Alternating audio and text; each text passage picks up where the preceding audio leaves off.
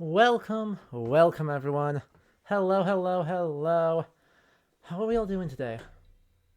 Who's excited? I'm super excited. Dark Shadow, Faith, Nolan, Milky, Under the Constellations. It is good to see you all. Welcome to the Weebark. Welcome to my headphones are too loud. Phew. It is. Oh gosh. Well, I'm still doing great with this mic arm, aren't I? So welcome. If you are just tuning in, oh, it's snowing for you too? It's snowing out that window for me as well. So that is solidarity. Okay, well, technology is betraying me. Hold on just a sec. My capture card decided it would be a great idea to fling itself into the ether. Which, not good. Oh, for God's sake. I'll have to fix that before we actually get started. But in the meantime, welcome. Uh, Gosh, this has been a long time coming, hasn't it? Literally, since the channel started, people have been asking me to start taking a look at Japanese history. I'm super excited. It is something that I have been wanting to do for years and years, and thanks to all of you, I finally have the opportunity to do it. So, I'm thrilled. I've got some stuff pulled up here. I've been doing some readings of our primary sources and a couple of single volume histories of Japan. But throughout the whole year, we're going to be taking a look at it and just learning together, focusing with all of you.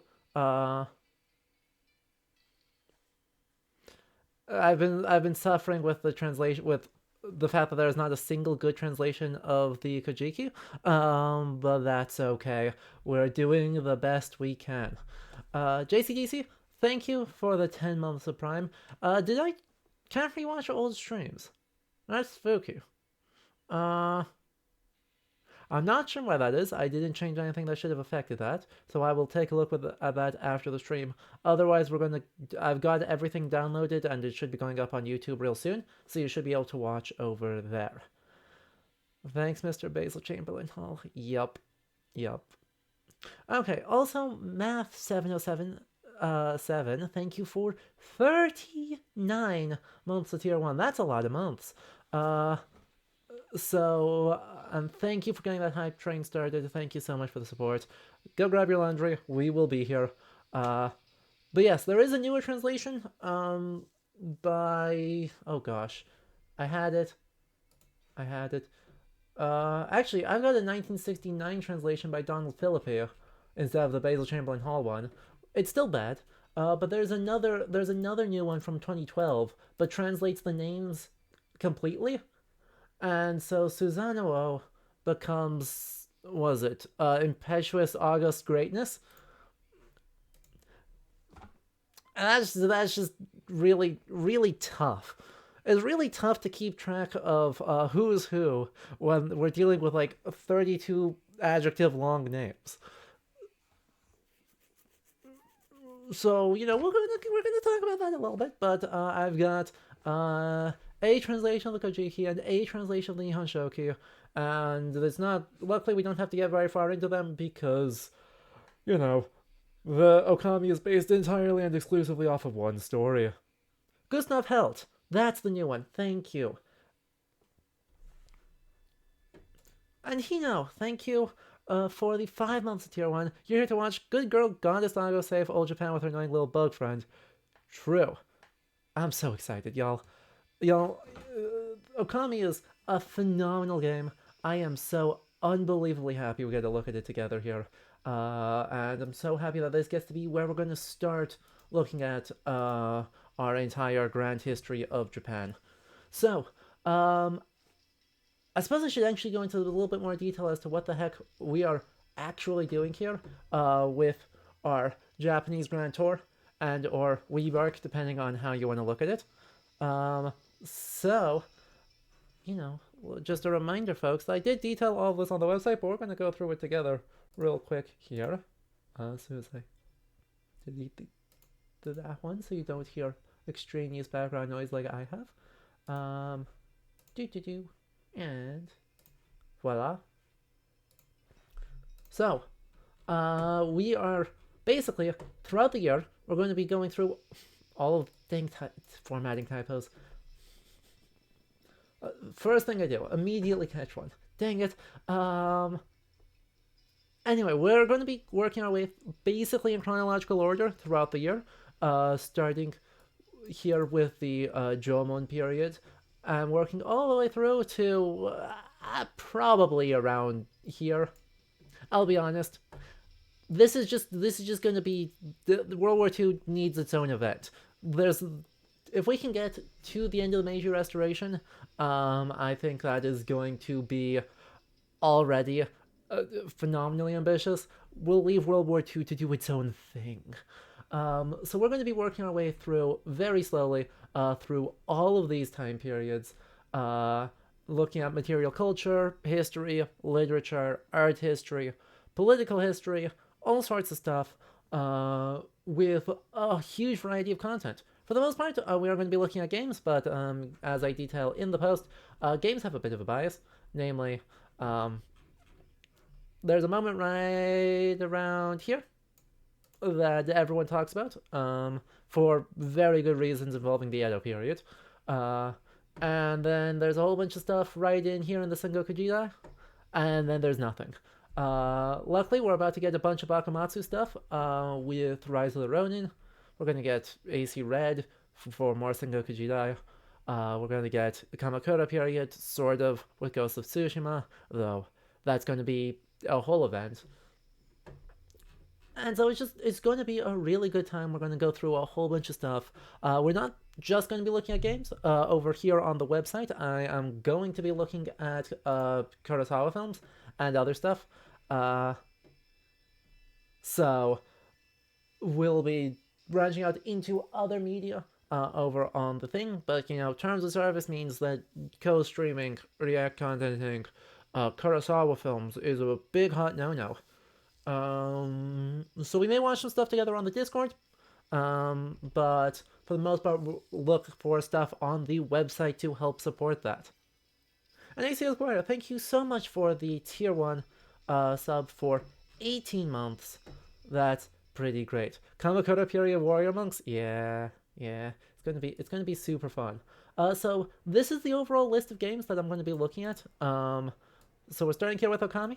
And if we can get up to here, this actually, this one's weird because it splits it into 3 different time periods: Taisho, late Showa, and modern. Like, not quite Reiwa period, but like the very end of the Heisei, I think 2017.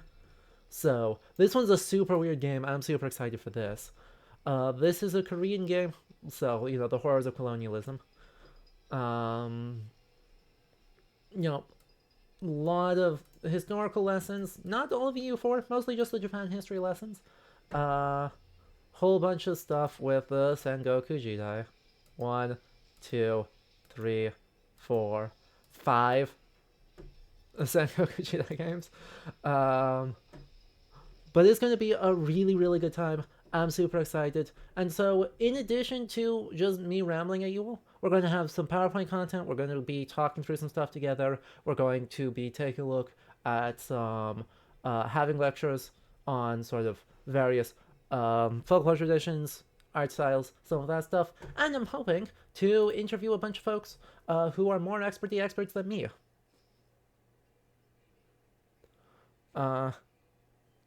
Right? A whole bunch of more experts than me. I've reached out to a couple folks, but we're still working on getting all of that, so stay tuned. And if there are people that you would like to see on the stream, please make sure that you let me know. Because it is a big, big deal to actually, I don't have a lot of knowledge or network in this particular academic subfield. So if you know people, I'm happy to reach out to them. I want to develop that and keep focused on our goals of community and prioritizing expertise instead of prioritizing one guy's rambling. And so if you got recommendations of people you'd like to see on, just let me know and we'll see what we can do. So, that is it for the very quick rundown of what we're doing.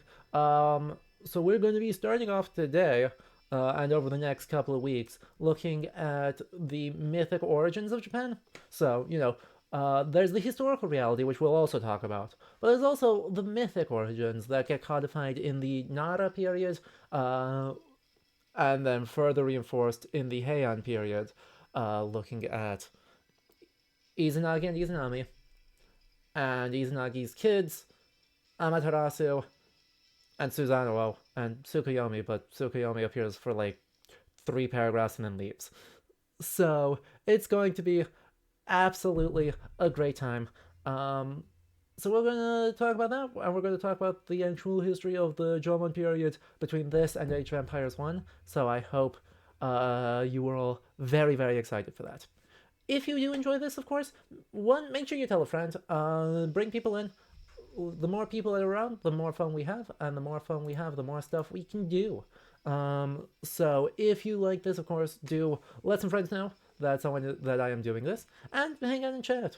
If you want to support the channel, though, of course, first and foremost, make sure that you're followed here on Twitch to be notified for all the history content that we do.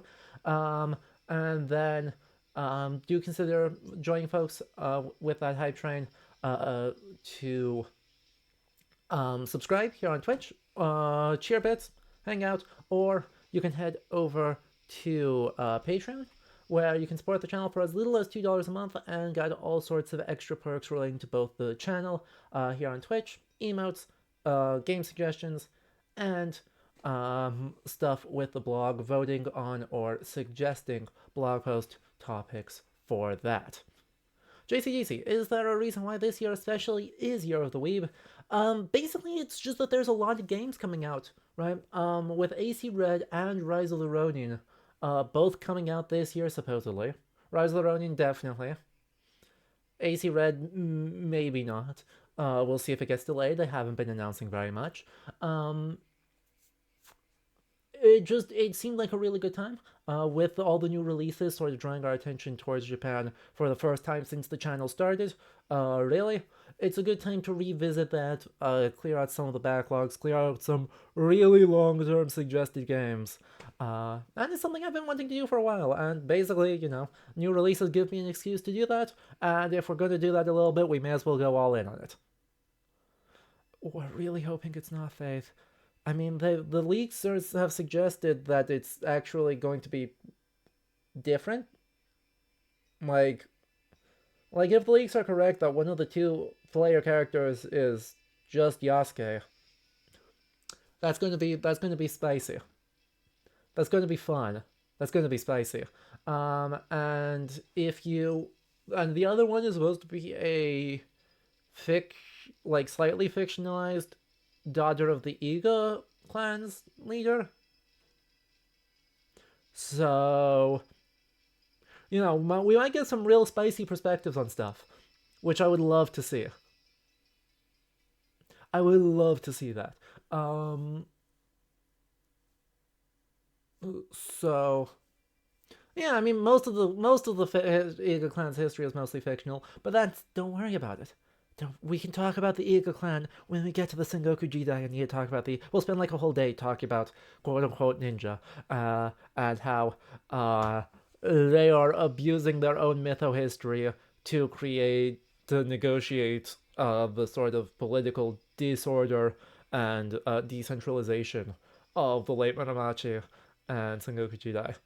So there'll be plenty of time to talk about it. Don't worry about it. You'll need to do it before then because Ghost of Tsushima. Really? They're already brought up in the okay. Fine. No, it's fine. We'll deal with them when we need to deal with them. Whenever that is, we'll go deal with them then.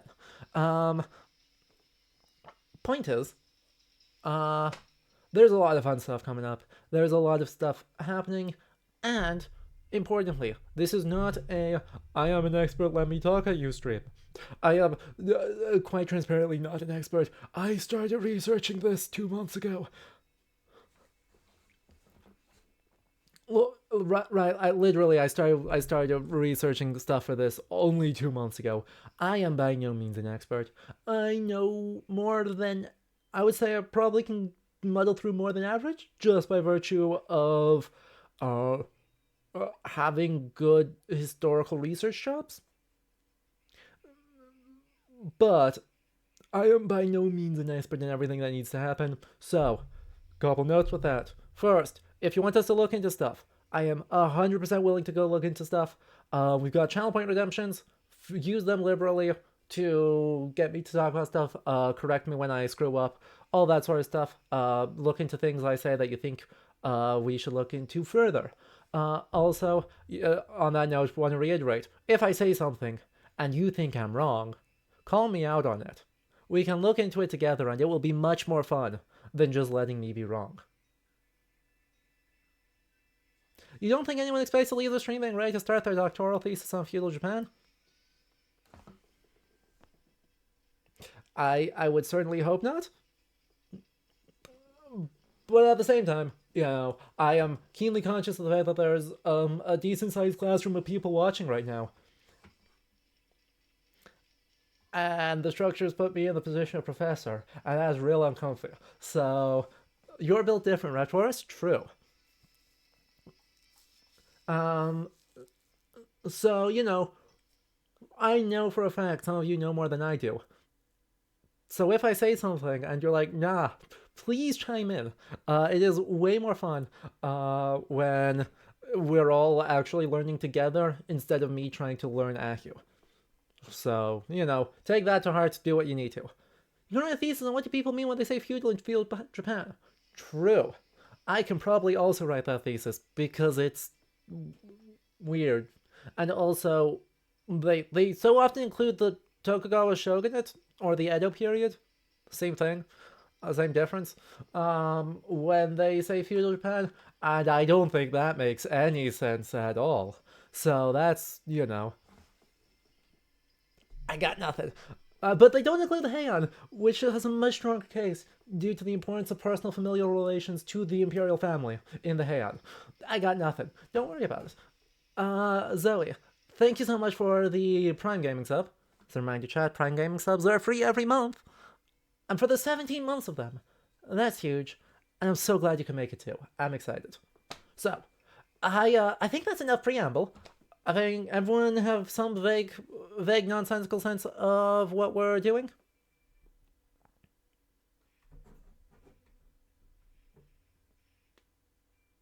You missed the don't worry, the preamble was just me going through the blog post. If you've read the blog post, you're up to speed. But yeah, why don't we look at getting into this dang thing? And also trying to not blow out my eardrums with the fact that I can't adjust the volume on my capture card. So, I'm gonna duck down. I'm gonna duck down here to get my capture card in a position where it's not gonna rip my headphones out of my ears. And then we're gonna switch over and we're gonna get started.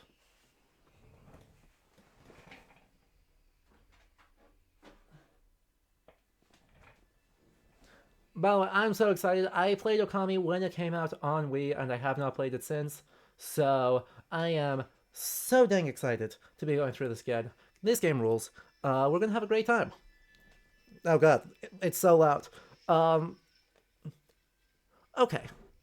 3, 2, 1. Okami time. Look at it.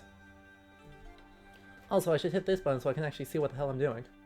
Oh yeah, by the way, also, if you, if there is any desync between the audio and the video, let me know right away, because, otherwise, it should be fine. When we tested it was fine, but this is my first time actually streaming something through capture card, so if there's any desync, just let me know, and we can futz with stuff until there's not. Okay, there's that. Ow. I just killed my graphics card again. So I'll let this play while I get that situated in a way that isn't going to commit crimes. Once upon a time.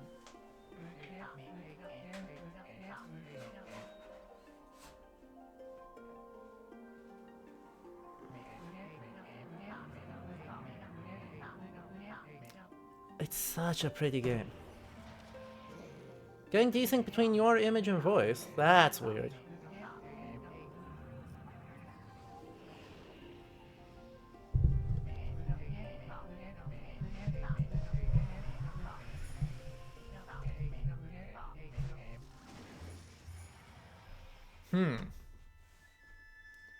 Chat, are any other people getting desync between me and my voice? Alright, JCDC though, have a good rest of your day. If you tune back in, we'll be here for a while, as it turns out. So, not you. Fascinating. So yeah, KJ, that might be a your end thing. That's weird.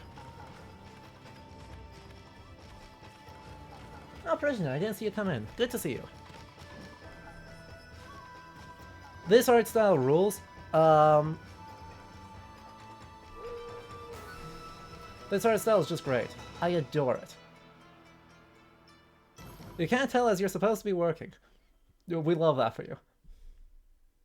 I think there's some desync between voice and image at like a half a second. Interesting. So there's a few people having that. We can check on that.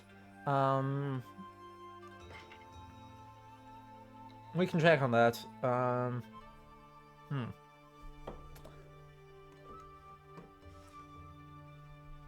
Let me try something. Actually, I have to go into like the audio mixer and do that. That becomes complicated. We'll check that during one of the ad breaks here. Let's just hop straight into it here. Who's ready for cutscene? Because oh boy, does this game open with enough cutscene to kill somebody. But also it rules that I've got so much to talk about from the cutscene alone.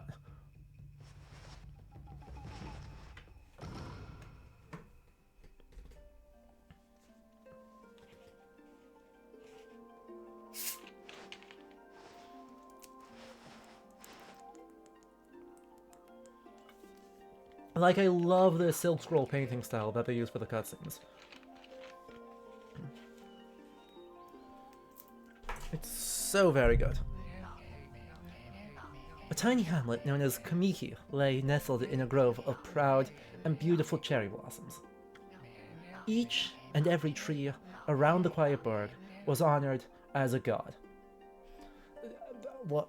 We're not gonna... I don't know enough about Shinto yet to actually talk about what Okami is. But when they say god, they mean kami.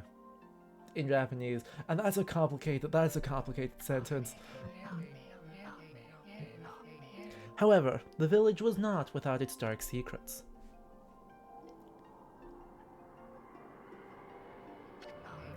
To satiate the appetite of Orochi, a fearsome, cave-dwelling beast, a young maiden was offered as a sacrifice at the annual festival. With a body like a mountain and 8 heads mounted on necks the size of tree trunks, its blood-red eyes alone were said to curse anyone who gazed into them. No one dared disobey the horrific beast.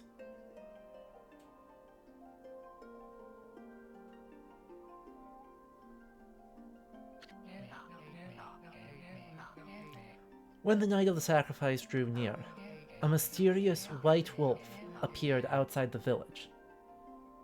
It's fine, even the Kokugaku and Uni, one of the 2 institutions you can get accreditation to be a priestess, basically shrugs when they're asked what a kami is. That's fantastic. People take years to essentially get the conclusion of a kami can be defined as a kami. Fantastic. We adore that, and frankly, incredibly respectable to not have a convenient taxonomy and just be like, the vibes are good. The vibes are good. Encyclopedia of Shinto is good though, and online. Good to know. This wolf, its coat as brilliant as snow, was dubbed Shiranui. The wolf kept a watchful eye on anyone who ventured outside the village, and made a habit of patrolling the streets at night. People assumed the wolf to be a familiar of Orochi.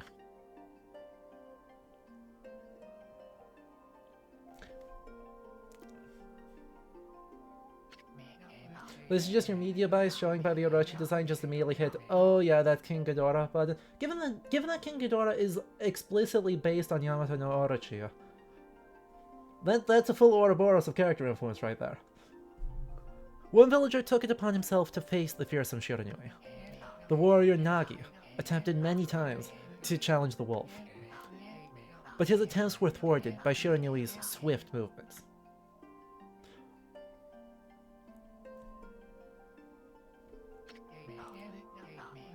Before long, the night of the accursed festival had arrived. A white-plumed arrow heralded the coming sacrifice. Piercing the sky, the arrow sunk its shaft squarely into the home of Nami, the village's most beautiful maiden. Nagi, harboring a secret love for Nami, was enraged by this sign. Determined to put an end to Orochi once and for all, Nagi traveled to the beast's cave in place of his beloved.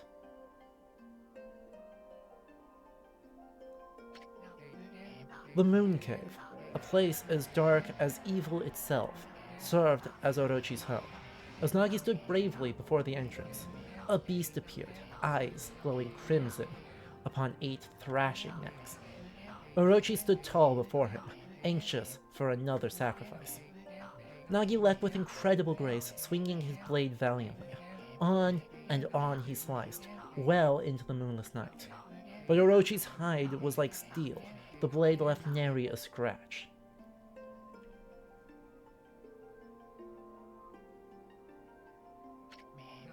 At long last, Nagi, his energy spent from the intense battle, dropped to his knees, fatigued and gasping for breath.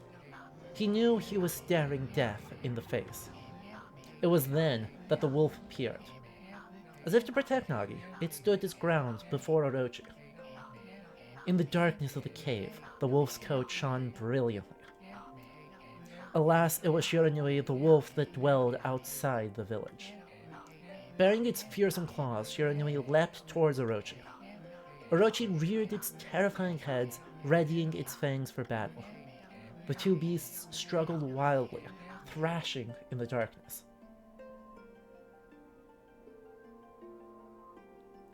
God, this opening cutscene is long, but it's so sick.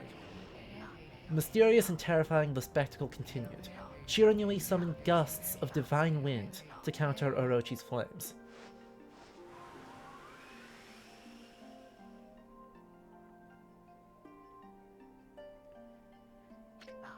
As Orochi closed in on Shiranui, sharpened claws glistening, a gigantic tree suddenly sprouted forth, shielding the wolf. Shiranui fought gallantly to gain the upper hand. However, Orochi, protected by a mystical power, was not easily bested. Shiranui, covered in gashes, majestic coat dyed crimson, stood exhausted before the mighty Orochi.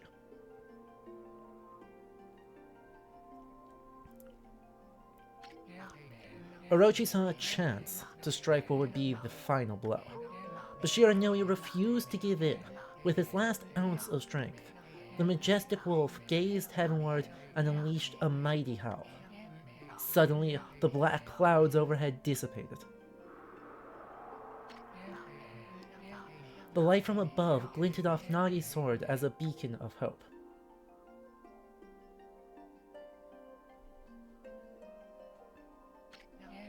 Guided by his sword, Nagi, who had been taking shelter in the shadows, stood proudly to face his adversary. Channeling all his strength into his scarred and battered arms, he leapt ferociously towards Orochi, his sword poised high. The golden sword danced in his hands like a puppet on a string. One by one, Orochi's fearsome heads separated from their owner.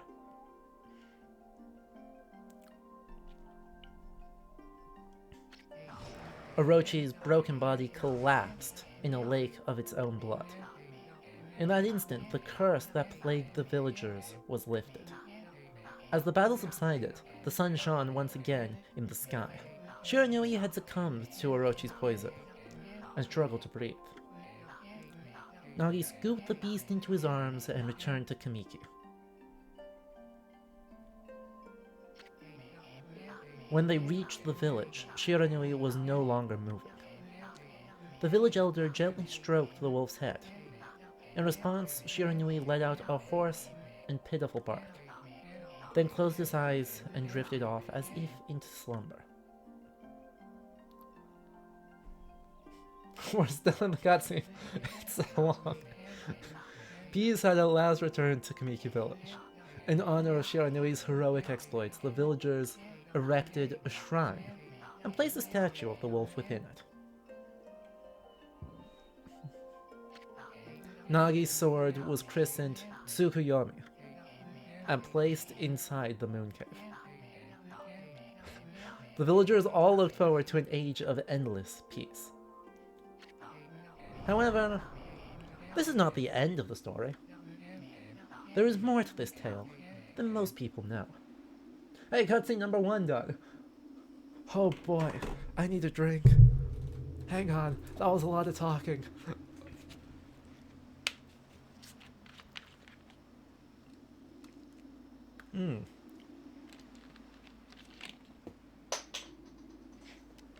Well, that's Future Me's problem. 100 years had passed since Nagi and Shiranui's heroic exploits. Okay, this one's one of my bugbears. Yeah, this one's always one of my bugbears. 100 years is just not that long, folks. Yes, the sword was christened. Don't worry about it. Christian swords. Its Christian name is the Moon. You know, John, Paul, George, the Moon. Classic Christian names.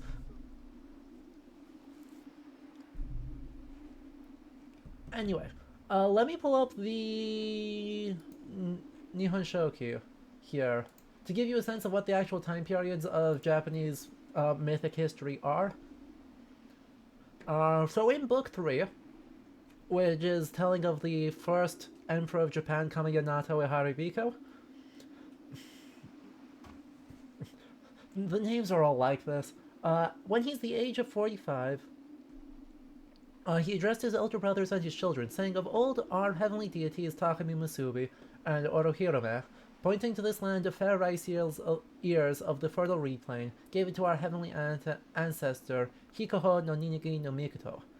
Thereupon Hikoho no Ninigi no Mikoto, throwing open the barrier of heaven and creating a cloud path, urged on his superhuman course until he came to rest. At this time the world was given over to widespread desolation. It was an age of darkness and disorder. In this gloom, therefore, he fostered justice, and so governed this western border. Our imperial ancestors and imperial parent, like gods, like sages, accumulated happiness and amassed glory. Many years elapsed, from the date when our heavenly ancestor..." Again, this isn't even Amaterasu, this is the first human-ish emperor, Hikoho no Ninigi no Mikoto. From the day when he descended until now, it is over 1,792,470 years.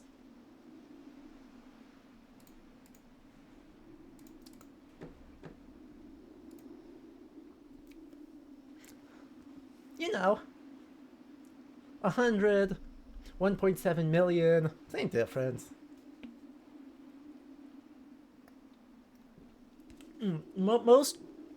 Pretty much every editor of every edition that I was able to find goes, okay, these big numbers are an import from China. This is a thing that Chinese mytho-histories love to do. We don't think this is a Japanese custom prior to the 8th century. But, you know, primary source says what the primary source says, and the primary source says 1.7 million. So, just... It's part of the genre by the time this stuff starts getting written down. Exactly. There were Sinophils. If China had 1.7 million, they had to have at least 1.7 million. Because you got to be better than China. Just because we're importing Tang Dynasty stuff doesn't mean we have to be inferior to them. Pleistocene Japan. True. Yeah, so, you know... clearly the imperial family is 1.7 million years old, and we don't worry about it.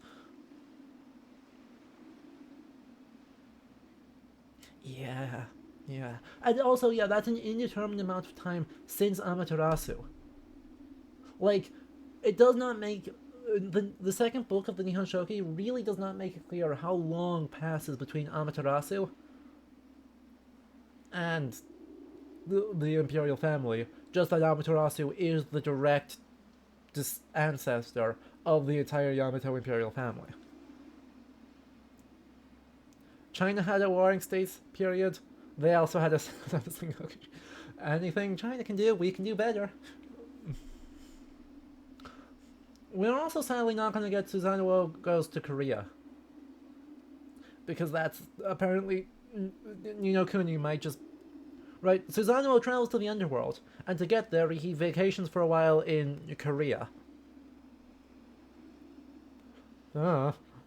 Look, there's a lot very strange that happens in this mytho history, and there's a lot of just like the entire mytho history is really just genealogies with some stories mixed in.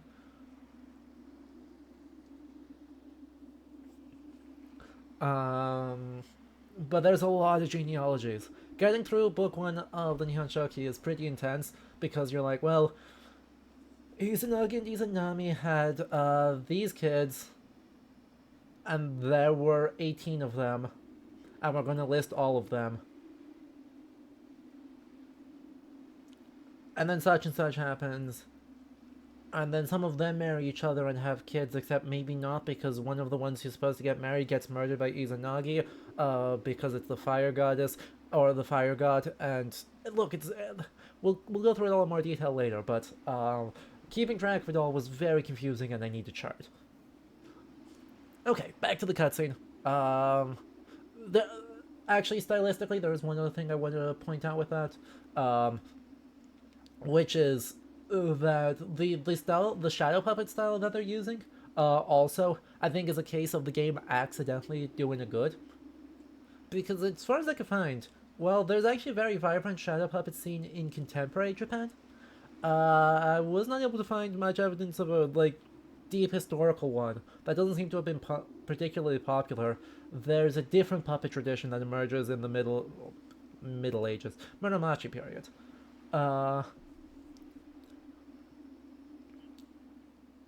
We may have some Microsoft Paint content here, Nolam, when we actually start doing the genealogy, so that I can just write it out and go like, ha da da. Exactly, Monaco puppetry is fantastic and looks nothing at all like shadow puppetry.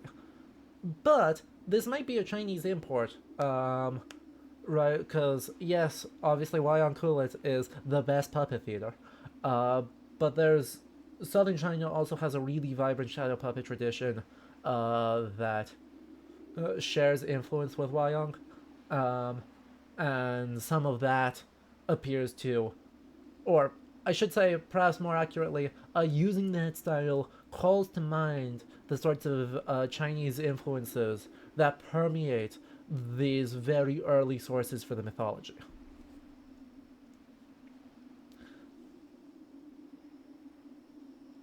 Okay, now back to the game.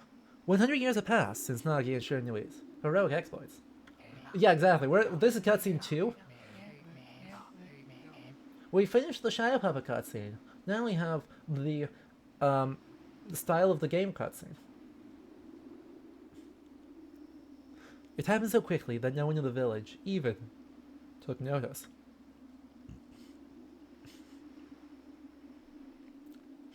Okay, this is the same hardware that gave us Xenoblade Chronicles, so this game is not really this game is pretty intense on Wii hardware, but there's plenty. This is not the most beautiful game on the Wii. It's pretty good on Switch though. I'm not gonna lie, it looks pretty great here. Is this the legendary sword? Is this Tsukuyomi? The sword that banished the dreaded Orochi?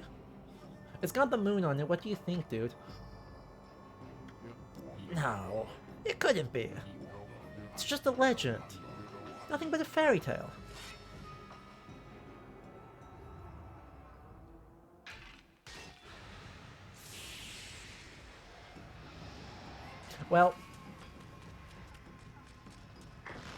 Well, this went great. Nothing back.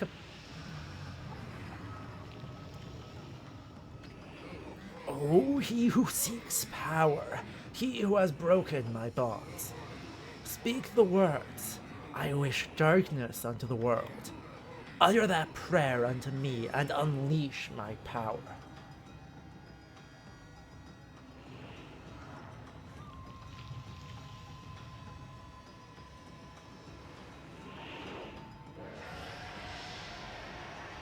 Well, that's not good.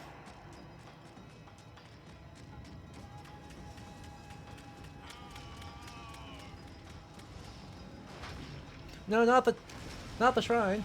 Not the toy.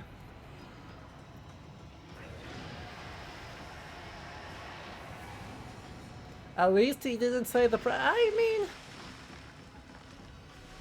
I am unpersuaded he didn't say the prayer.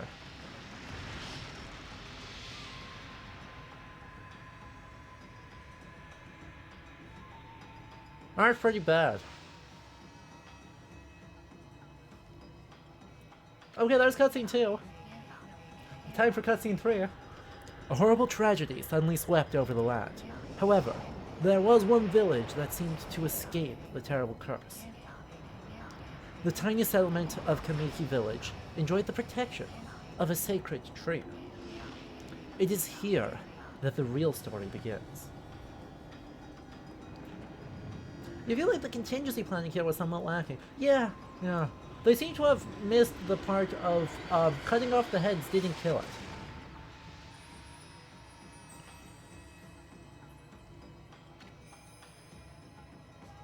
Wood Sprite Sakuya.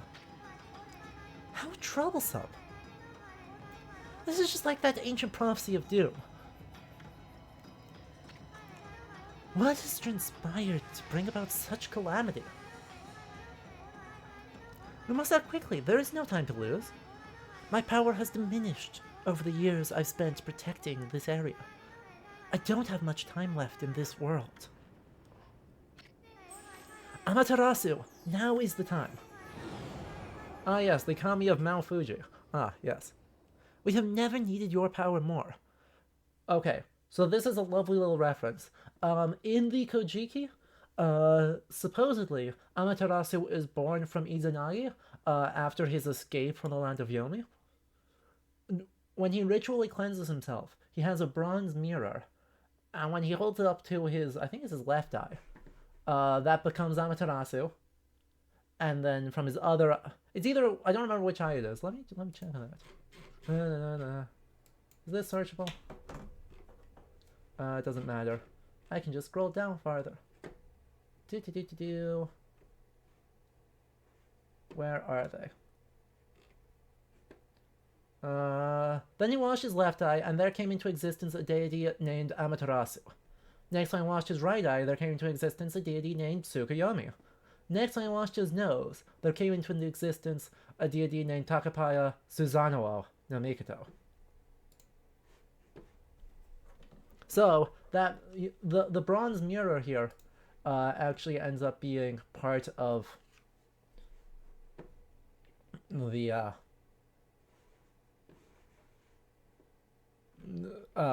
part of the creation of Amaterasu, and so it's a lovely little visual reference to that. Shine your divine light upon this broken and polluted world. Let your heavenly rays become our hope as you guide us all.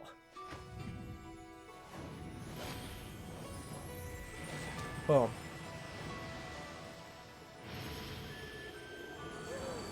There we go. Look at her. Okami Amaterasu. Ah, such divine white light, such beauty and grace, God. The only one capable of such a wondrous spectacle is none other than our mother and the origin of all that is, Amaterasu. How delightful to see that the savior whose brave sacrifice sealed away the evil demon so many years ago has not changed one bit. Seeing you emerge after so many years spent as a statue brings happiness to my heart. Aw. Nap time. We just woke up, it's time for a nap. Amaterasu, gaze above you and take in the condition of the sky. Since your untimely departure from our midst, the world has succumbed to devious and vicious Hey, Chant. Hey, Chant, do you recognize it? Do you recognize the waves? Just casual Great Wave of Kanagawa. Yup. So, in addition to silkscreen painting, the game visually has a really strong reference to late 18th and 19th century ukiyo-e, or floating world. style prints. This one is by Katsushika Hokusai.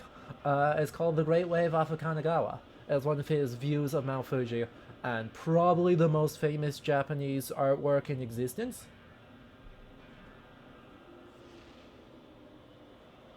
Like, probably the single most famous piece of Japanese art ever created.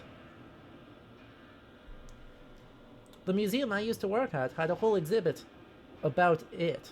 Well, okay, about Hokusai's everything, but a whole room dedicated to it. Victoria and Albert had a case on just how many times this wave was created. There's so many. There's so many. They have ravaged our fine and beautiful country of Nihon. But never have the circumstances been worse than they are at this very moment. Please use your powers to banish the darkness and punish those who would do us harm. Huh? What is this? Has something stolen its way into my robe? Apparently it tickles.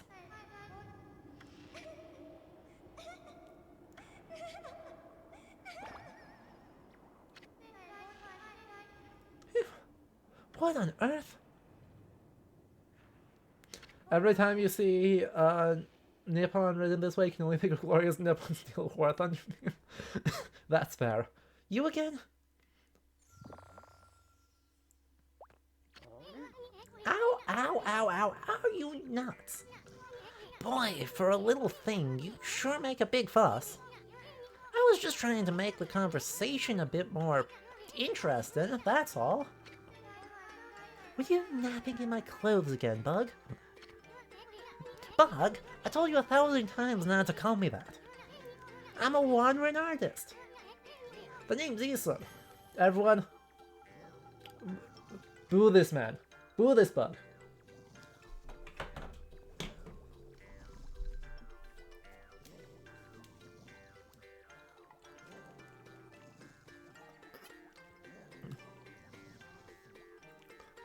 One inch. Boo. Boo. Wandering artist Asun. I'll show you just how great I am. It won't be long till you're bowing before my great brush. Ow.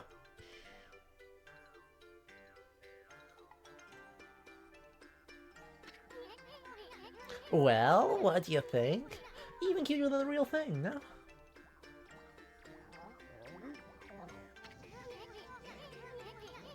What's with you, Furball? You look kind of down in the dumps. I mean, he's actually a pretty good artist. That's the worst part. Actually, you look kind of familiar. Got it. You just look like that statue of Shiranui. Did we just... Dang it, we should have swallowed. Wow, what do you think you're doing? Are you crazy? Handsome guy like me should never be covered in wool slobber. You'll regret messing with the Grady son. Don't make me use my prize sword Denkomaru against you. It's that big. Look at how cute it is. We have bigger issues.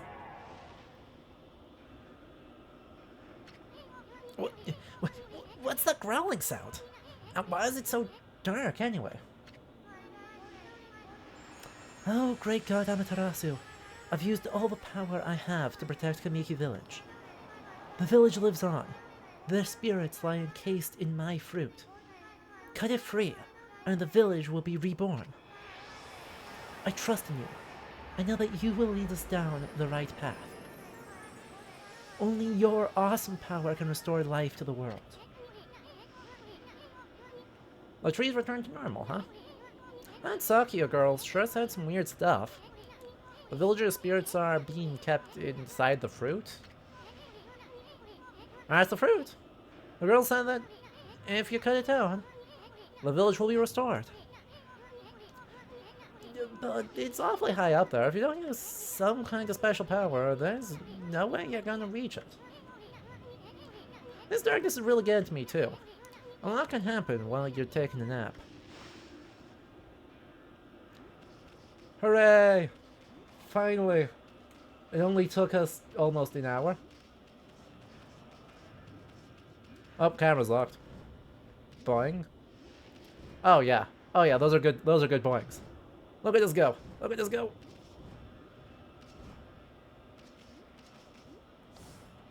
We got a dash.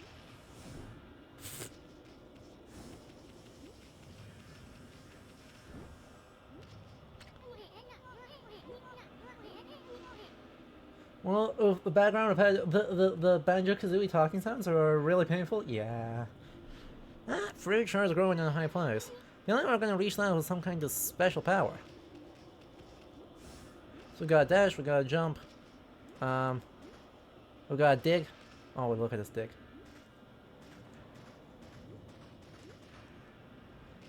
We're so good. Let's help with that actually.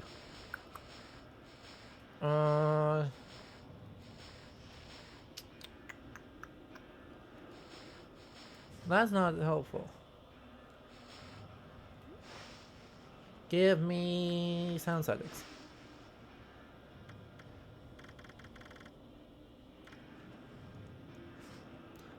There you go.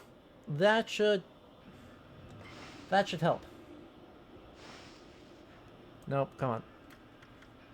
Exit options, please.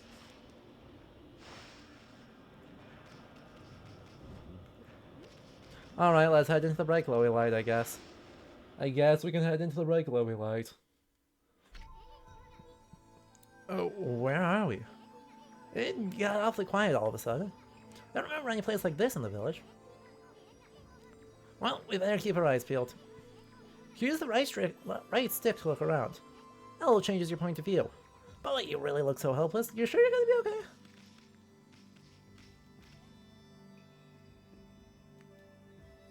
Oh boy, these camera angles are all bad. Okay, there we go. Oh, no, no, no. Nope, sorry, no. Chat.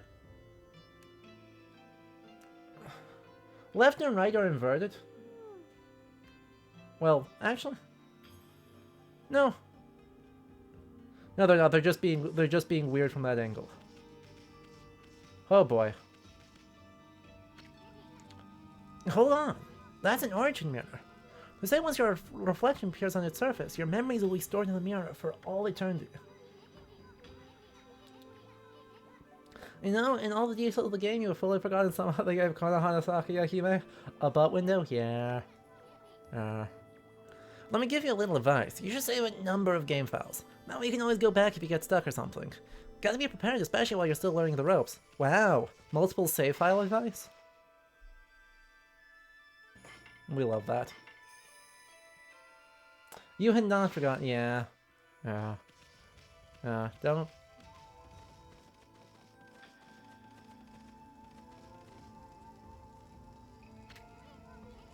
Look at all those pots just waiting to be broken. If you bust them, there might be something good inside. Press Y to bust them with your head. Boop. Oh. Boop. Way to go, my furry friend. You knew that anytime you see something you can break. Money.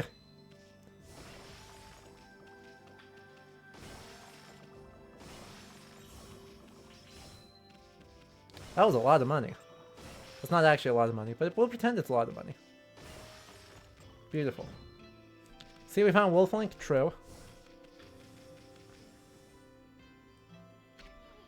Whoa, whoa, hold on there, Furry. Get a load of that.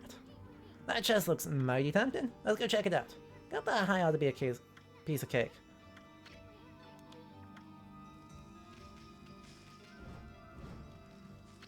Yup. The platforming in this game rules. I say good luck is found in high places. Nope, okay, we are going to invert these controls. Let me... Oh boy. I don't have an option. I don't have an option to do that. Camera control. Invert both. Thank you. We're gonna see if that feels better. Woo, breaking historical artifacts. Yep. Oh, that feels way better. Okay. Good.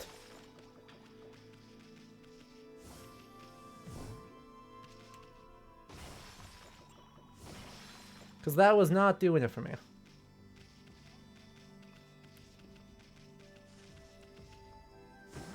Bonk. You obtained.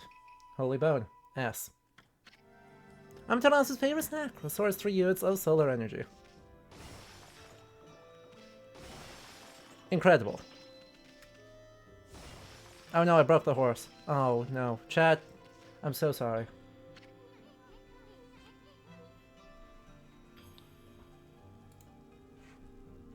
Oh, amazing. That is perfect. Thank you so much for finding this. So, ACS Meyer just dropped a guy that we are breaking historical artifacts. So, sound's gonna cut out because I have to, or actually I can do it this way.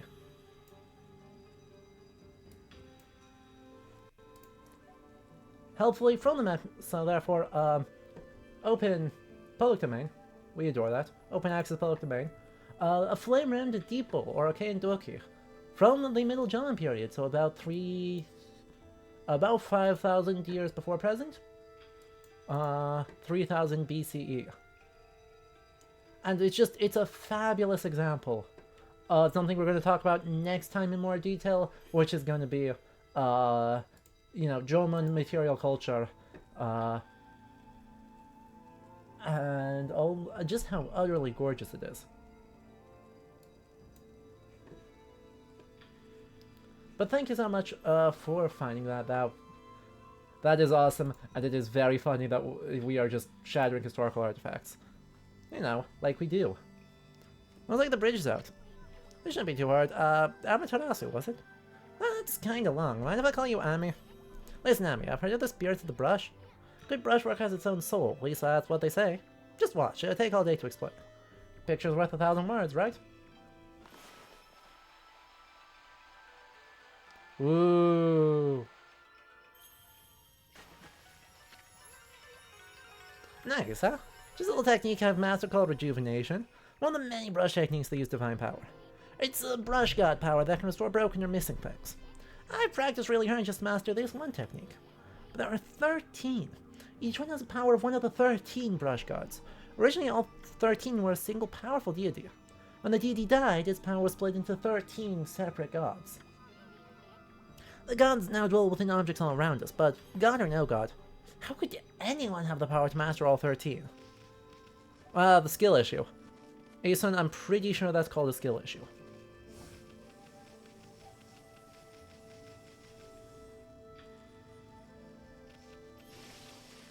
Sparkles. Sparkly sparkles. Alright, we'll go up here instead. River of the Heavens. The River of the Heavens? They mean the fabled Stardust River? But I sure don't see anything like that around here. Couldn't be that little puddle over there, could it? What? What? Stop bouncing around. Uh-huh. Uh-huh. We're going up this way. There might be shinies. You know, Dromanara pots. Wow, look at the stars twinkle. I haven't seen such a beautiful nighttime sky in ages. Rain, hello, good to see you. Don't worry, we're still in the tutorial. We had fully 20 minutes of cutscenes. And look, are those stars forming a pattern, or is it just me? There's one missing. Guess I'll just have to draw the missing star. Ta-da! Bloop. Nailed it. Bah. Looks like I'm just not ready to draw missing stars. Press R to hold the brush, then Y to draw. Just spent a heck of a lot of time practicing there. Ta-da! So welcome to the main mechanic of the game. You can just paint. Well, no use just sitting around thinking about it. This time the Grayson's gonna put everything he's got into it. Uh-huh. Stop it. Uh-huh. So then you can just boop. Ta-da!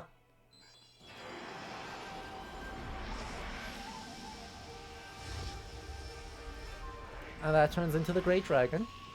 And that's Yomigami. Ah, why if it isn't my mother, or if it isn't Mother Amaterasu? I apologize for not contacting you sooner during these long years. Having never forgotten you, I, Yomigami, God of Restoration, have eagerly awaited this day when we could again meet. While you were away, the 13 spirits of the brush that you once possessed, including myself, have been scattered across this land of men, and now lie in disarray. I became a constellation, and managed to survive until now. The time has come for you to seek out and reunite all the techniques. Your power is what is needed to restore the dried riverbed of the heavens and renew the flow of stardust.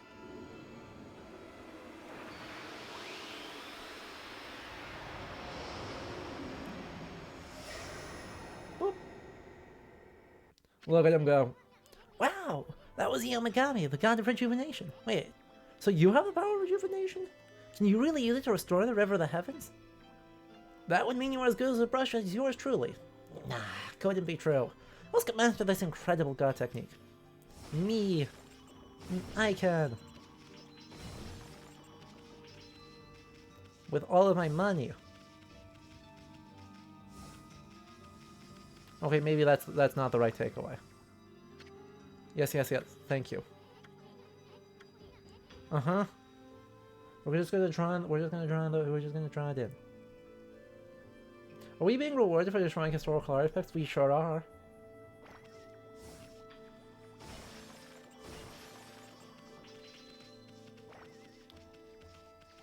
It's a JRPG, you gotta break pots.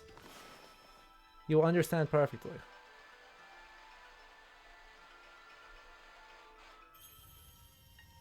No? Yeah! Good enough. Wow! River startup! So this really must be the river. What I really want to know is who the heck drew the darn thing? Me. I did. Aren't I cool?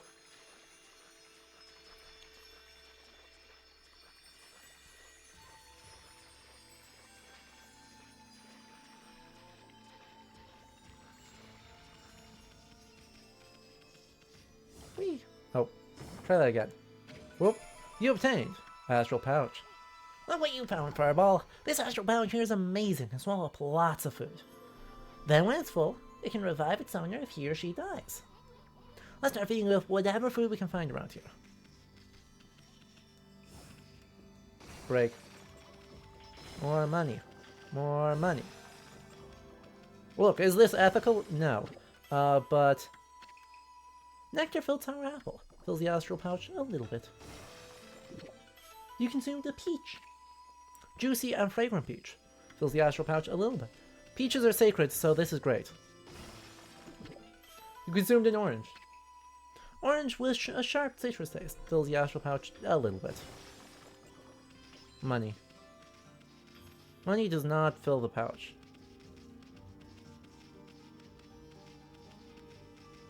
No, well, we tried. Ow. Let's try that again. Somehow it kind of doubt that the gods have conception of gender that maps onto human.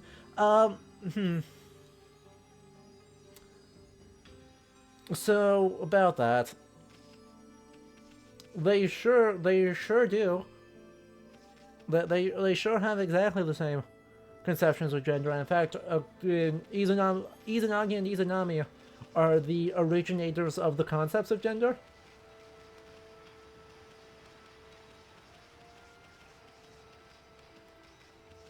And it's very weird. It is very weird to read.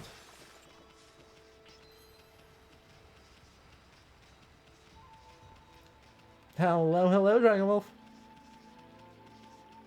You can type. I knew what you meant. I listened to what you meant, not what you said. Yeah, there are agreed, right? As AC Squire correctly notes, there are certainly ungendered or vaguely ungendered kami, and there's kami where different sources can't agree on what gender they are. But yeah, they specifically it's just a very weird sentence or a very weird section of the Kojiki that would get us demonetized.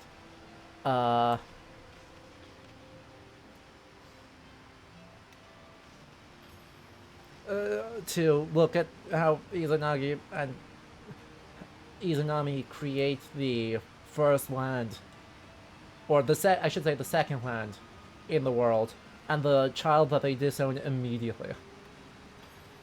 You mean the part of the Kajiki that Mr. Chamberlain Hall has in Latin? Yes, I do mean that part. I do in fact mean that part.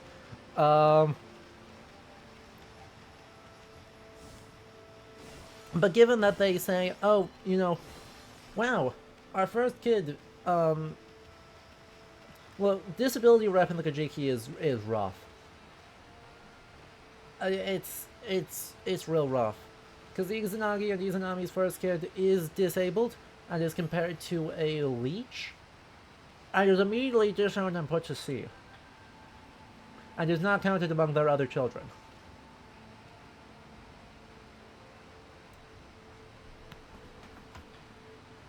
So, and the reason why he's disabled, according to both the Kojiki and the Nihon Shoki, is that Izanami spoke first during the consummation ritual instead of her brother, Izanagi.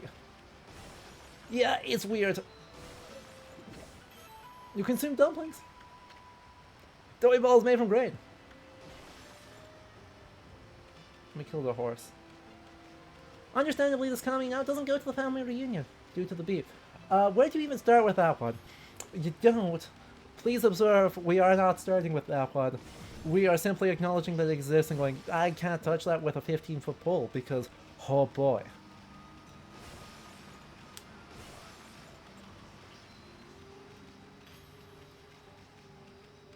Man, I love Edo period Tori alongside Jomon period pots. It's just beautiful. Ah yes, the month with no gods, because they're all partying in Izumo. It's a good month. If you're a god. Maybe not so good if you're a person who needs a god.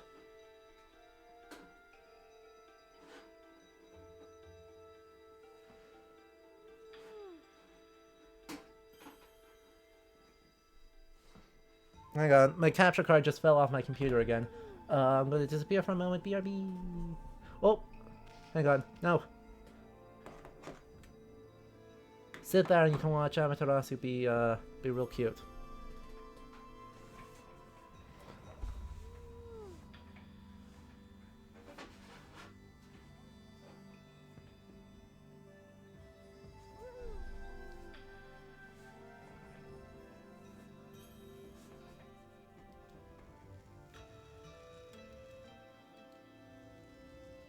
Aye.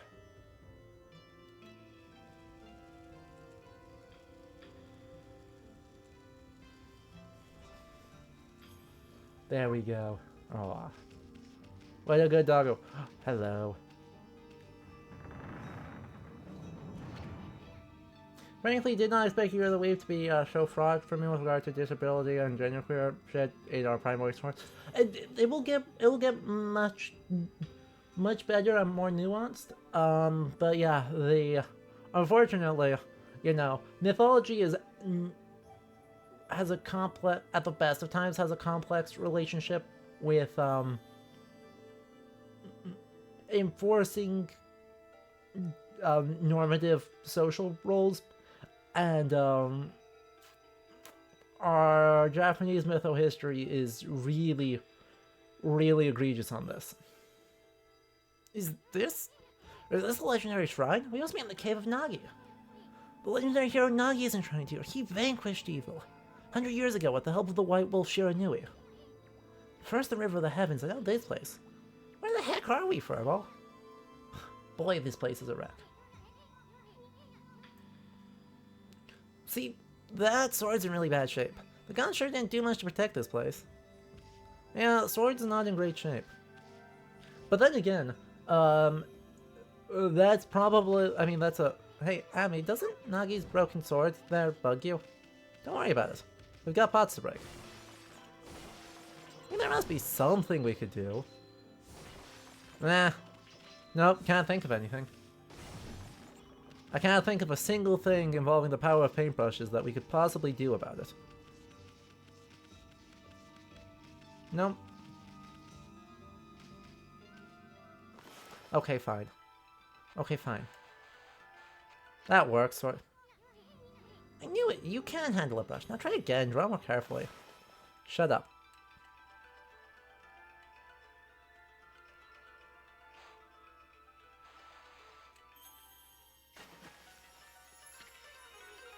I love Amaterasu's constant confusion at this bug. True. It really was your brushwork all this time. How'd you get so good? Exactly who are you anyway? It's in your name. Isun. If you pay attention in class, literally ever, you'll know who Amaterasu is. Hey, there's another constellation. This one looks like a... Oh. Yeah. Look at him. Look at him.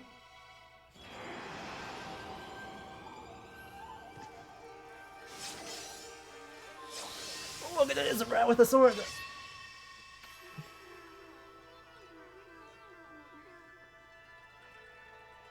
Squirrel with the sword. Okami. Tashigami. Yeah. Well, if it isn't Mother Amaterasu. It's been a long time. But with all these monsters around, the only place I could hide was in this shrine dedicated to ancient heroes. Also, specifically not a katana, a tachi, which is an older... It's often translated as broadsword into English, which is weird. But, there is a very famous one that is not named Tsukuyomi. Actually, there's two very famous ones that are neither named Tsukuyomi in the story of Yamata no Orochi. So Susanoo has a 10-hand span, right? So 10 hand lengths long, tachi, that he uses to slay Yamata no Orochi. He breaks it on Yamata no Orochi's tail, and he gets the Sword of Gathering Clouds by slicing open the serpent's tail after dinging his much larger tachi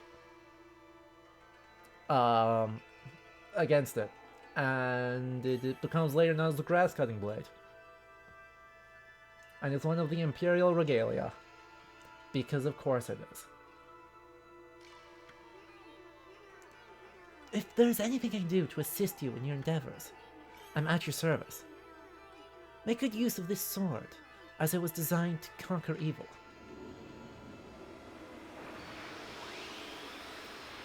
Sadly, the large tachi isn't named, but the other one sure is. Where is it? Too many footnotes. Oh no. A divine sword. So Kusanagi is the modern name of it. And it is very, very good.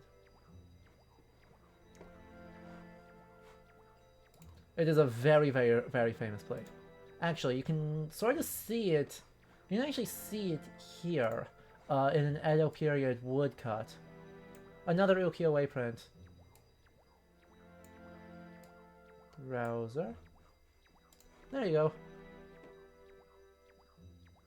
So, Kusanagi no Tsurugi, and one of the Tales of the Serpent. This is by Toyohiro Chikanobu. Licensed through Wikimedia Commons, but, you know, that green blade is Kusanagi.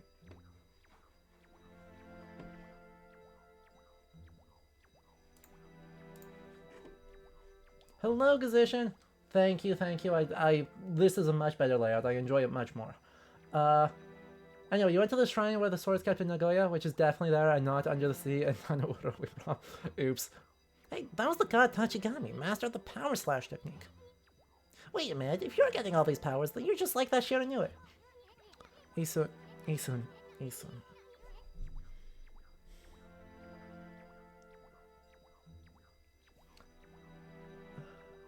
Oop, I am still on the ukiyo-e.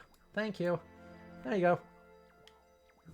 I'm glad you finally figured it out. Glad you finally realized. When Shiranui died, the wolf's power was split into the 13 brush gods. This is crazy. Shiranui and Nagi? It's just like the legend. Well, anyway, I've never seen this power slash technique myself. I was showing your stuff off on that boulder over there. I see you slice it in half by drawing a single line. I won't believe it till I see it. The drama. Aww. I was trying to go at an angle. Well, that wasn't where I expected that to go, but that's fine. Wow, I didn't think you had it in you, Furball. I'm not even the same league as you. Guess I really overestimated myself. Hey, Furball, Amaterasu, I made up my mind. If you're Shiranui Reborn, that means you can master all 13 techniques, right? In that case, I think I'll tag along until I'm as good as you. Lucky you. Not lucky us, chat. Not lucky us. There's no use trying to change my mind. There's no stopping me once I've made a decision. But enough about me. Now that you've mastered the power slash, you can cut down that thing Sakuya was talking about. Sakuya. Why did I say that wrong? Let's go back and give it a shot.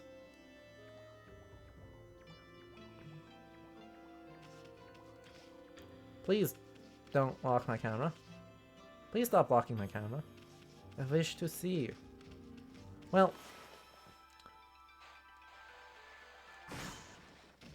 Man, we're so cool.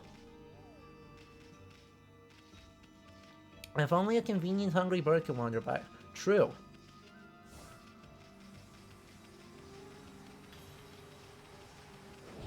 Uh-oh. What the? Where'd they come from? Ah, whatever. Draw first, ask questions later, right? You know that divine instrument you have on your back? Well, press the Y button to use its power against them. Look at me. Once you got them off guard and turn them black and white, they're easy prey for your brush no matter how nasty they are. Grab your brush and give them a power slash. Well, if you say so.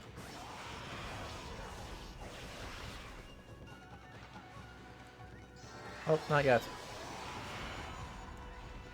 Boom. Oh, you're already dead. Alright. You obtained an ink bottle. Bottle full of ink. Fills one of Amaterasu's ink pots. Hooray! Time, damage, money, bonus. We got definitely correct combo system. Let's go.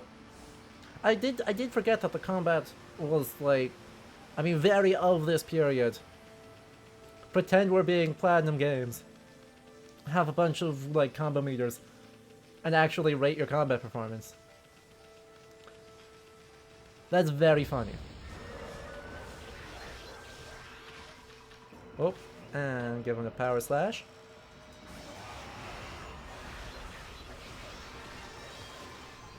Give him another power... Oh. Let's try that again. Give him another power slash. Or we can just kill him. That's fine too. That's fine too, I guess.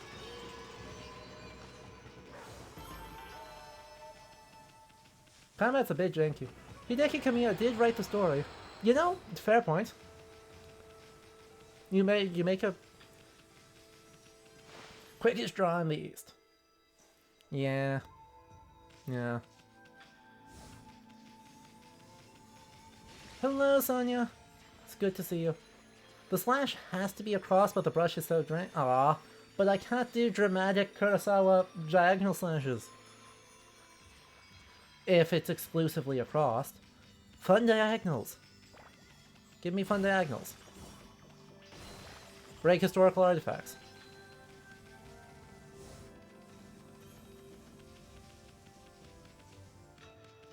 Horse.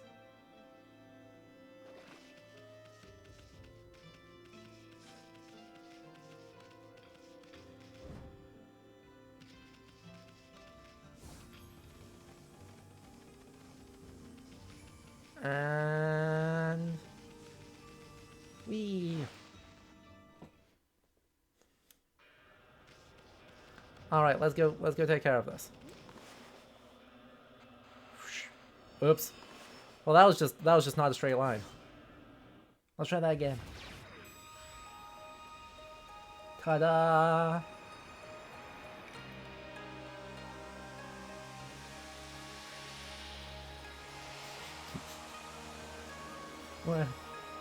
Megalith Torii Gate? Clearly proof that Stonehenge was made by ancient Japanese people. Right? Right.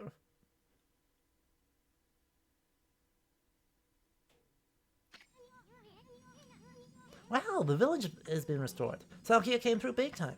She really was protecting the village. Sure was. Oh, no. No. Everyone boo this bug. Boo this bug. Well, then, seriously, with monsters running around and all, the village can still be in danger. Let's see how they're all doing down there. Look at it.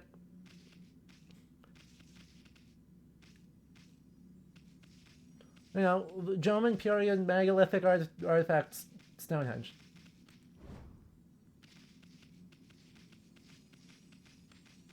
Right? That's how periodization works. Tell me I'm wrong. Jomon period megalithic Torii Stonehenge.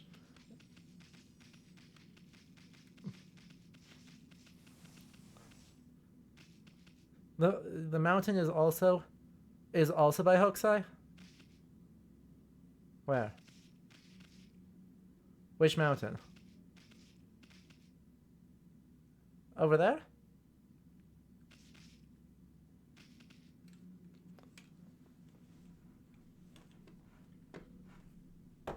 Fine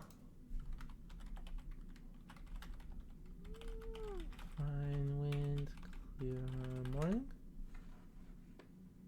Oh yeah, that one. Very well known one.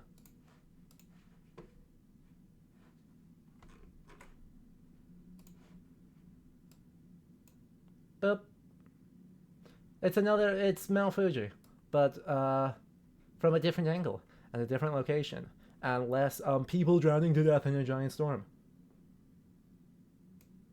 You know, my Japanese art across the board is gorgeous. You are absolutely right. But in terms of like popular imagination, specifically, Katsushika Hokusai has a really outsized influence on just about everything. Like, he has a few contemporaries that are also really, really impactful. But Hokusai has a decent chance of being in a case to himself. Alright, though. Looks like we need to turn someone not to be in color again instead of being in black and white. But I think that is a great time to do so after a very brief ad break. You know, we take ad breaks regularly, firstly so that I don't have to run ads during the channel so you won't miss out on the history content, and secondly so that I can stand up and stretch because we like doing that. So I encourage everyone to stand up, get water, get fed, all of that stuff, and I shall put on some music for you all in the interim. My favorite ukiyo-e artist behind Hokusai is Shiraku, who worked for 10 months. And topping the historical records. We truly love to see that. Come on. Change correctly. Thank you. Alright, so I shall leave you with some music of Shinshu Field. Lake Harami. More of the soundtrack here. While we take a brief ad break and of course questing snails. So we'll be back very soon. Do not go anywhere. We will have more Okami to come.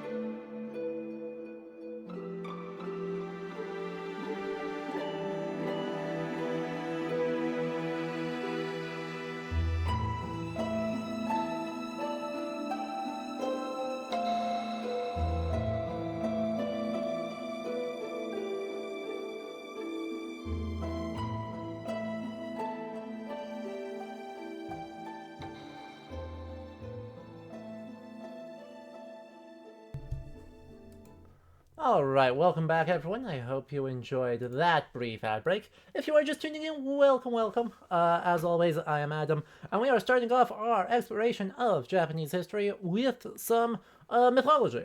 Because, Japanese mythology, as it is recorded in our oldest two sources, is really just mytho-history. So we can use it to talk about the origin points of, I guess, um, the fictionalized or mythologized creation of Japan, and then from there we'll be able to branch into the actual historical evidence from it, but it gives us a bit of a point. So we have been playing Okami in order to do that, which this game rules. Isun sucks, but this game rules. And we've already had some really fun stuff to talk about with art history, ukiyo-e prints, and the actual stories, but I wanted to take a moment here before we hop back into the game to give a more detailed breakdown as to what these sort of mythological sources actually are. So if you are enjoying this, make sure you hit the follow button and consider subscribing to help support the channel, or you can head over to Patreon, where for as little as $2 a month you can support the channel further and unlock some exclusive perks. Also, for more details on our exploration of Japanese history, we'll be doing it throughout 2024. Make sure you check out the blog post on the website by clicking the link in chat right now. Or if you're watching the VOD on YouTube, down in the doobly-doo. So, let's actually introduce our two main sources, which are two of our oldest sources written in Japanese. There are older sources about Japan from China, going back into the 5th century. But our oldest two surviving written records, which are compilations of older written records that do not survive, and oral traditions about the noble families of Japan, are known as the Kojiki and the Nihon Shoki. The Kojiki is very slightly older. They both are from the 720s and 730s. The Nihon Shoki is 8 years younger than the Kojiki. And they have really heavily overlapping subject matters, especially early on. The Nihon Shoki is a much more expansive work than the Kojiki, and goes all the way into the late 600s, I believe. So almost up to its own present. The Kojiki is much more focused on very ancient stuff. But both of them start off with heavily overlapping and clearly derived from the same set of oral sources, histories of the gods. These are also just really, really complicated to deal with. Like, the Nihon Shoki is a lot of pages, or a lot of books long. Like, this is an enormous text. Let's see.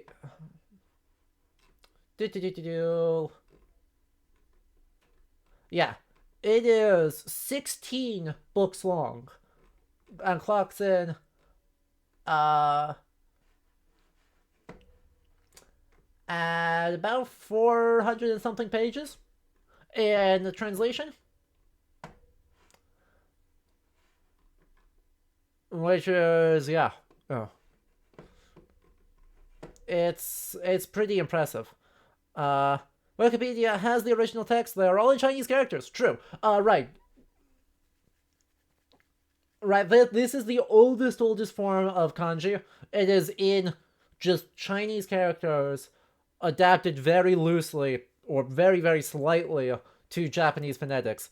And it is, it's tough. Later alphabetical styles, katakana in particular, develops in the Heian, I believe, if I remember correctly. I did look this up. I'm not confident in my memory on this one, but I believe right, kana develop in the Heian period as a more precise way to render complex Japanese words than kanji actually allow you to. Which is good, because, when you have a name like Takiri Bibi no Mikoto, as a short god name. It's tough. These names are so long. These names are so painfully long. They're all very descriptive. But it is very long. Anyway, the very short version of what happens, or of the creation of Japan in this mythological milieu, is that 5 deities emerge from nothing. And then there are 7 generations of pairs of deities who are supposedly supposed to be male and female. The last of these 7 is Izanagi and Izanami. Izanagi and Izanami are sent down from the heavens to the divine, or the primordial soup, and by stirring up the soup, create firstly Onogoro, and then Honshu, and then most of the rest of the world.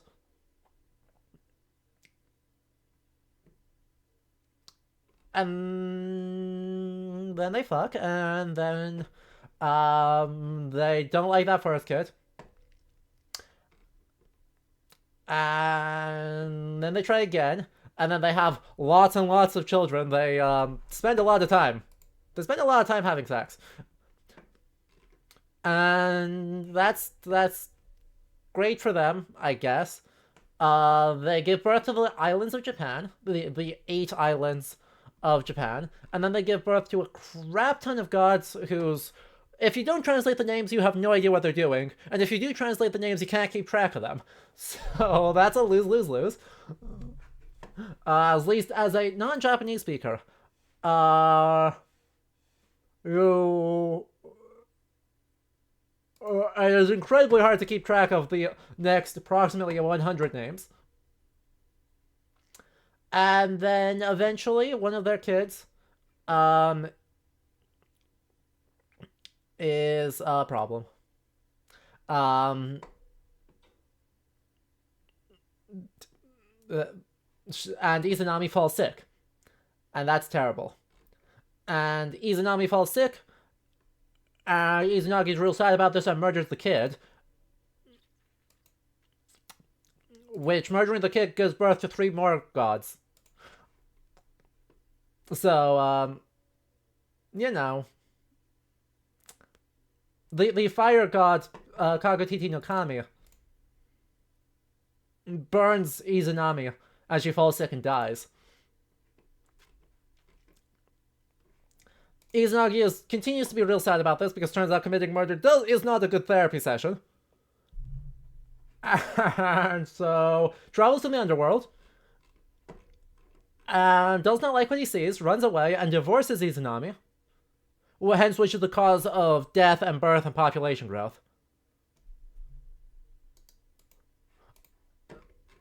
And then, purifying himself from the fact that Yomi sucks, gives birth to Amaterasu and Tsukuyomi and Susanoo. And these gods and their offspring are the ancestor kami of the noble families of Nara period Japan. And if all that sounds complicated and terrible, it is. So, it was easy for Izanagi to do so. He put a giant rock in the way so that no one else could do it.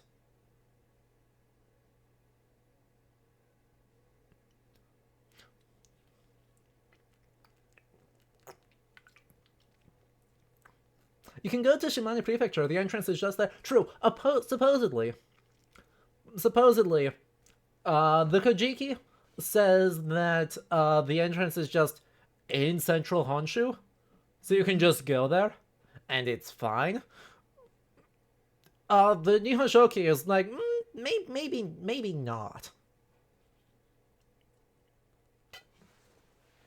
The Nihon Shoki is significantly more uncertain about the location of where it goes. But yeah, the boulder which closed the pass Yoen to Pirasaka is called Tigapese no Okami, and is now the pass of Ipiyosaka in the land of Izumo. It's just there. You can just go. It's very funny. But yeah, it is a... Do, do, do, do, do. He puts a absolutely massive rock in the way.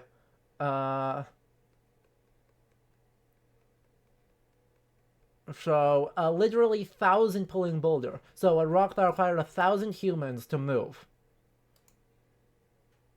just gets dropped in the middle of the pass, and that solves the problem. It's very funny. Anyway, to speed through stuff, I'll make a more detailed flowchart in Paint or something, at some point. But to speed through things to the actual relevant story for what we're talking about, Susanoo sucks. Just by the way, right? So Izanagi takes his 3 best children, Amaterasu, Tsukuyomi, and Susanoo, and says, Amaterasu, you are in charge of the heavens. Tsukuyomi, help your sister. Susanoo, go be in charge of the oceans. Who's in charge of the land? Don't worry about it.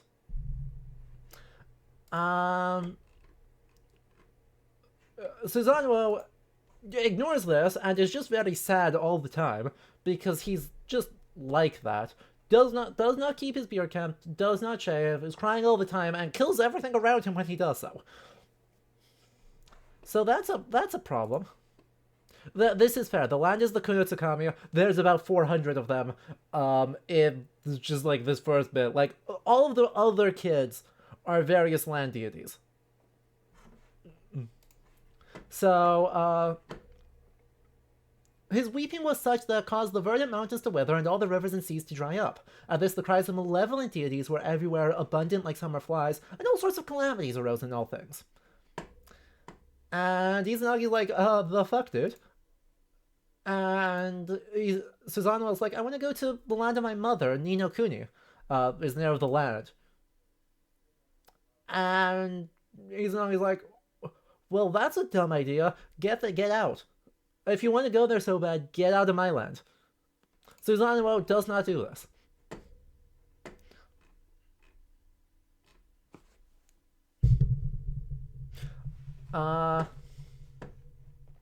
He instead decides antagonizing Amaterasu is a great idea.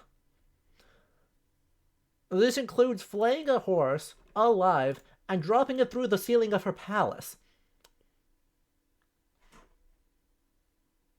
She locks herself up after this, and everyone is really bad. It makes everything else really bad. So all the other gods hatch a plan to lure her out, and when they succeed, they banish Susanoo.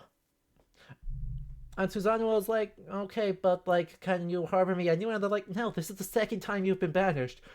Get out. And so it's storming, and it's terrible, and everything's bad. And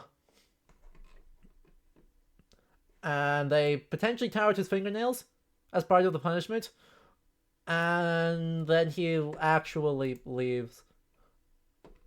On the way, according to the Gojiki, he commits murder on the goddess who produces grain. In the Nihon Shoki, it's Tsukuyomi that does this.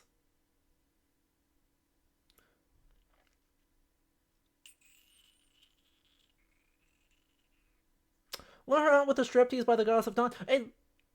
I mean, yes. Ritualistic ecstasy.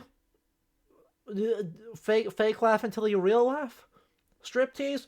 Somewhere in there. Look, don't. No, so right. She actually asks, "Who's dancing on top of a wooden barrel and laughing?" And like, why are they doing that? Everyone should be sad that I am locked up.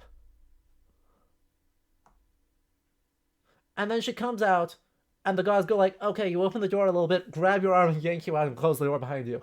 And then tie it up so that you can't go back in. It's very strange. It's just very strange.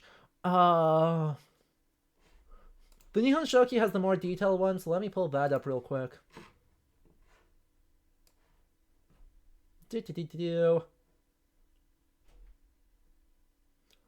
Uh, Okami. There we are. Uh,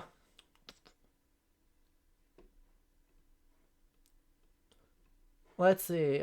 Moreover, Amano Uzame no Mikoto, ancestors of the Sorami no Kimi, took in her hand a spear wreathed in eulalia grass, and standing before the door of the rock cave of heaven, performed a mimic dance.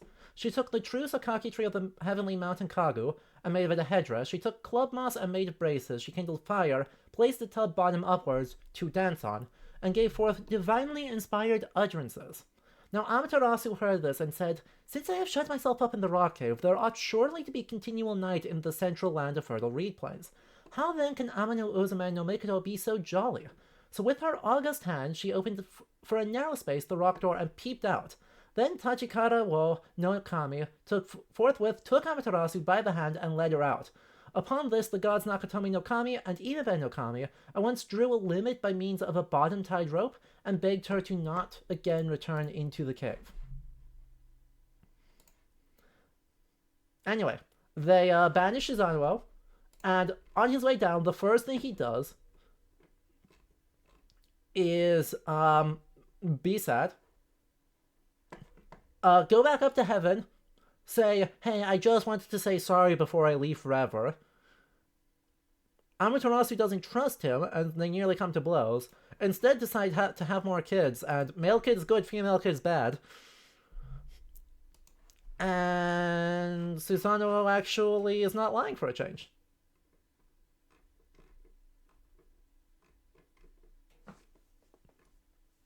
Anyway, and then he gets sent down and runs into Tukami, and they are being sad because, they tell him, he's like, "Wait, why are y'all being sad?" And they say, our daughter, Kushinada, is about to be devoured by Yamato no Orochi. The reason for our weeping is that formerly we had 8 children, all daughters, but they have been devoured year after year by an 8-forked serpent, and now the time approaches for this girl to be devoured. There is no means of escape for her, and therefore do we grieve. And Susanoo says, "Okay, I can save her, but then I'm going to marry her." And they're like, "Yeah, deal." And his solution is, alright, make 8 kinds of the strongest sake you can. Like 8 giant vats of the stuff. Just as much sake as you can make. Then, Yamato no Orochi, the 8-headed serpent, rocks up, and they're like, "Hey, also, put the tubs with sake along the path in cupboards," and the serpent drinks all the sake, gets drunk, and falls asleep. Susanoo then takes his tachi and kills it. And while he's chopping it up into very small pieces, he chips his tachi on its tail, and then slices open the tail more carefully. And inside the tail of Yamato no Orochi is the sword, Kusanagi no Tsurugi. And in the original writing, its original name is Awa no Murakumo no Tsurugi. The sword of the gathering clouds of heaven. And then they marry. And they come to Suga in the province of Izumo and builds a palace. And they're happy for a while. And then Susanoo travels to Korea to go to Ni no Kuni and abandons Kushinaga Hime.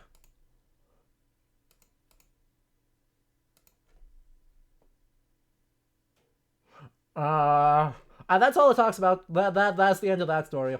There is no continuity after that. There is just a lot of other. Well, that's not quite true. He sends Kusinaga no Tsurugi to Amaterasu to say, "Yeah, I'm really sorry," and Amaterasu passes it down to the Imperial Royal Family. Congratulations, you're now caught up on the story of Yamato no Orochi. And from that day on, all Dragon Tales have dropped boss weapons when cut. True. Unironically true. That is actually where that tradition comes from. A lot of early JRPGs just explicitly steal or retell the story of Yamato no Orochi, complete with the getting it drunk. And once it's drunk and or bathed in sunlight, then you can hurt it. And then you get the storm sword from its tail. But yes, FromSoft is stealing from literally this story.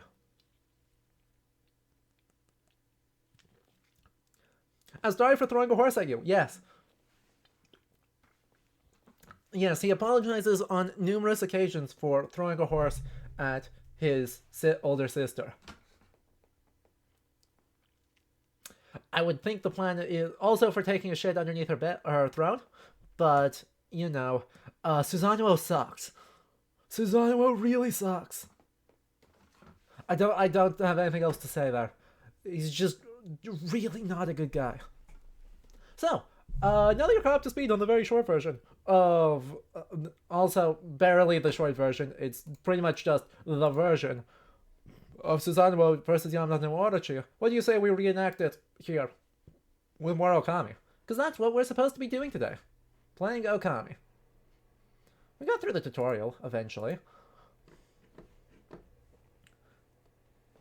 So yeah, if you enjoyed that brief digression, of course, make sure you consider supporting the channel. But otherwise, let's get back into it with more stuff. Let me send this way, send this way, and alright, we're good. And more hydrate. Yeah, that's a good choice.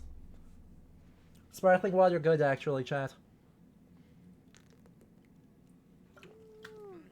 Aww, don't go about it. First human we meet is a Buddhist.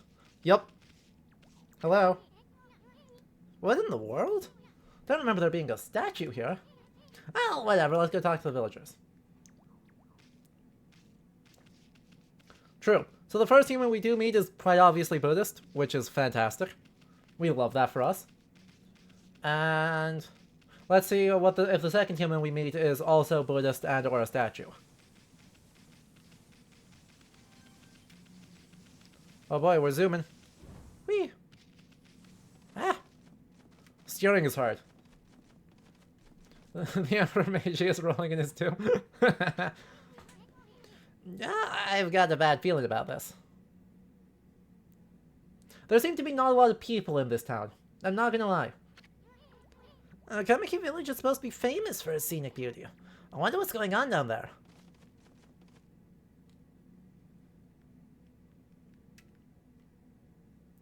Yeah. Yeah.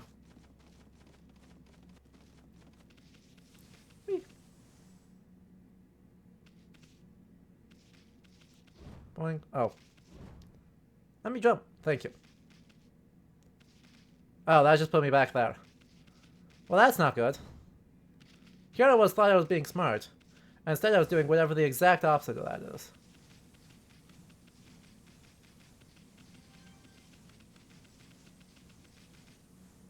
Not sure where the heck I'm supposed to go, though.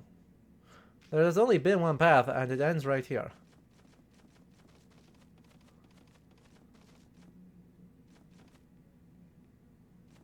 And there's not like there's obviously a spot for me to do stuff there. Navigation is hard, chat. There's another path next to the Buddhist. Nar.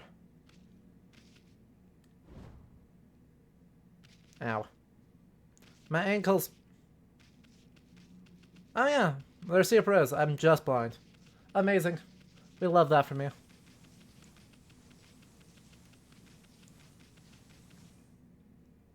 Yeah, there's another Buddhist.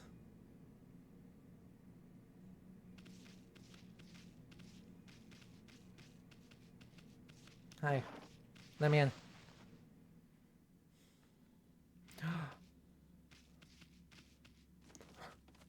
Oh, look they are. Alright, Zoe. Work is important. You should go do that. But the VOD will be here, and I'm so glad you were able to make it for the start of this. Well, hey, there's a statue over here too. It's like the villagers have turned to stone or something. Not again. That's not one of those smaller monsters are lurking about.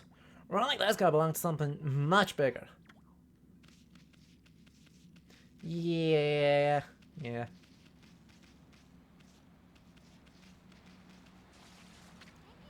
No good, this one's not moving. Everything was perfectly fine just a few hours ago. The village is back, but what's up with the dark sky? Maybe it's dark outside the village too? Alright, so we have officially exhausted our opportunities around here. We've got a whole bunch of Buddhists. Yeah. Don't worry about it. Listen, I know you're trying to be helpful, but you're really not being. I just want to look around and save the game. You know. Oh my god! Chat! Chat. Did you see the...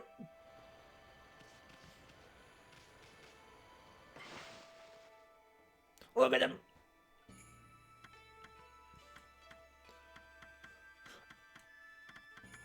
I don't care about all these save slots, I care about what's behind the save slots! Look at what's behind the save slots! It's so good! Look at that Gregory Wolf stuff!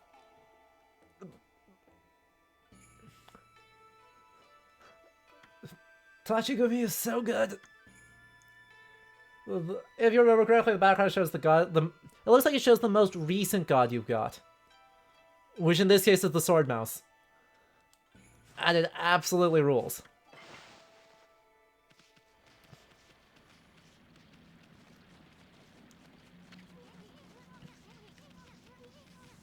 Like, that... Tashigami is phenomenal.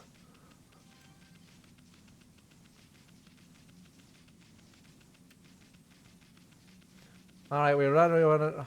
Up. Yep. Go. Isun! Stop! Good lord.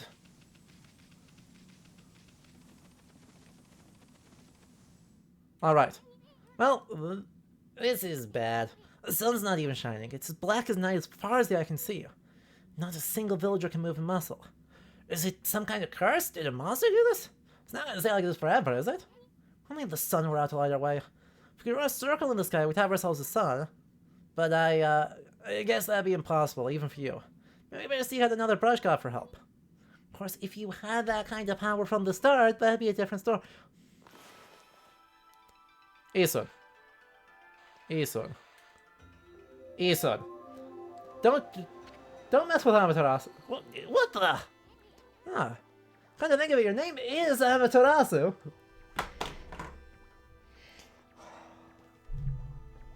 Chat.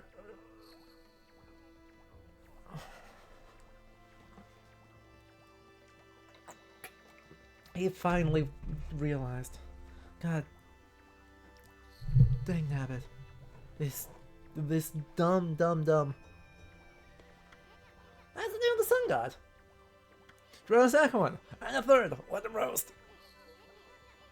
So it followed that you had the sunrise technique from the start, by virtue of being the sun god. Amaterasu no Mikoto. Wow, I just remembered that your name for the sun god. What a weird coincidence. Anyway, moving on. Get walking, you stinky man. True.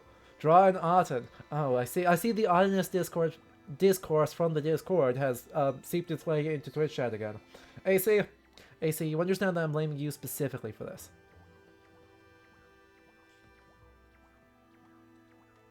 Praise be. Yep, there it is. I think you could even turn night into day. Wow, you're no run-of-the-mill god, that's for sure. The floating brush is like music from the heavens. That's a line from one of my grandfather's poems. He felt a skilled artist was like a musician of shape and color. So you're such a great artist yourself, why don't we name your brushwork after that poem of his? It's called Celestial Brush. After all, your brush did bring out the sun. Well, let's get back to the village. I gotta see if the villagers are back to normal now. Huh? Who are you? An orange? Why is he bouncing an orange on the top of his head? You know? I guess that answers that question, doesn't it?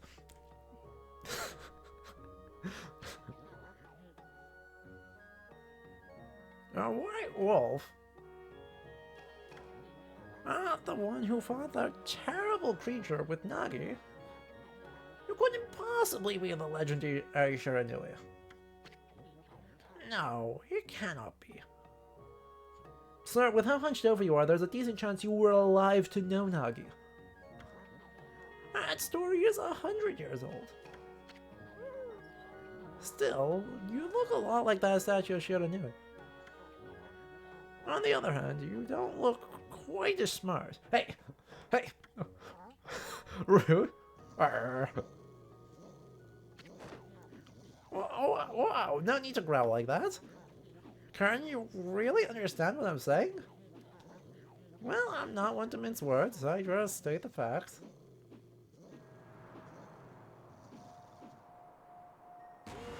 No. Look at the... God, what is this sudden chill down my spine? Here they come, Furball.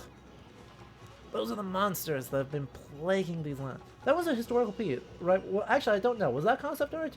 Or was that just in the style of a print? Or is that actually based coming out of real prints? They sneak into villages and cause all sorts of trouble. Step aside, Furball. This is a job for my trusty sword, Denkamaru. It's in the bestiary menu. Did you just use... Did you just...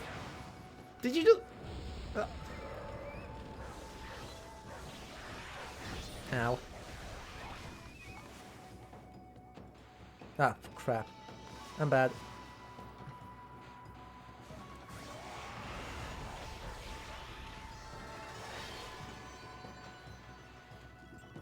Really? That doesn't count? Alright.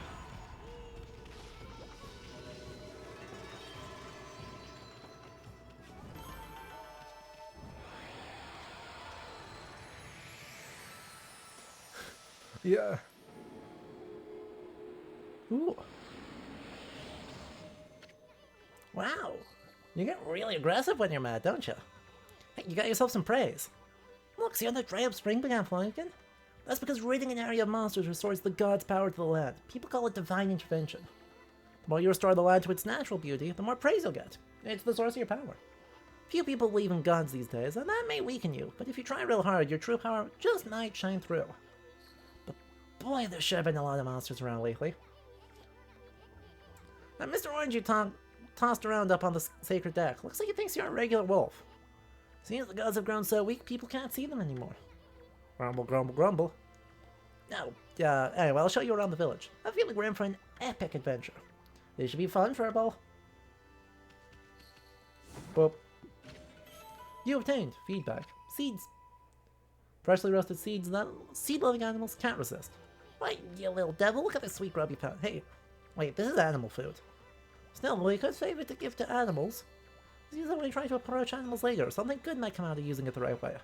You know, gods aren't supposed to use creatures in this manner, but what the heck, let's make an exception this time. Oh, I almost forgot there was something I wanted to tell you. Whenever you want to check the items you've obtained, just press the plus to open the fan menu. When the fan menu is open, you can check and use the items you have. Welcome to tutorial mode. Fan menu is your key to a successful adventure. Ta-da! Ta-da! Power slash, rejuvenation, and sunrise. Bestiary! Bestiary! Yes! Look at them! Oh, those are gorgeous. Rude monk-like creatures that harass and tease humans, whether fighting the locals or causing outbreaks of disease. These troll-monks that prove to be the bane of humanity, said to hide in gloomy places that are portrayed as flautists. Shakuhachi players. That's fine, I guess. But my god, look at how good they are at emulating silkscreen painting styles. Like, that rules. That absolutely rules. I want to see if we can find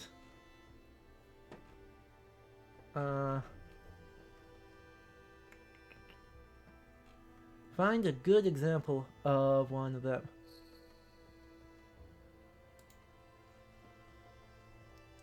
Yeah,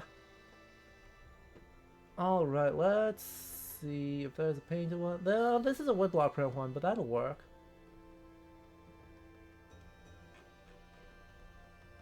This'll work.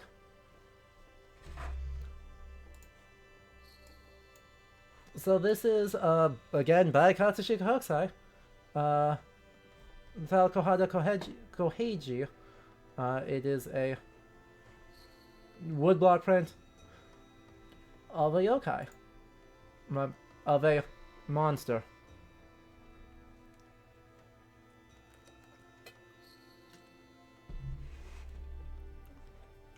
And that's, like, you can see quite clearly the stylistic parallels, right, between the imp. Unfortunately, none of my buttons are doing anything to let me take a look at the whole thing, which is very sad. But, does yokai just mean monster, or is the translation more specific? The translation translates about 50 different ways.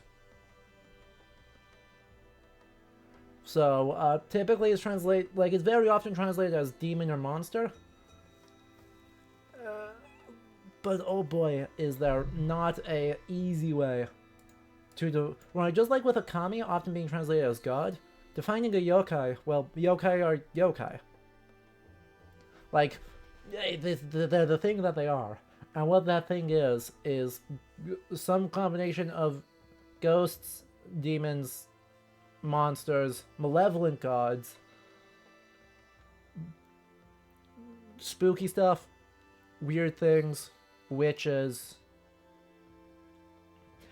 spooks. Really minor kami sometimes.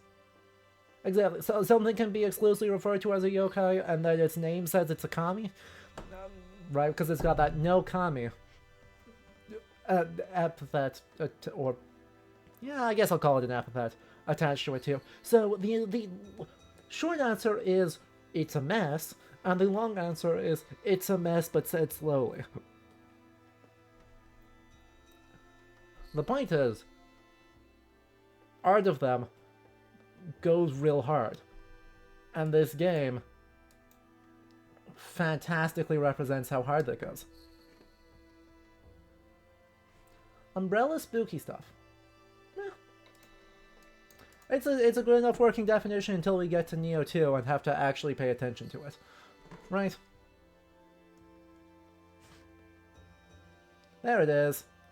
If you just hit back once, if you hit back exactly once, we get to see the whole thing. Man, they made a whole... There's so much scroll. What the heck? Wait, what the heck? That's so much scroll.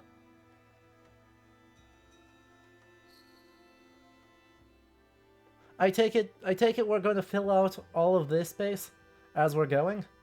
As we fill out the bestiary, we're going to get all of this is going to turn into stuff. All of this is going to turn... Also, they've got the stitches with stamps on them for the fact that you can't make an infinitely long roll of paper.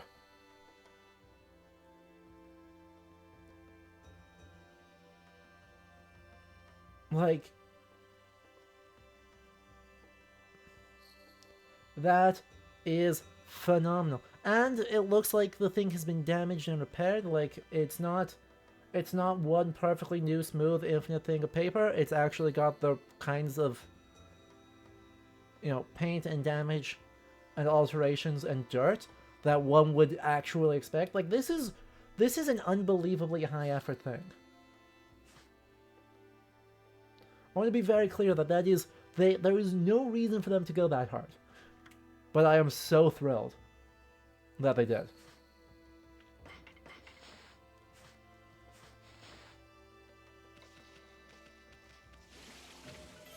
You obtained a Spirit Globe S. Humanity's pick made solid, restores a little solar energy. And the stamp says it's drawn by Isun, so it's all diegetic. Yes! Yes! Yes. I love that. I mean, I still hate... That doesn't redeem Isun, but I love that they made it diegetic.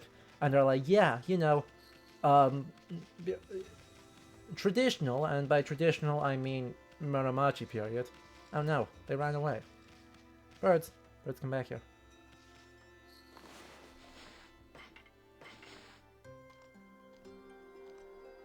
Look at the bird.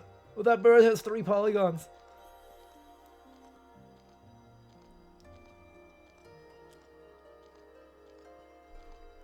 That bird is made up of exactly 3 polygons, and I love it.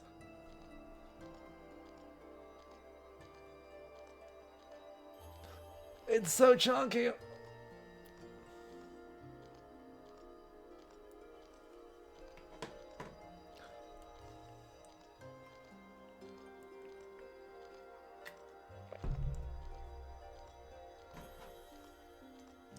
Look, that bird has 2 frames of animation and like 3 polygons, and it is perfect.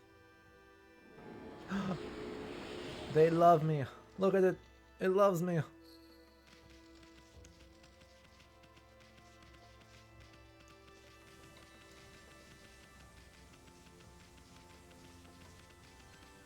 Oops.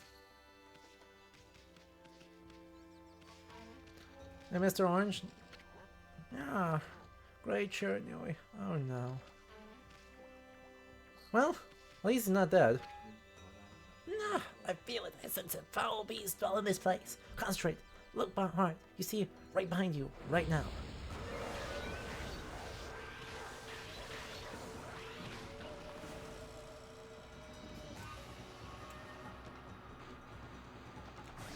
Keep it up. Thank you.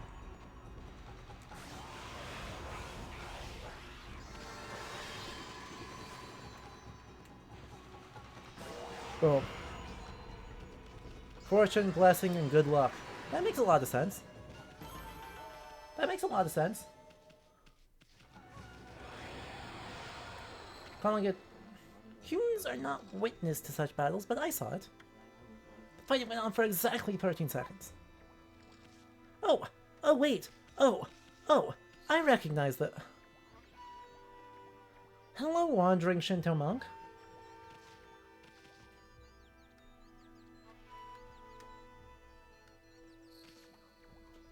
He's a wandering monk. Oh, Buddhist monk?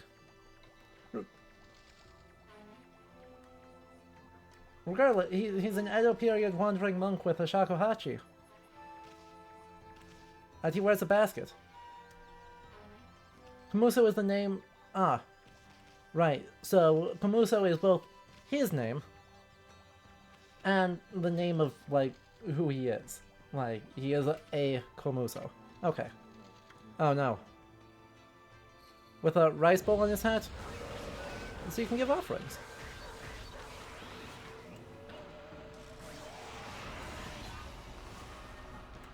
Crap. That's not gonna work.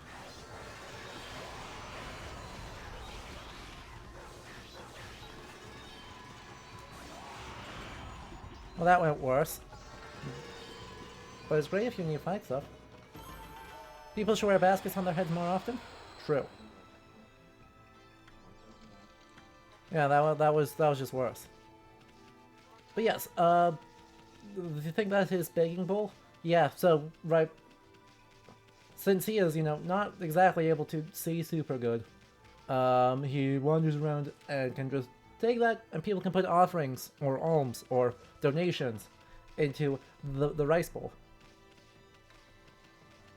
And it's great.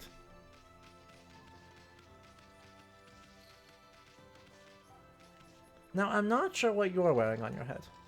Also, I love that I have an option to just bite people. That is very funny. I've had just about enough of this. I don't know if it's stray dogs or monsters as well, but someone keeps messing up my crops. Going around digging holes makes me mad. Could you dig it around here, you'll get a good thumping.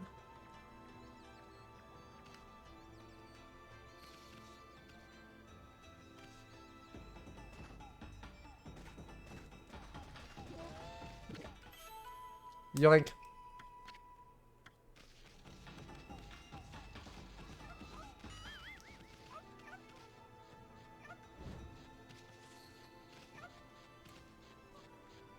Look at him! Whooshy! Huh? A white wolf? Now that's just plain weird. Sure looks like a weak little bugger. You can beat my dog, Hayabusa? Well, listen to this.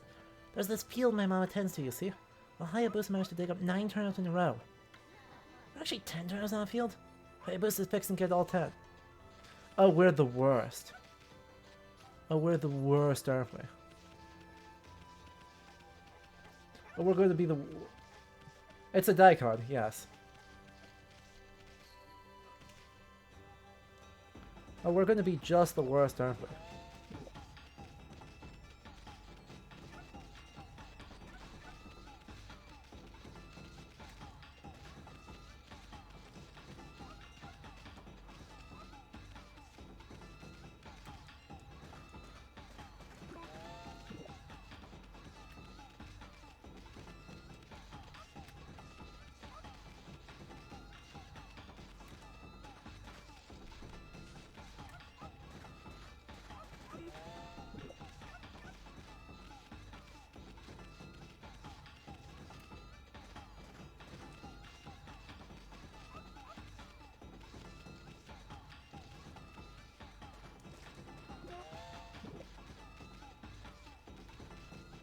Oh yeah, we're just we're an absolute menace to society.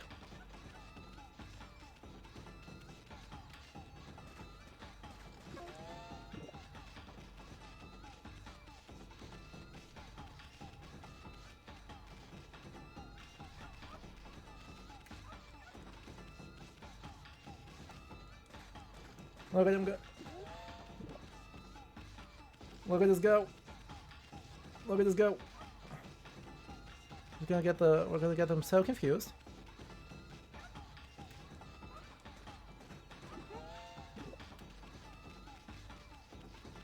And this will be just fine. You know? Oh, gotta run a little bit faster.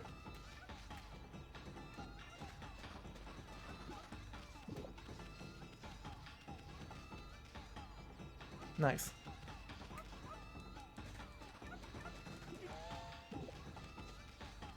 Let's go.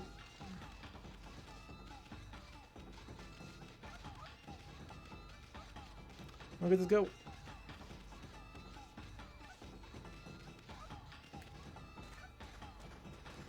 I believe that's all 10. Hello?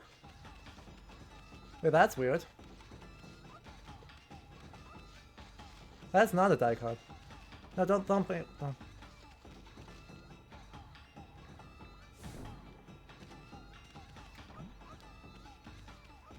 We got the daikon. You can paint her in ink and that stuns her. Well, that's fine, but I can just also run. You offered an oddly shaped daikon. Hey, that's the oddly shaped daikon Hayabusa was and I have been looking for. That means you've broken Hayabusa's record by digging up all 10 daikon. Gosh, darn it! I knew the better canine. It actually feels good to have a new goal to aim for. Yeah, we get praise for that. Look at how cool we are, and look at how good that dog is. Look at how good that puppy is. Look at him, look at his... And now this family is going to starve. True. Huge. We are the good guys. A white wolf. Now that's a rare sight. Do you come down from the mountains just to play with us? Well, you better be careful, dear.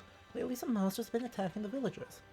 You know you're talking to Grandma. This here is Shiranui Reborn. The wolf and I have a cover. Those monsters are history. Well, if it isn't Ethan. We're riding a wolf, are we? This one certainly resembles Shiranui, especially the nose. Well, I better get back to my work, mumble, mumble, mumble.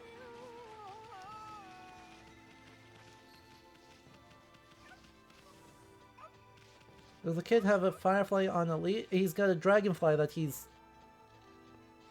has on a leash. I don't know. Oh my god, look at the melon. Oh my god, that melon is enormous.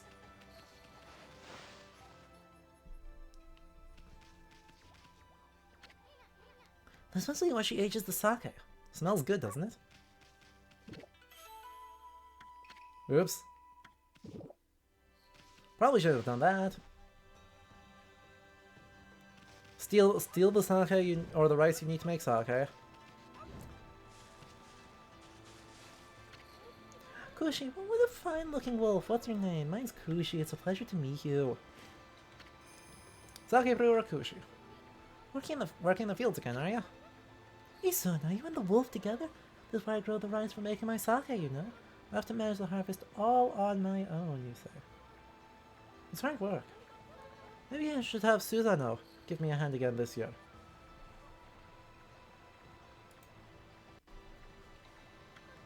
Oh, listen to me blabbering on. I just can't help chatting to you. You Ayami, I think you found a friend here. You'll meet many people who want to talk to you like this. You should talk to them 2 or even 3 times. Being a god and all, you can actually tell when to talk because you'll see a triangle above their head. It means they still have something to say. Might even be valuable information sometimes. They may just be muttering to themselves, but it pays to listen. Hey, Susanoo is a neighbor of mine. He's a little unusual, but he goes around with a huge sword slung over his shoulder. He's always practicing with it. They say he's a direct descendant of our legendary hero Nagi. He loves his sake too. He often pops around here to buy it. Hey, remember that story? Remember the story? Hey, yeah, we're definitely just reenacting. Make sure to say hello when you see Susanoo. You can use a friend, I should think. He's always on his own. Oh. Oh no. It's cold and I can't swim.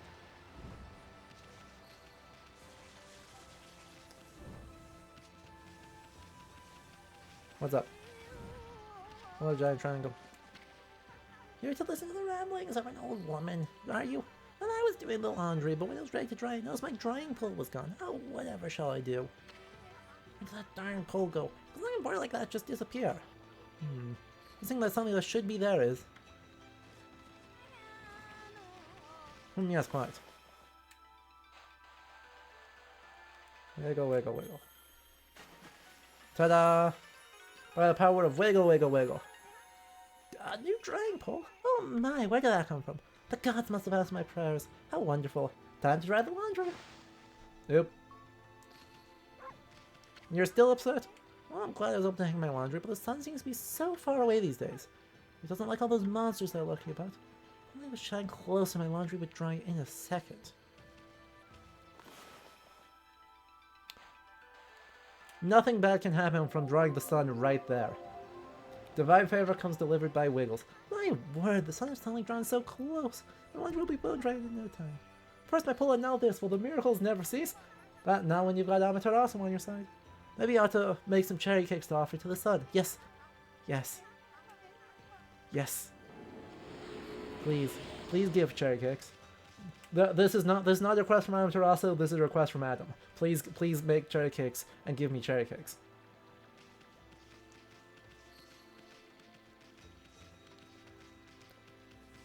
So anyway, you know. Hey, what are the odds that, you know, Kushinaga? Oh, yes! What are the odds that the character clearly named Kushinaga and the character clearly named Susanoo are going to be important characters for the plot of us re-killing Yamata no Orochi?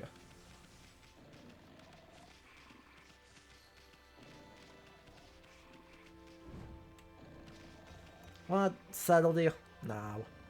Are these the swords he trains with? They're all rusty and don't look like they've been used in years.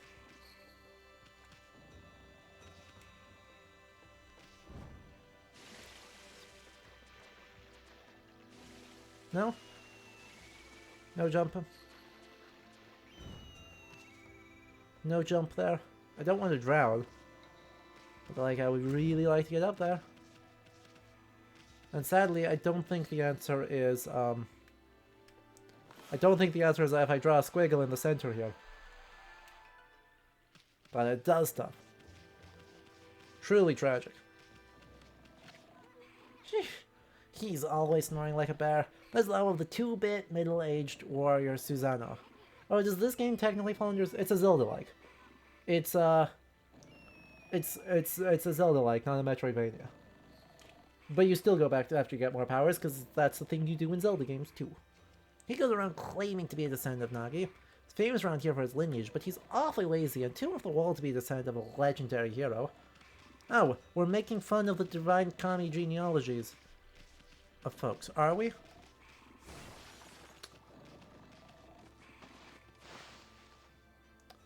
So Zelda is a Metroidvania. I... well,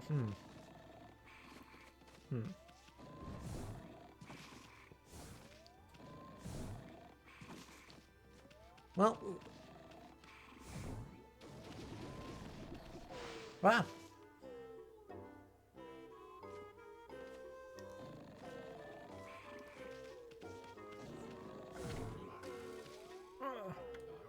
Oh. That didn't wake him nothing, but let's just leave him for a while and find something else to do.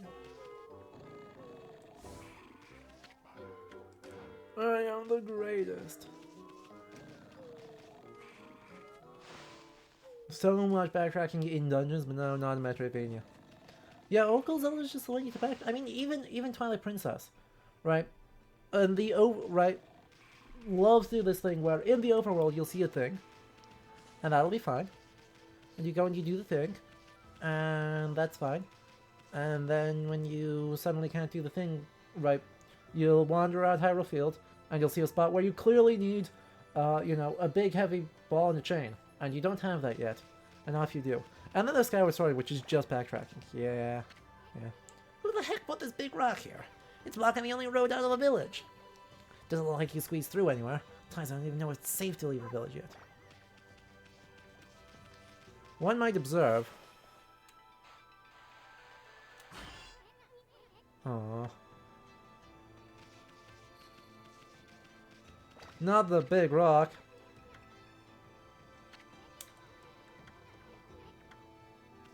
Who put this rock here? Izanagi, maybe. Heave! Heave! This is weird. My mind really wants to shift this rock, but my body won't cooperate. It's like it's made of lead. Could this be a case of demonic possession? I sure hope not. Oh my god. Look at him. I love these guys.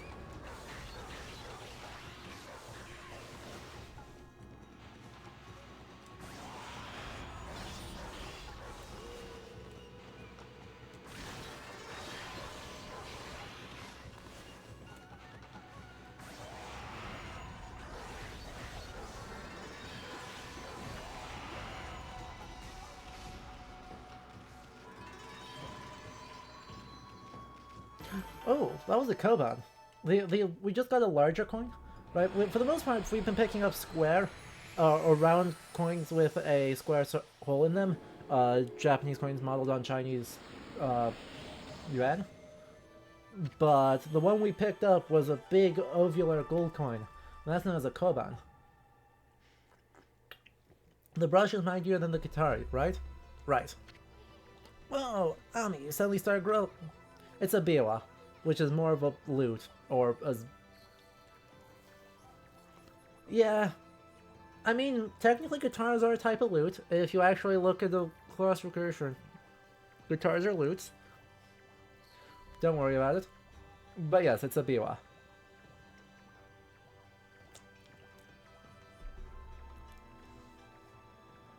That means your divine attribute. So are violins. Violins are also lutes. Well, you sure look excited. Here, I'll show you what I mean. Let's take a stab at enhancing your divine attributes. In the fan menu, you can see the things. Okay. Oh man. More ink. Aw. If it's made by a luthier, it's a lute.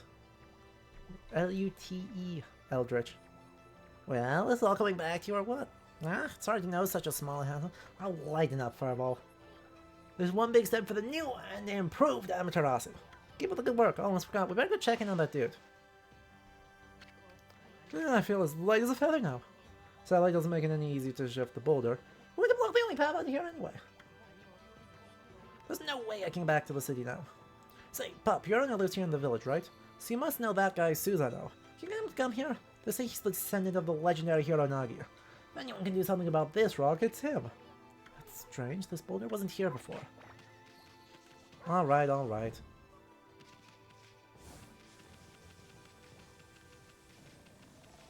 Susanoo. Come on. Guitars are funky lutes. Heck, if you look at the Portuguese guitar, you can see what the Spanish guitar used to look like. Yup. If you're in Arizona, the Musical Instrument Museum in Phoenix is a phenomenal museum. I was there just over the holidays, and it was real good and really useful. I am the greatest. Hey, what the? Huh? Vujela and Guitarron are funky. Yeah. I feel so well rested. I planned to meditate underground, but fell fast asleep. No? Who are you? And what business do you have with Susanoo, the greatest warrior ever? The great warrior, Susanoo. Do even the beasts know of my great exploits now? Well, Fido, I'm now looking for apprentices. Go back to the mountains and play with your monkey friends. How dare a mangy monk like you interrupt my meditation? Get a load of this guy. All broad and no brains. Quit messing around and come with us. Huh? You snuck in here again? Quit bugging me, you bug. I told you, don't call me a bug. Come on, Ami, we're taking him with us. What do you think you're doing? Put me down. Oh, he's got a Magatama.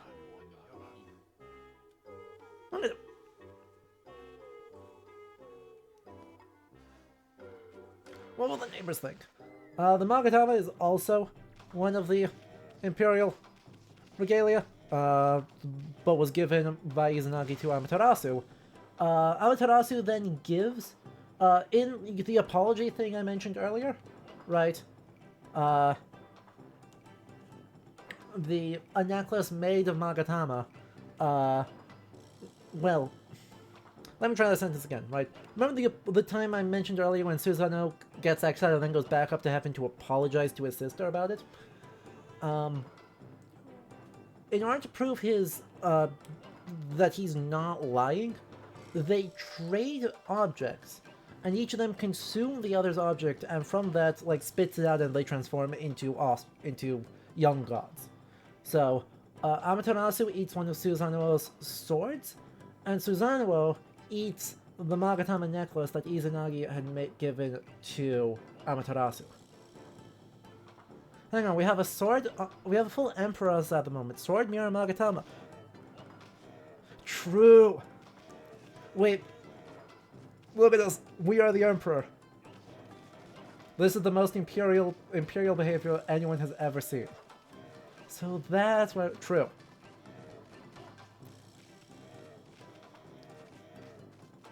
Are Tears of the King and Secret Stones Magatamas? Yes, they are.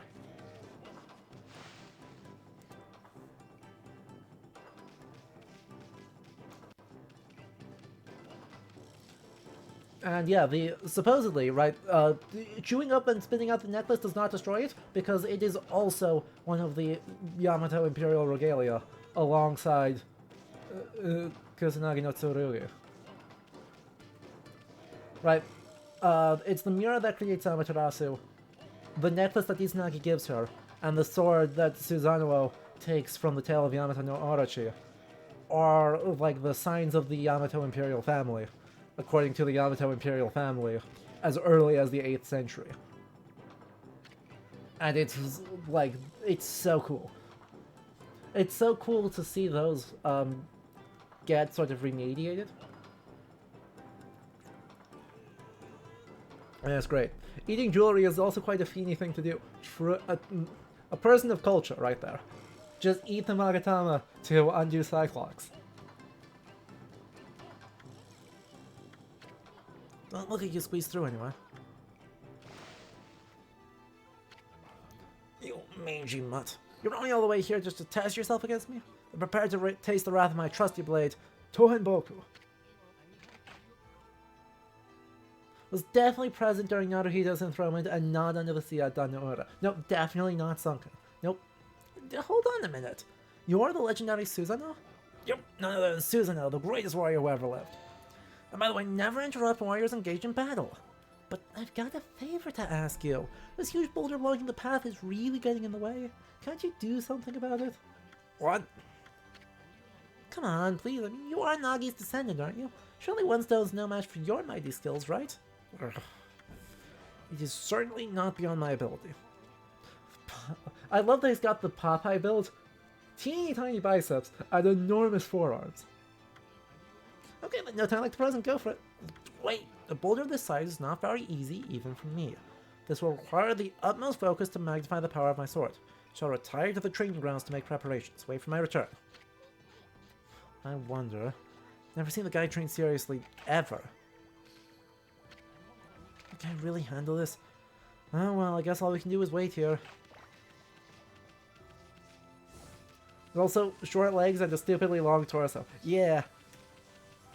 Alright, Popeye, what?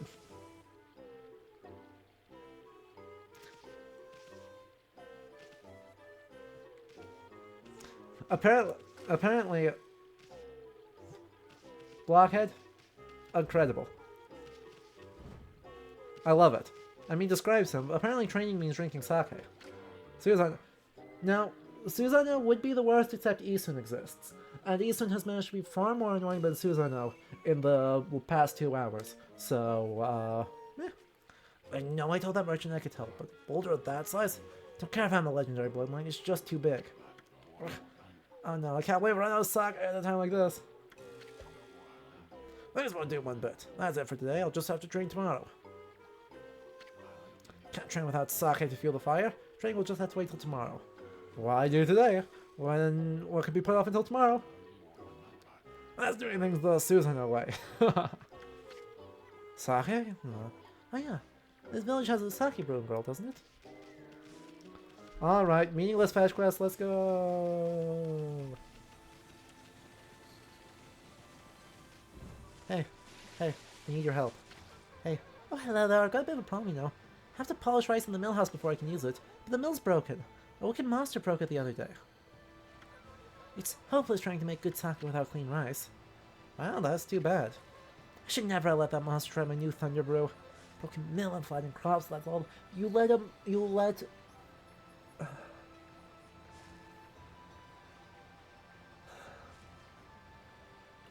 snow mechanic try sake.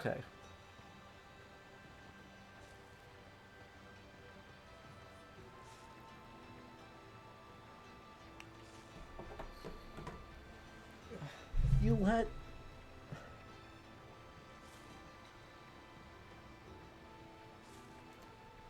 Oh my god. You let a snow macaque try extra strength sake. Frankly, it's a good thing we are literally the god creator of everything, because otherwise this town's screwed. I'm not giving monsters sake, they're bad enough sober. What was she thinking? I guess it's a matter of fixing something that's broken. Uh-huh. You don't have to tell me, I understand the mechanic at this point. And the mechanic is squiggles! Squiggles! What about the squiggles? I can't believe that counted as squiggles.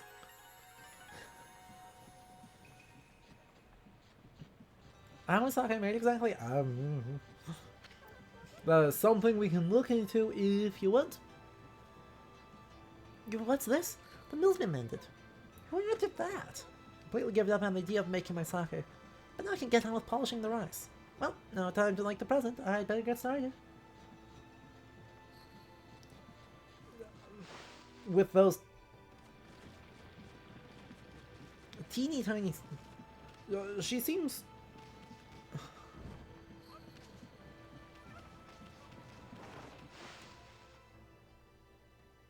quite similar to beer. Alright. Cool. Also, brewing sake in this sounds like, those clothes sound like an absolute pain. I just gotta say, like, that sounds like an utter nightmare. And I know your like, primary coding is to be the most beautiful according to Heian period standards of appropriate dress and sophistication. But like, my god, you're also trying to like make alcohol. Maybe wear something that you can walk in. You're interested in how to brew sake, are you, Snowy? Well, there's things here for polishing the rice, you see. Oh, I'll tell you what, I've got something I think you'll like. Just some leftover stock from the store, but I made it myself. It's called Vista of the Gods. Well, not hang on, Pierre, she doesn't have 10-foot tall hair. You know, point taken. Point taken.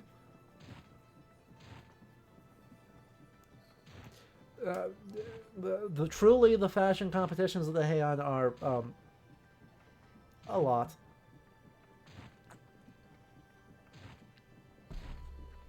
Kushi means comb. And look at the shape of her hair. Yeah. Oh, that's very funny. Susanoo turns her into a comb in order to protect her while he fights Yamaha no Orochi, which is why she's called Kushinada, right? The comb of Inada. But yeah, no, they took that very literally. Oh, but are you even old enough to drink? What do you mean? Am I even old enough to drink? Nope.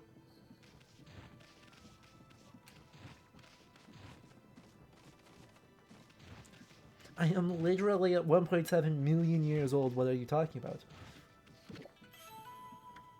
Rice. Rice for sake is saccharified, sweetened, by fungi that produce amylase, an enzyme that turns starch into sugar, while barley for beer is saccharified by malting. Okay, so you have to, you know, instead of just adding malt and letting it do its own thing while it germinates, you have to help it along with it. But then after that it ferments. And you ferment the sugar and then it's great. Hey, guess what? Hold it right there, Fido. That smell, is that Kushi's famous homebrewed sake?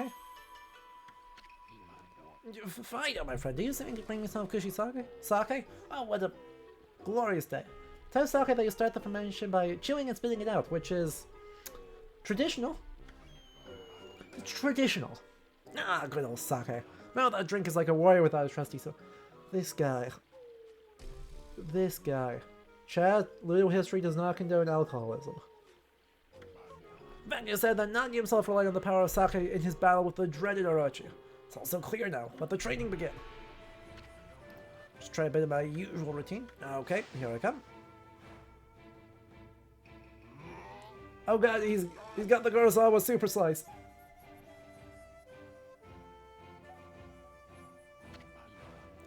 You shall not get off so easy next time, dummy. Let me get mentally prepared here. Okay, here I come.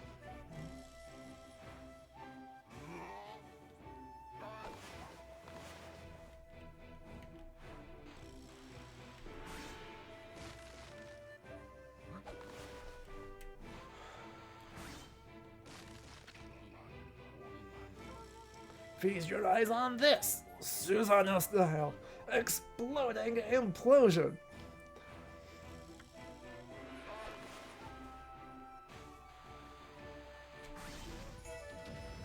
Wow, we got the tree behind him too. Look at that go! Huh? Exploding implosion! Susanoo style! Exploding implosion!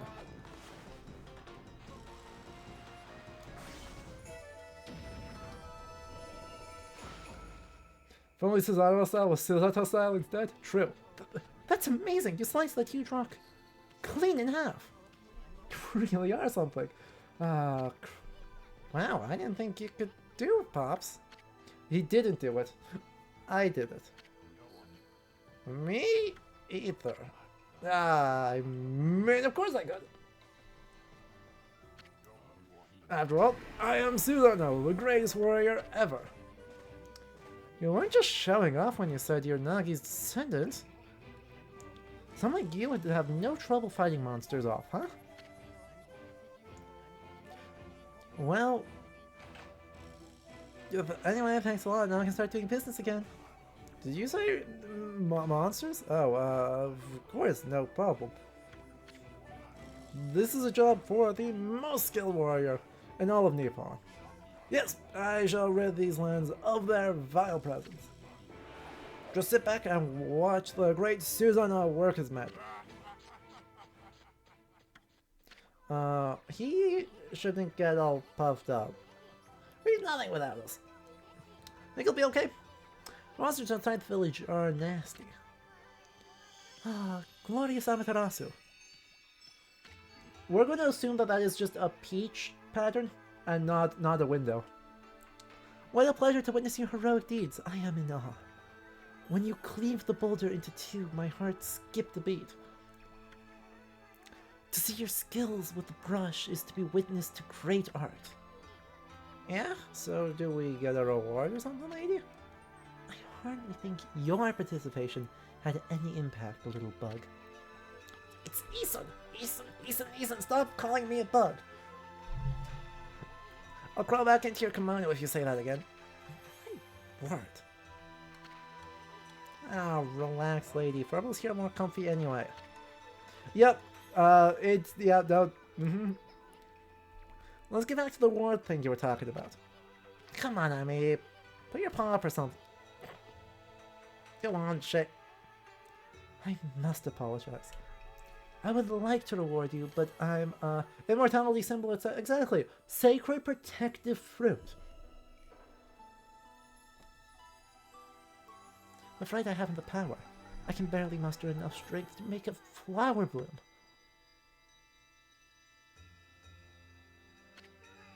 Though my body stands firmly here within the confines of the village. My roots spread far and wide, protecting remote areas outside. These parts of me are known as guardian saplings. They collect the praise and adoration that gives me strength. The recent evil is eroding the guardian saplings. If this continues, I will wilt away as well, and my power will vanish. Worse yet, the dark power grows stronger with each passing day. Life as we know it will be consumed utterly in no time. Ah, man, this is getting heavy. Alright, Dragon Wolf, have a good rest of your night, and thank you for tuning in. Lovely to have you around. Great and powerful Amaterasu, could I be so bold as to request your assistance in rejuvenating these guardian saplings by lifting the curse that enslaves them? I shall mark the locations of nearby saplings on your map. Oh, Isabel, it is snowing real hard outside right now. Like, it was supposed to snow a little bit today, and it is not snowing a little bit, it's snowing a lot of it. Oh man. Oh man. I miss snow. Snow's good. I have grown tired. I haven't even the strength to speak now. I hope that my quest has not fallen on deaf ears. I'm taking a nap. Don't worry. Amaterasu, may the fresh scent of flowers protect you always. You're having a heat wave in Aotearoa now? Ew. Oh. I hope it passes quickly. I mean, I know it's summer for you, but like, ooh.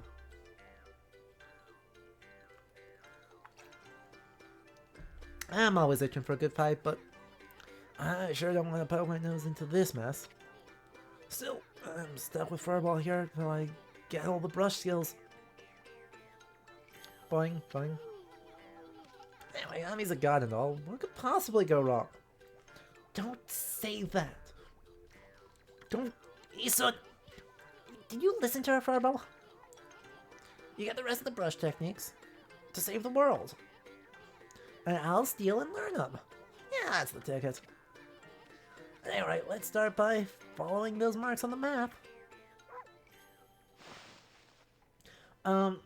Yeah, it's like negative 5 Celsius out here. And, this weekend it's supposed to be negative 12. Negative 12 is cold. Negative 16 2 days ago, and we'll have again the day after tomorrow. See? That's the way. For the Americans, sub-zero Fahrenheit.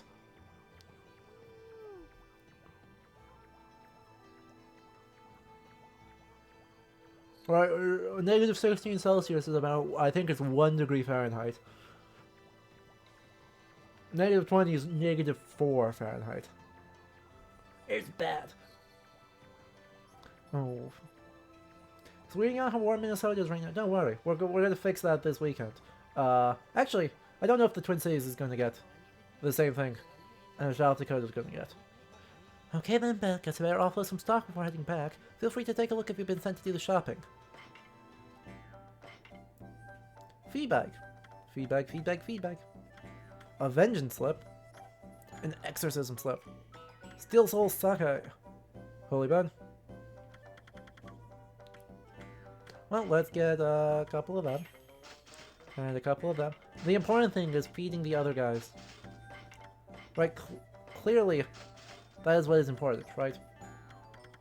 Right. And a new area. Shinshu Field is looking real bad actually. Huh? Probably know this already, Ami, but this here is Shinshu Field, the most beautiful field in Japan. At least it's supposed to be. But ever since lately, I've been getting a bad vibe. We better watch where we're going. You can look at the map by holding down ZL. Let's pay attention to the map as we push ahead. Whoop. ZL. Look at the map. Look at the map.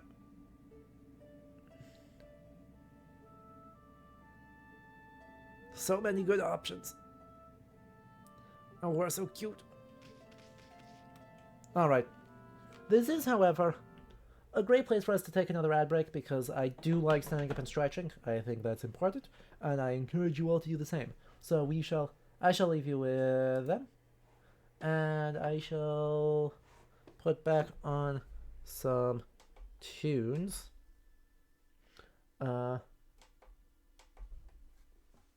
Land of the Gods Field, but also China. Yeah.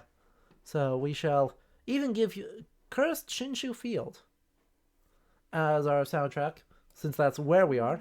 So I'll put that up, and then we shall return real soon, so do not go anywhere. We will have more history and more Okami right after these messages.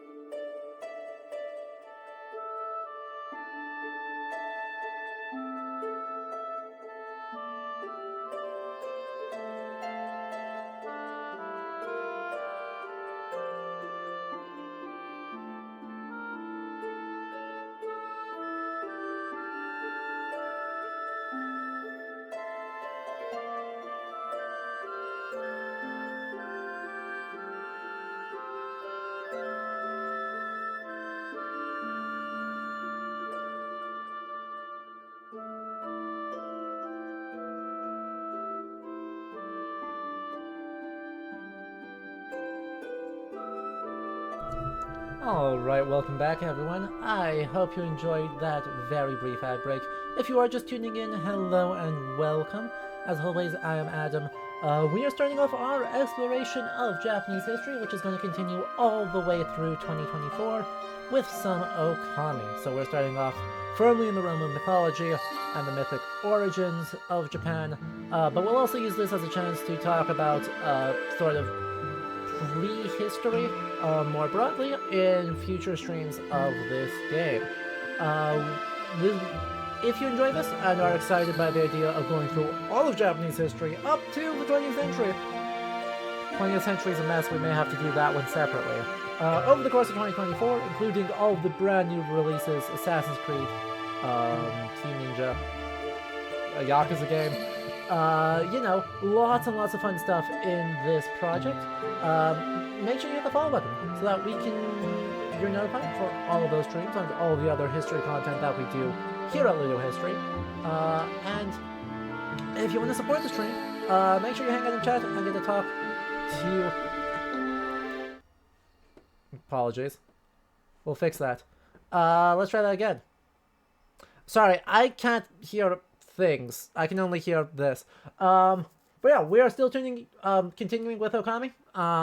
So if you are excited by our Weeberg and exploring all of the hot new releases and fantastic media that let us talk about Japanese history together, make sure you hit the follow button to be notified for those. And consider supporting the stream by subscribing here on Twitch, which you can do for free if you have Amazon Prime with your Prime Gaming subscriptions. So, without further ado though, I think we should click back over and get back into some Okami. Did you miss stream? You missed part of the stream. We've been going for about 3 hours. But as you can see, there is plenty of stream and plenty of time left. Also, right, so chat, since I'm playing the Twitch audio, or the Switch's audio, into my headphones, I can't actually hear what my desktop is doing. So, thank you for letting me know that the music was too loud.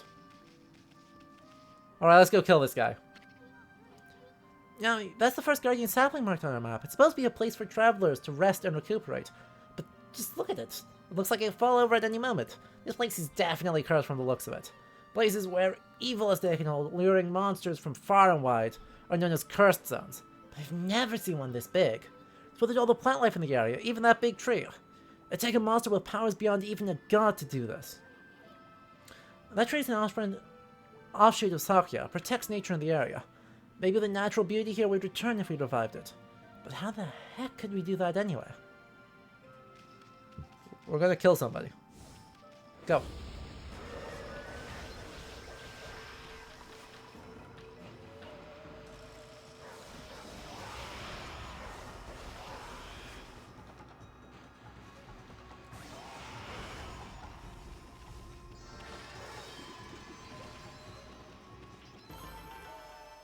Good job. Good job, team. We're so good at this. Hey, monster. Get the heck out of here.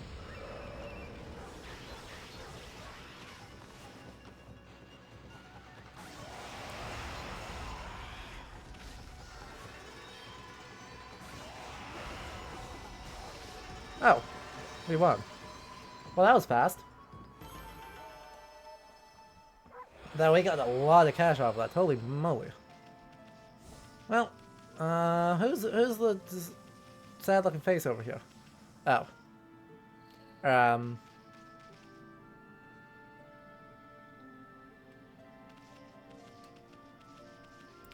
I see.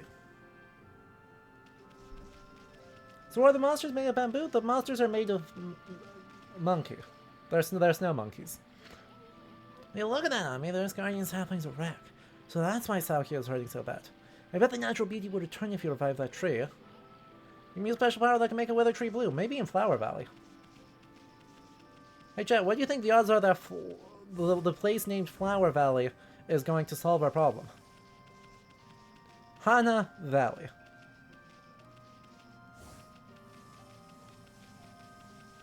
Oh, well, there's someone who's not dead.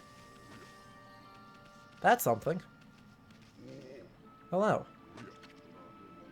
What just happened? I was out here chopping wood and communing with nature, as usual, when I heard a loud rumbling like an earthquake from the lake. Then a huge gust of wind blew up out of nowhere. I don't know what happened next, but I came to was like this. My arm workshop was just across the stream there, but it up and vanished when this curse zone appeared. The earth must be angry. All I want is to live with nature in peace, man, but now I can't. I noticed a figure running from the lake towards Kamiki. Whoever it was, man, I hope Mother Earth kept him safe. What's up, nature buddy? Curious about that cave? It's the entrance to a place called Hana Valley. Site of an amazing waterfall, but monsters have moved in now. There's a trippy crystal bowl that makes plants grow enshrined there. I think gardeners will be flocking here for it. Actually, not long ago that Susanoo guy went marching in there. It's weird, normally he runs away at the sight of monsters. He only seems the type to try his hand at gardening. Anyways, bad karma, man. You could be attacked if you went in. Well.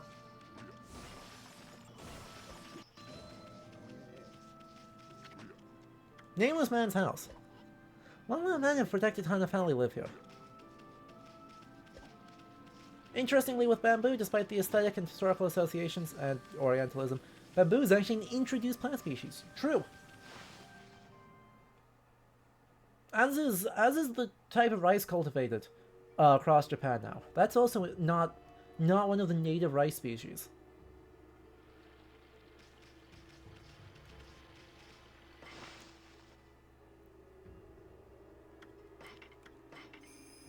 Hooray!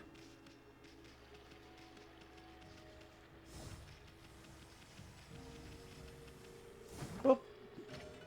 You obtained a Traveler's Charm. Increases godhood by 1 level. Elaborate? Equipment. Oh.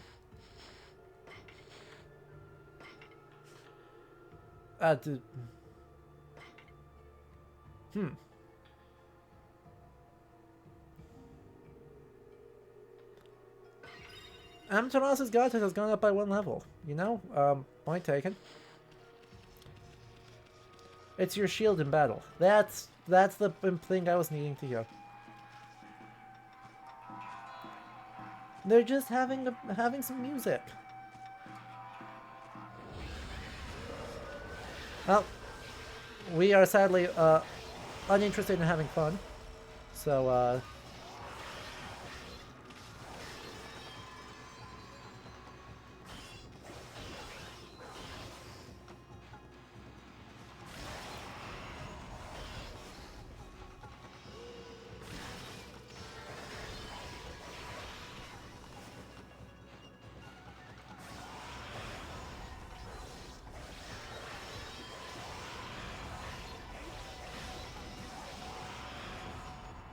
you're sadly uninterested in having fun.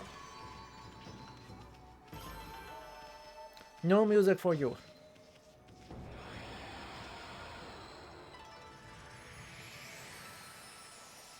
Why do you like who let the dogs out? Huh? We got rid of the monsters, so why did the gods' power disappear? Because the curse on the gods of these lands must be really strong. I can't intervene until we do something about this stagnant air.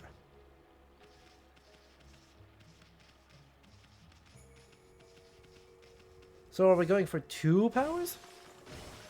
Like without... Like we're gonna have a hard time. Alright, President. Have a good sleep. Be well. We will catch you next time. Check out that tree, it's moving. Better be careful. If by be careful, you mean attack it. Oh. You see that I just threw some fruit? Fruit at us, show him business. Try and hit his fruit back at it. Draw 1 quick stroke to hit the fruit. You remember how, don't you?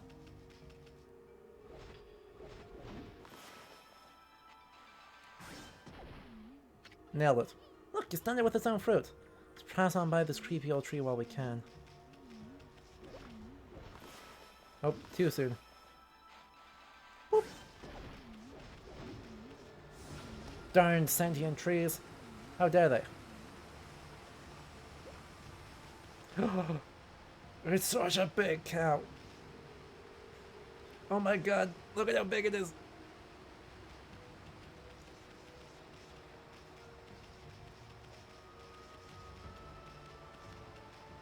That's a big skull. Ah.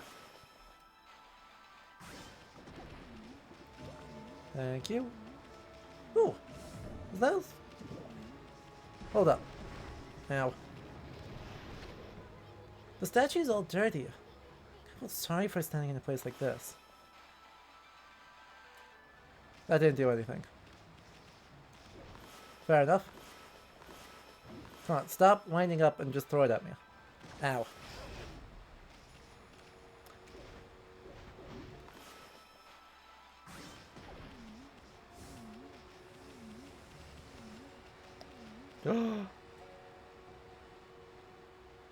Look at it. So we're at least post not a period. I mean, we're in a hodgepodge, right? We're solidly in the realm of mytho-history.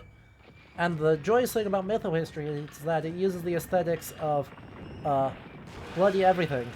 So we have not a period Buddhist Jesus statues. We've got at least Muromachi period silkscreen painting. We've got Hokusai prints. We've got... Hey, don't be like that. Unless you want to get got.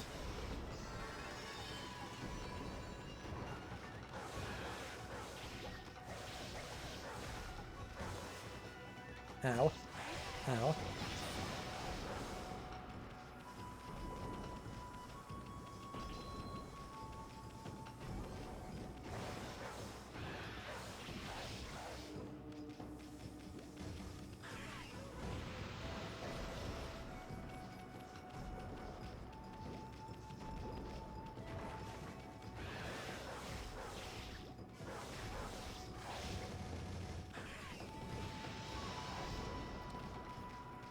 During boss fights.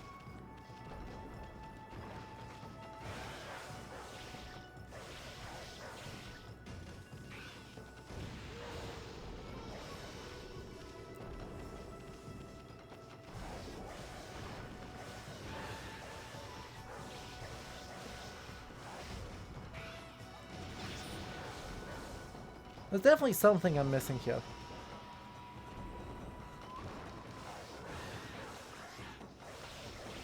Ah, yeah, you just get behind him. Yep. But like, there's definitely something I'm missing. This worked, but it didn't work well. Aww. My time was a sad seedling.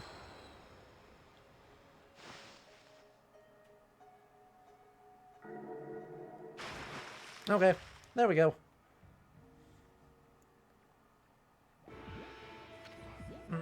What's all that racket? No, it's you, Mutt. Look at this wag. Look at the dildo. What are you doing there? Go home. I already told you I'm not looking for apprentices. Anyway, Harana Valley is no place for a mutt like you. Beyond this point lies my secret training ground. It's the perfect place to hide. I mean, to train. Now, school, be off with you.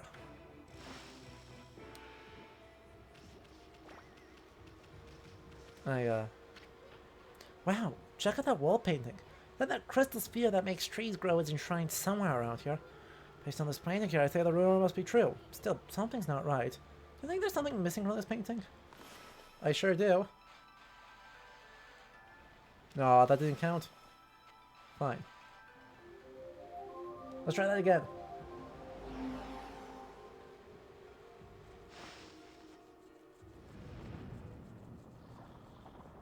Ta-da! It mysteriously opens. What in heaven's name? How'd that happen? Iroha? That's very funny. Yeah, I mean, now I can go train. Oh yeah, let's go check our bestiary, because now we have 3 whole enemies. It's so many enemies, right? These loot pairs are harder to exercise than the green imps.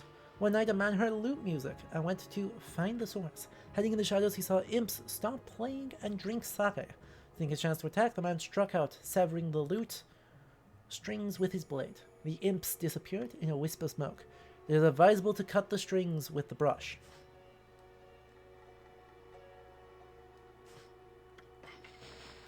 Folklore has it that these imps never cease in their mischief. Burrowing beneath the ground, they sound their mighty drums. The drum's vibrations shake the earth. Jump to avoid this attack. Legend tells us to lure them from the ground and strike from behind. Not riddled with disease, they are often portrayed whimsically. These stories are meant to make them seem less threatening. We got a whole band out here.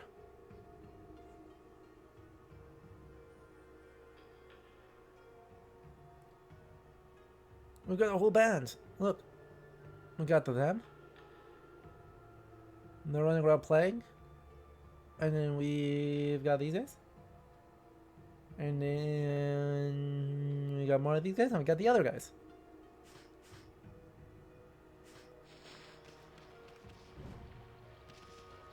Alright. The band's all here? Exactly.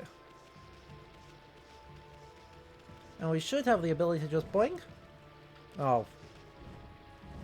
Except that I'm bad. We have the power to go boing. How did Susano get up here? Actually, hang on.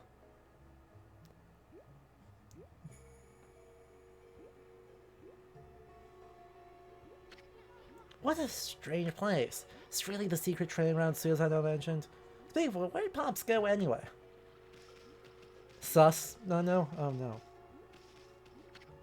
Sacred Tree Cherry Cascade. Seen anything remotely like a sacred tree around here? What do you think this is? He's got the little rope on him and everything. What's up with this tiny sapling, huh? I smell a faint scent like Sakuya's coming from this sapling. Why would the guardian sapling be here? I mean, that wall painting had a huge magnificent tree in it. Yeah, but you have to bounce it off something. And then the thing grows. Like, can you interpret things? Maybe you're just dumb. What's up with this puddle? Looks pretty chintzy for what's supposed to be a grand altar. Bet there used to be something on here. See, so that's why there's an altar here. For worshipping the sun that shines up there in the valley. Well, let's at least try this. Really? Really? Alright, brushstroke. Thank you. Now, quite clearly there's something missing, but maybe it'll bounce off the water. I bet something will happen if we just get this right. Uh-huh. Or plan number 2. Big sword.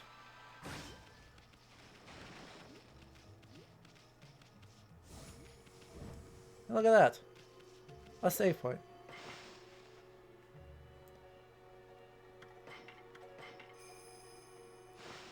Man, I love we still have Tachigami. Why is what now? You foul beast! How'd you get in here? Foul beast?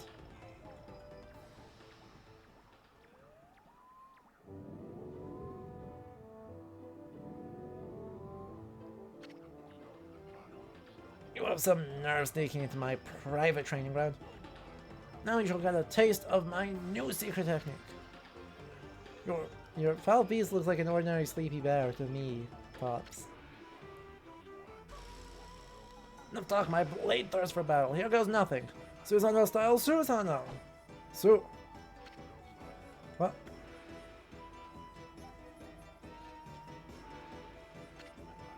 Let's try that again. Exploding implosion.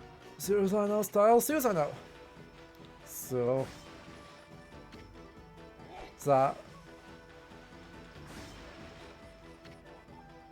No. Why do you just destroy all the light fixtures? Susano! Now for Susano style. Exploding implosion! No. Poor buddy.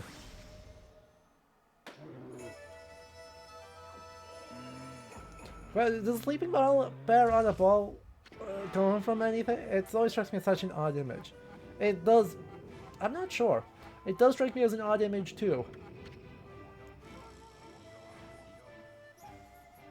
I'll teach you, you foolish beast. You're no match for my new secret technique. Hey.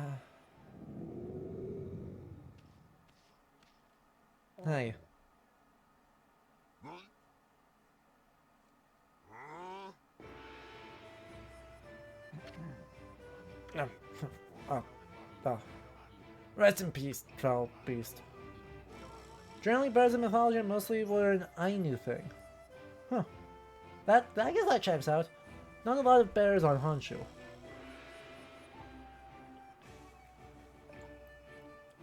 My actual instinct is circuses, right?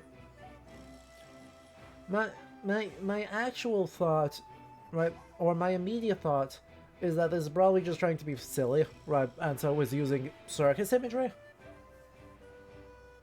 Rather than trying to be a particular folkloric reference. But, according to the wiki, Sleepy Bear is partly based on Totoro. Also, that explains the leaf on the head. So, it's just supposed to be like a goofy, chubby, friendly guy. He's just a friend. He's a friend-shaped bear. So, we love wiki dives.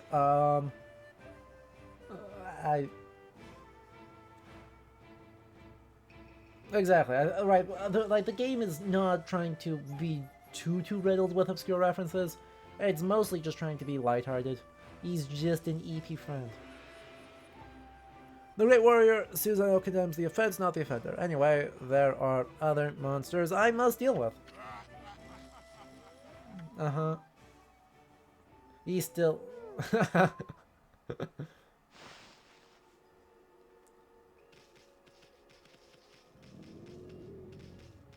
Look at him.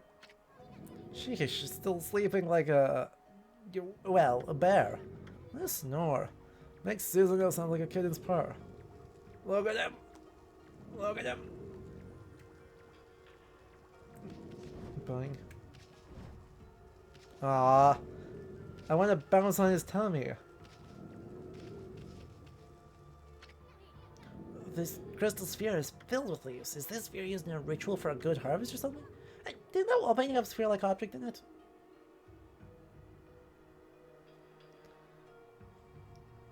I know, I wanted to land on top of him and then curl up and then also take a nap. Oh god, no, don't tell me it's physics. No, not like this. Not anything but this.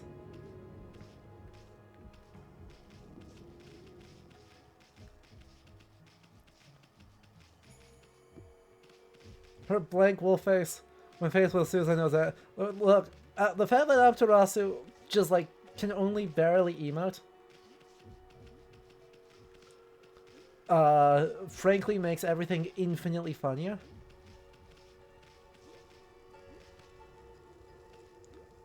Because she just, like, goes, oh, no, oh, no, no, oh, anything but the, anything but the, anything but the, please, please don't.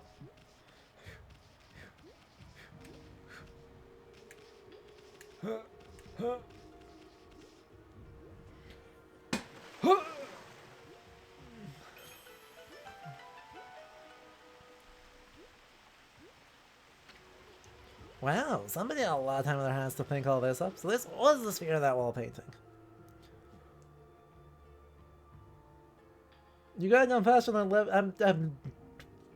I would hope that a moderately graceful 27-year-old could navigate, who's been playing games for 15 years at this point, could navigate the joystick a little bit better. I bet the sphere or magic or something.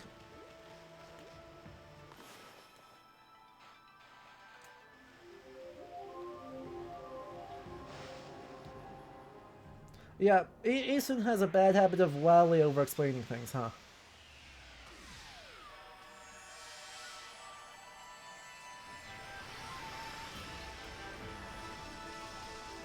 But...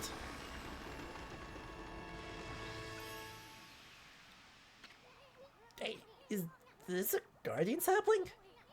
It's all withered like the others. What the? Who turned out the lights? Wow, it's another constellation, enemy. More brush strokes. More brush strokes. Ding. It's a snake. Apparently, it's not a snake. Boop. Boop. A platypus? Not a platypus. Monkey. Monkey. Sakigami. Amaterasu. Origin of all that is good and mother to us all. My gratitude for releasing my body from its slumber. Please accept my humble thanks in return for your great kindness. Is that supposed to be a, like, set of windpipes? I am Sakigami, one of the triumvirate of flora gods, known as the Hanagami. My brother and I have been entrusted with the brush techniques known collectively as Greensprout. I now grant my humble power to you. It's a show. That doesn't... super narrow down, but we can... Okay, so it's not a windpipe, it's just a pipe. Well...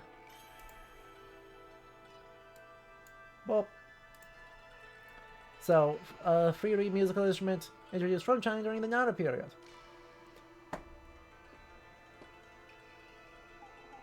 So it has... You blow in there, and then there's a whole bunch of individually done things, and... yeah. That's very cool. That's a very cool instrument. I enjoy that immensely. I love it.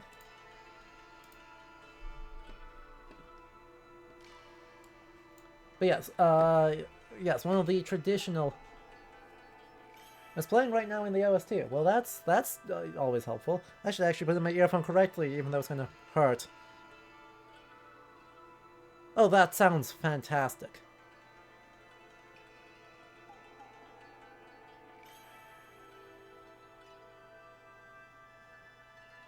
Oh, that sounds fantastic. That, and I don't remember the name of the zither that they use. But, I mean, very traditionally court music.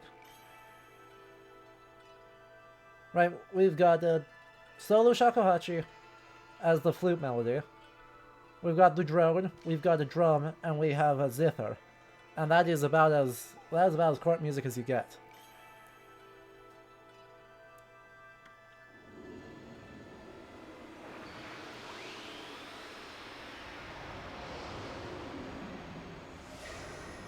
Which is probably good, you know? Socio-religious, or religio-social, depending on how you want to do the portmanteau. Court music tradition. Appearing when Okami appears. Good. Good. That was Sakigami, one of the gods of flora. Apparently the bloom brush can make flowers blossom simply by drawing a circle on a withered tree. Hey, maybe you'll make the withered guardian saplings blossom too. So you say just draw a circle. Turns out if you make the tree look like a tree, it just magically pops into, well, sakura blossoms. So a handheld organ. It's not a handheld pipe organ. Like 17 individually reeded pipes that when you blow into it create a droning sound. That can be slightly manipulated, but not too much. Like, it's not a pipe organ.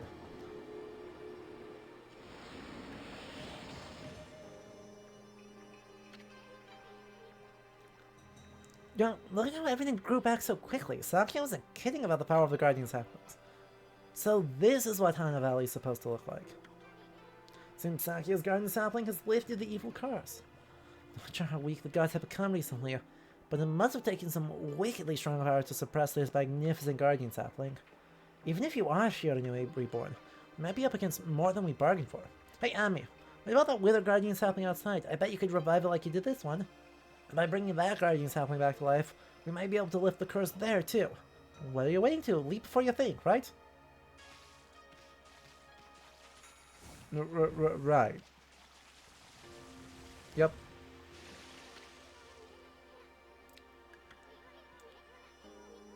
Howard Bloom, I bet, Alright. Go. Go. Go. Go faster. They're finicky instruments, you gotta keep them in a stove mid-performance. That's very good. I do enjoy that. Oh, we just fully Kurosawa that guy in half.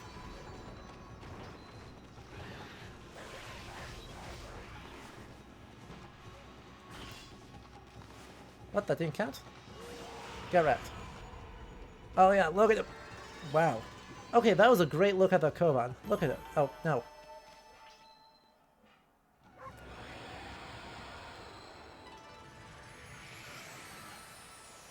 Look at him. Look at him. Look at him. Chat. Chat, look at him. Chat, look at him. Hi. We're friendly friends.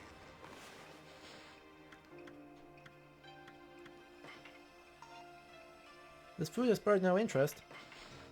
Apparently they want seeds? Apparently the piglet wants seeds.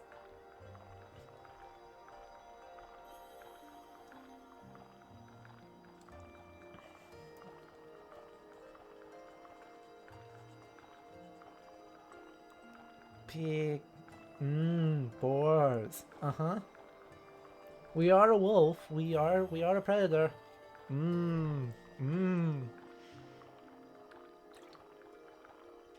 Oh my god, the way it nibbles. The most dangerous thing we've seen, and we've seen a bear.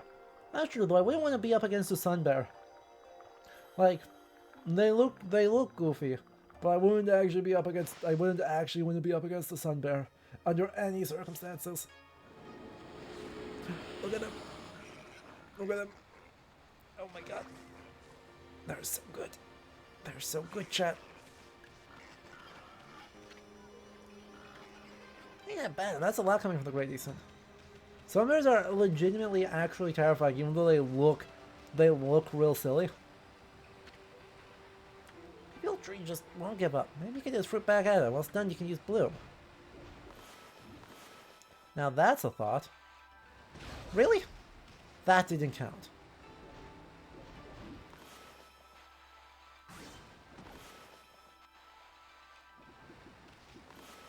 Hello?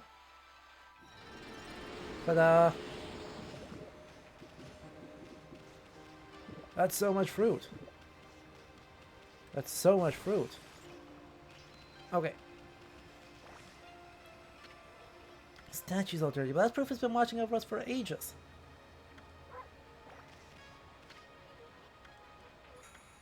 Well, we may be able to clean it up later. But yes, look at the Buddha statues. Look at them.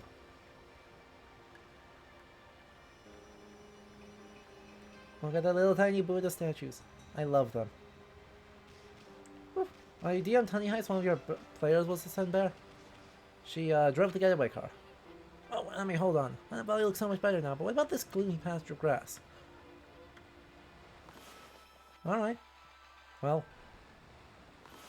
Apparently that wasn't a big enough circle. That's not even a circle. Come on. Really? Really? There we go. One thing scarier than a sun bear is a sloth bear.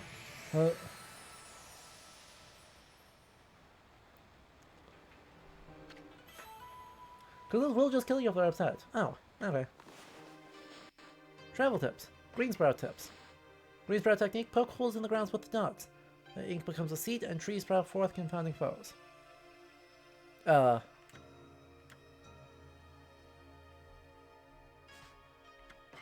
Okay.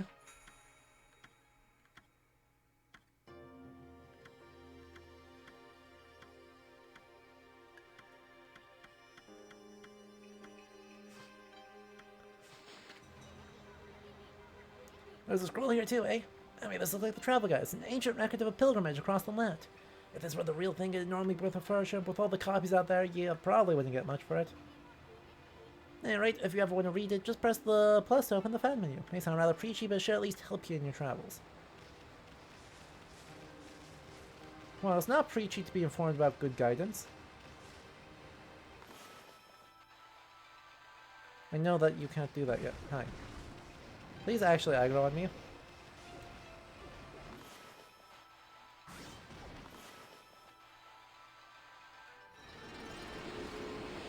Beautiful.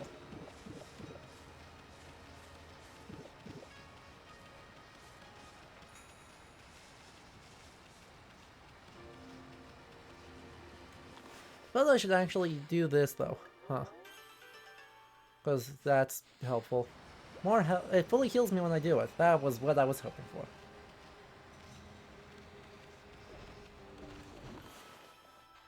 Also, how does this work for normal folks who can't use divine techniques? Pray really hard and hope someone that can use divine techniques is near you. I think that is the correct and total answer to that question. Like, right, that's why worship of Kami is so important. Because, you know, they are everywhere and all around you, and proper devotion and practice for them will mean that they help you out. And that's important. Getting helped out is important. Hey, y'all, you're not welcome here. I'm sorry.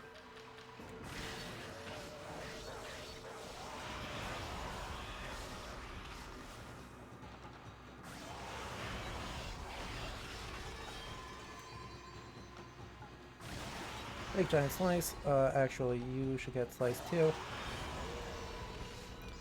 Yeah, we just fully obliterated most of them. No, don't. Yeah, we just fully obliterated those guys. That feels very good. Ooh. And we get a new thing in the center of the lake this time. With a whole bunch of praise.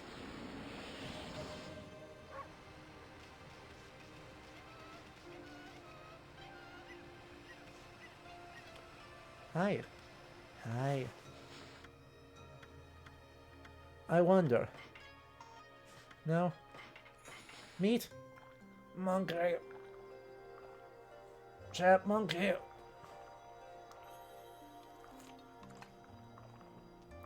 Friendly monkey.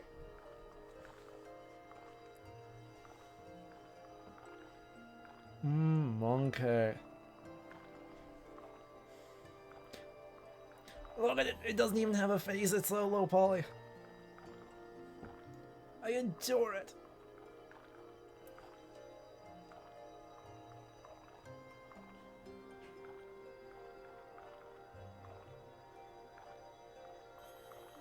We just got a vaguely pink blob. It's so good.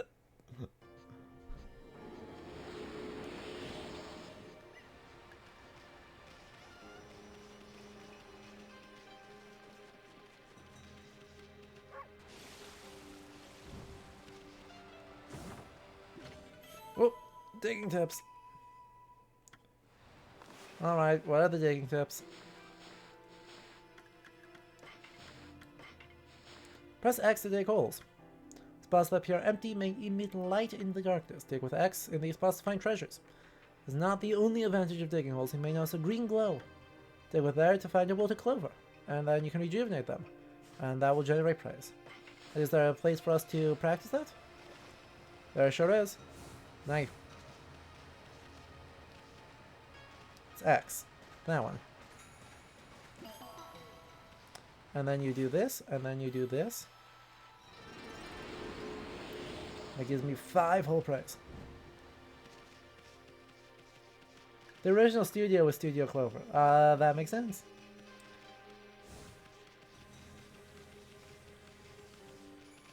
Alright, let's save again.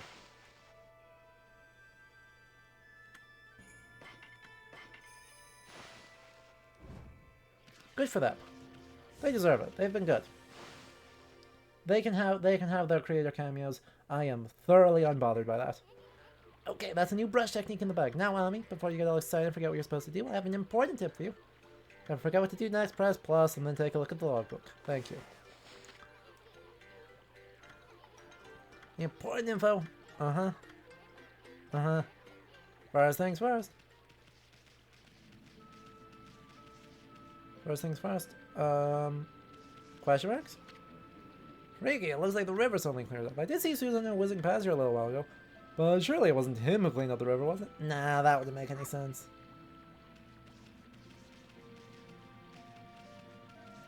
Distinctively, it does not make sense. That man is too useless to do anything.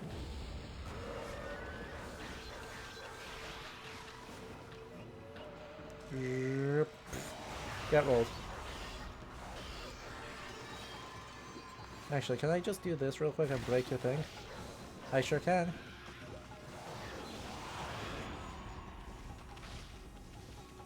Nice. That was progress right there.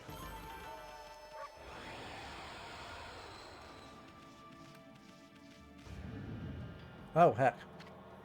Holy cow, this is bad. It looks like a regular old curse zone from back there. But even here is far worse close up. It would curse a normal person in a flash. But it might even rob you of your power.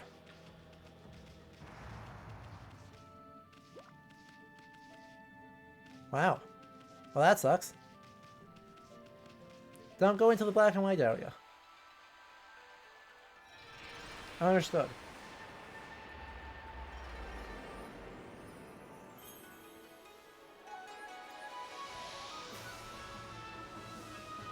Alright, we're good now.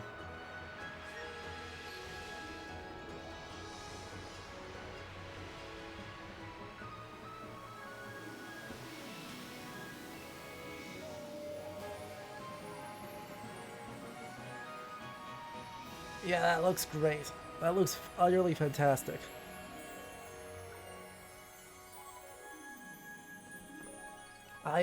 This game is so pretty, chat.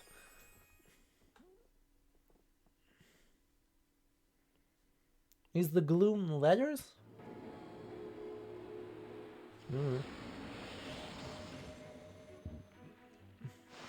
Oh good, time for another cutscene. Wow, that nasty curse zone is completely gone. Plants and animals are back. And just feel that fresh breeze. That's what I call great divine intervention. If you keep on dispelling the evil curse like this, I bet the gods of nature will lend you their powers. Whole bunch of kanji of like evil, curse, bad, demon, stuff like that. Bork, bork.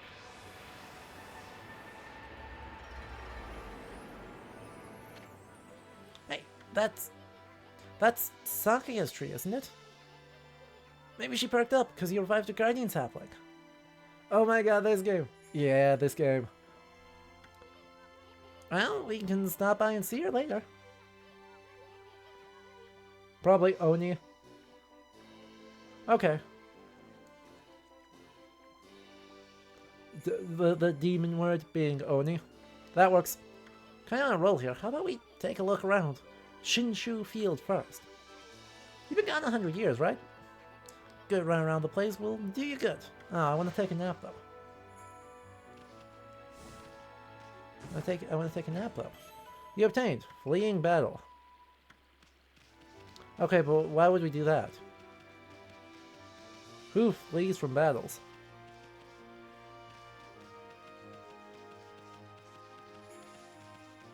Hello. My god. He's beautiful. Oh, let's see, what am I doing again? Oh yeah, I took shelter into the guardian sapling when I heard that terrifying sound before, like a monster growling. Well, this is perfect, it's fate. Why don't I stop shop here? You know where to come when you're sent shopping, right, Pooch? I don't know if you understand this, but here goes. I'd like to ask you a favor. It'll be a cinch with your nose. If you sniff out any nice bowls and dishes lying about, don't just leave them right away. Bring them to me, would you? If any treasures are worth a bit, I'll pay you. Treasures? Found anything like that? And what are you gonna do with stuff like pots and dishes? Hard to sell stuff you work so hard to get to, but don't worry. All the treasures you collect will be cataloged in the fan menu. Have you got some things for me? Let's find out. No, I don't. Womp womp. Maybe if we break some pots, we'll find some stuff. Well, I mean, that was sort of correct. Wasn't actually correct, but that was sort of correct.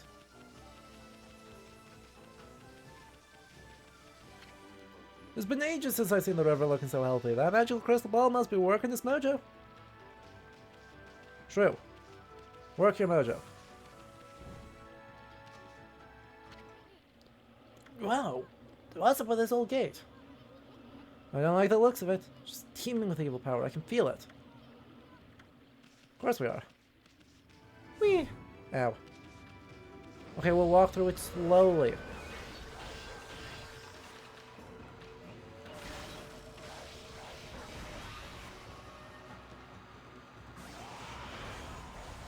Oh, that worked. Okay. Big old combat challenge. Let's go. Heck. That did not work as intended. There we go. Big slice now. Kills both of them now. Or almost kills both of them.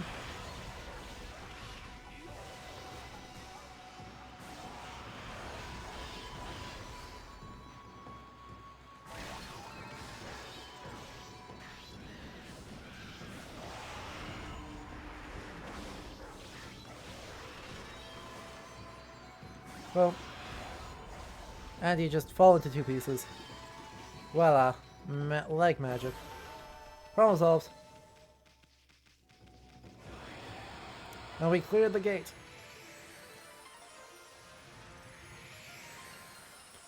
Yeah, there were all sorts of treasures we could do in... So that's it. Those things are gateways to monster lairs. Heard such gates before. They're called devil gates. Those monsters got a lot of nerve building things like that. Let's turn them down wherever we can find them.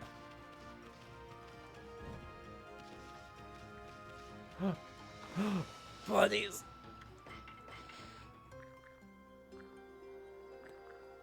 Look at that buddy.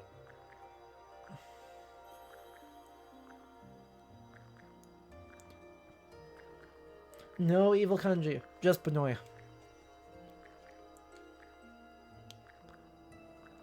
They're so low poly. Those ears are just JPEGs.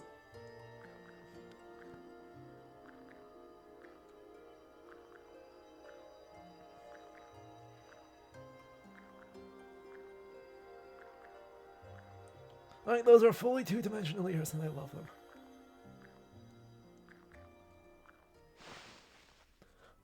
It's in no way, shape, or form a criticism. Some nameless punk, right? Like saying that they have negative polygons is in no way, shape, or form a criticism. It is pretty much just an observation of, oh my god, they're so cute.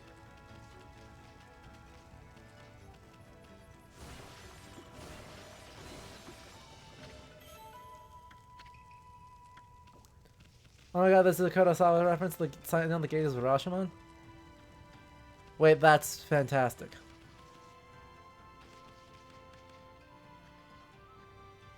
Fun fact, this game was originally supposed to be hyper-realistic, but partway through development they decided to not do that.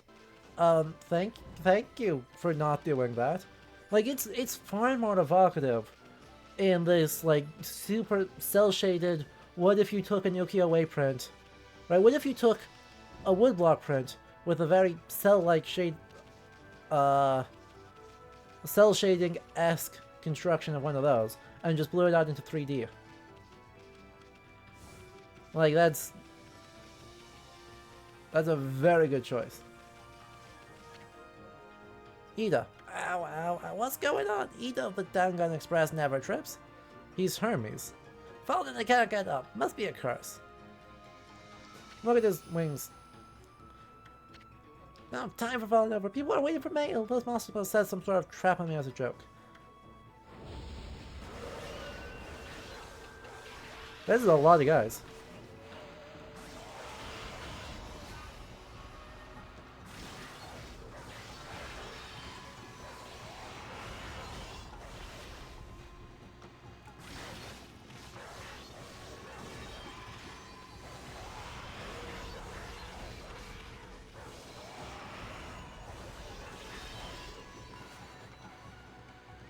Well, get rolled.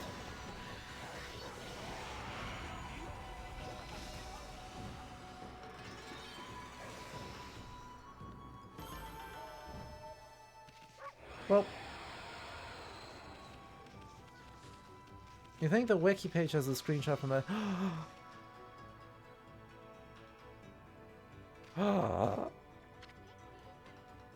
Hey, get a load of this. Get a load of the statue's face.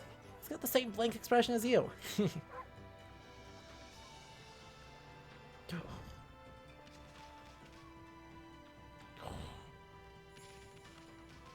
Woof. There's a crack in this wall. There's a faint breeze coming through it. Worth our while to knock this wall down. Do we have the power of... Oh. Oh.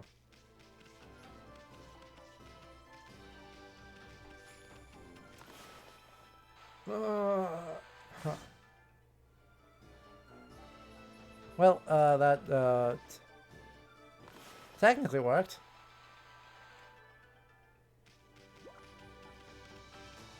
Emphasis on, technically. Come on.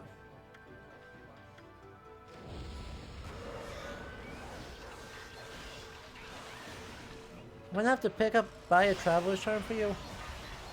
Because you're too...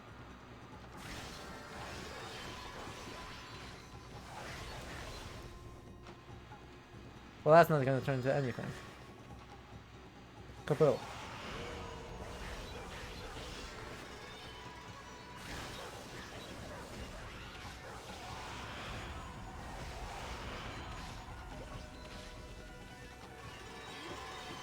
So also when your early development is just okay. Yeah.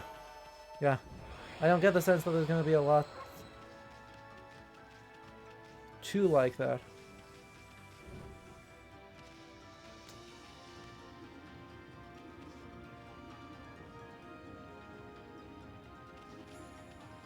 Well, let's go again.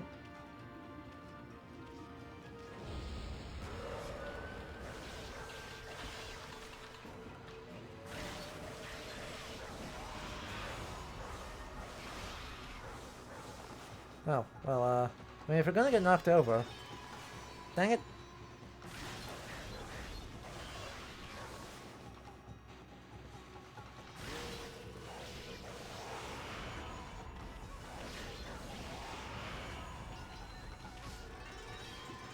Well, that was... Come on.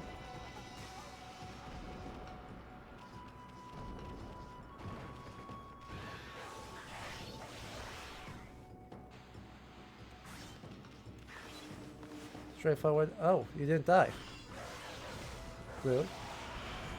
Rude.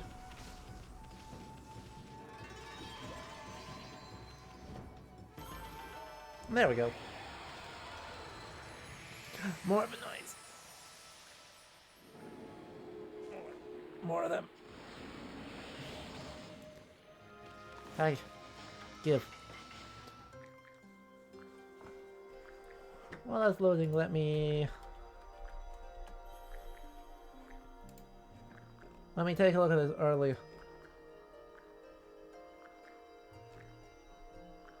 This early development. Oh boy. That early development is not not happening. Nope.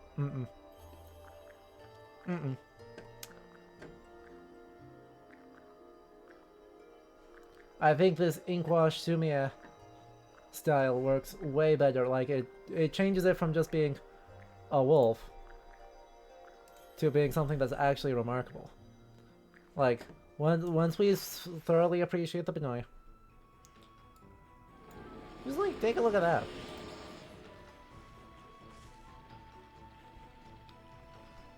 That ain't it. Nah. That fully ain't it.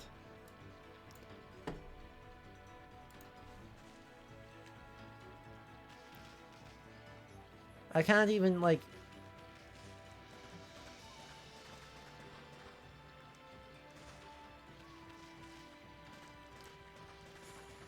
I can't even imagine trying to do it like that. Right, the heavier lines, right, the more printy style lines, the use of like ink wash techniques, all that stuff just adds so much to the vibe that it's completely uncomparable.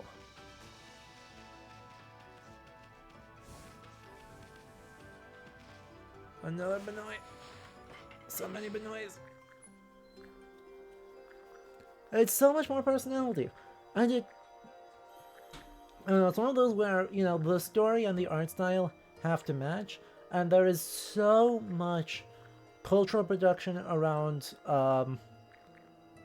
in Japan in the Edo period, around, right, Shinto mythology, and the, right, both theatrical productions, about mythological and legendary figures, and woodblock prints of historical and legendary figures, that preserving that style in a transition into 3D ends up paying off tremendously because, you know, yes, it's dealing with a fairly stereotyped body of emotion or of work, but that's not a bad thing. 2 Pyrotechnist's house. Well, right.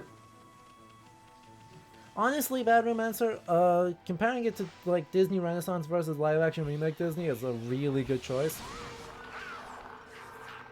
That's a fish. That's a fish butterfly.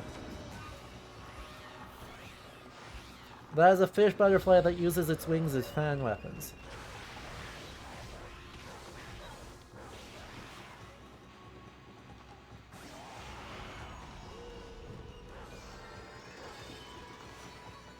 What are the odds that I can just do that and slice off? Oh, that was not too steep of an angle? I can just cut off your wings. That solves that problem.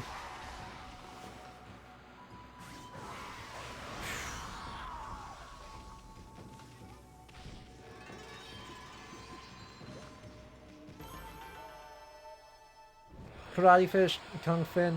Yep, come on. Keep workshopping them, chat. You obtained Legend of Orochi. Yes, quite. Oh. Well, that's the journal. That's not helpful. The hamlet of Kamiki lies nestled...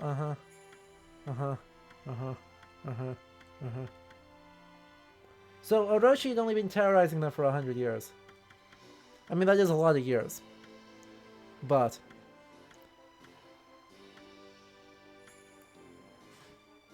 like, that is a lot of people.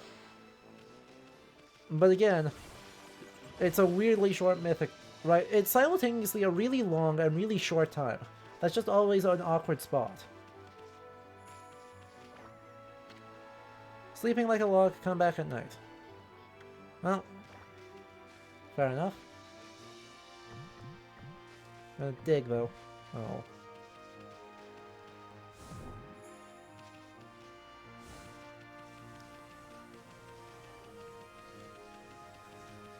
Like 2 or 3 generations? About 3 generations. Right? It's the extreme upper edge of what you can expect living memory to contain, right? That's the way I would just sum it up, is like it's like the absolute extreme end.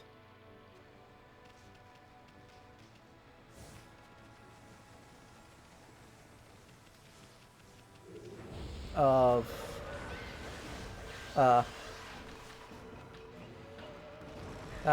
wasn't it. Let's try that again. No. Go away.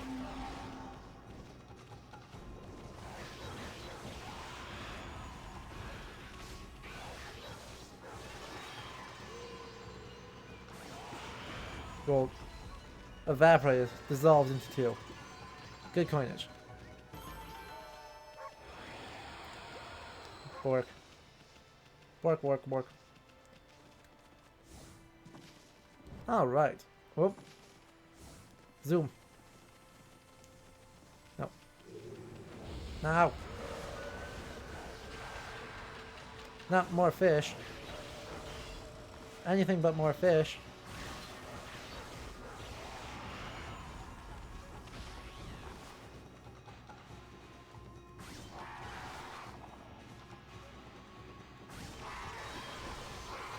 Got rollfish.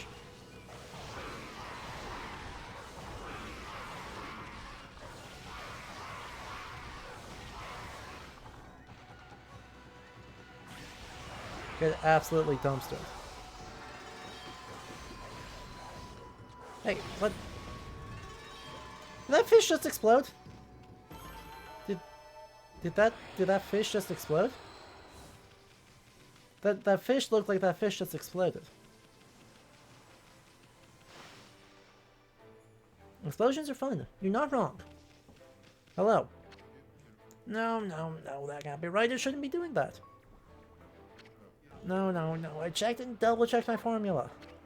No. Hey, you got a minute? Wow, what's this little wisp doing? Hey, what do you call him a wisp? I'm Isun, the wandering artist. Well, you're a little ball of fire, aren't you? I'm Tama. Tama the flaming pyrotechnist. That's what they call me. I feel like you shouldn't be smoking while having a bomb strapped to your head while the fuse is lit. But that's just me. Listen up, you two. I'm just about to set up on a humdinger of a doozy. My voice was incorrect for this person. What do you mean a humdinger of a doozy?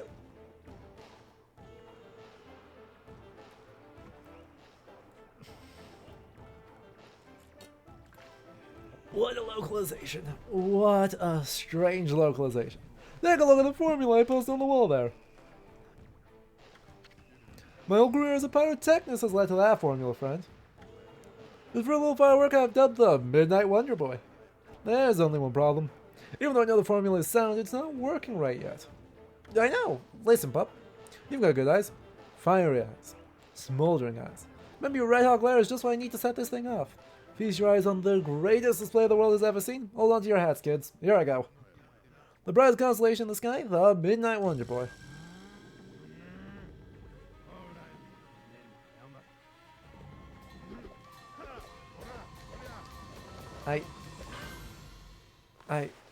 What?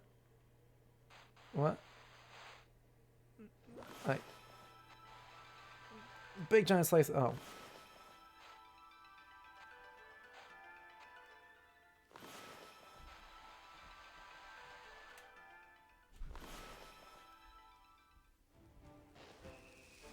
Ah. Wall painting. Fair enough. First you don't see, do it again. Do it again. Banana arches, I'm going for it.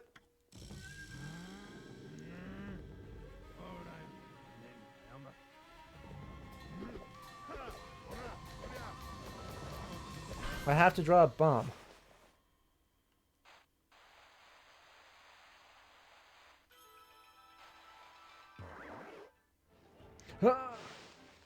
Tamaya!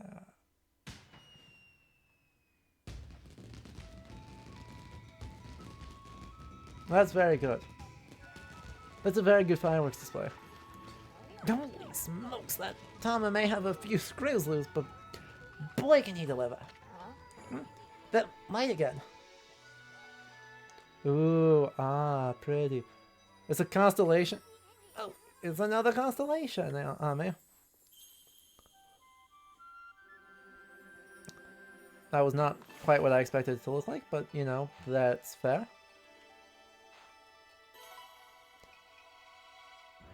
Why is it a horse on a... Why is it a boar on a ball? Why is it a boar on a firework?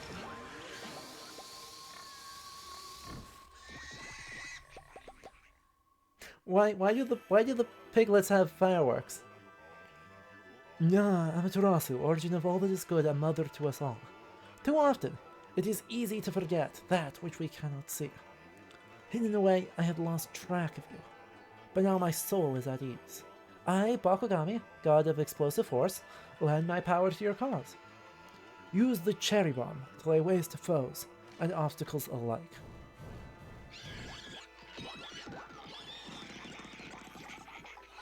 This feels like a mistake.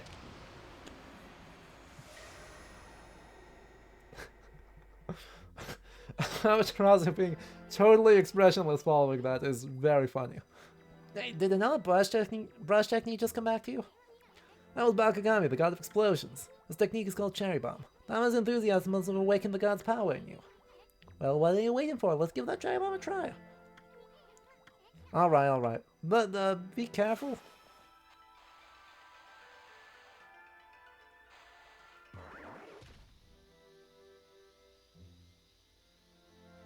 Oh boy. You consumed. Ginseng. Rose burns you with nutrients. That's it. The next time I put it right, I did.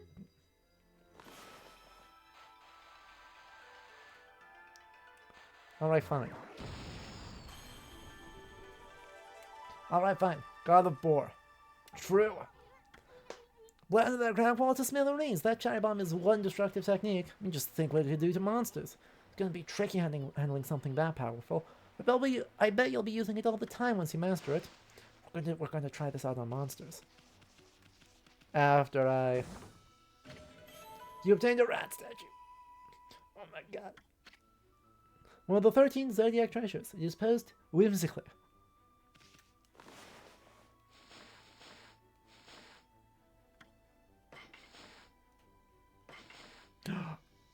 Yes.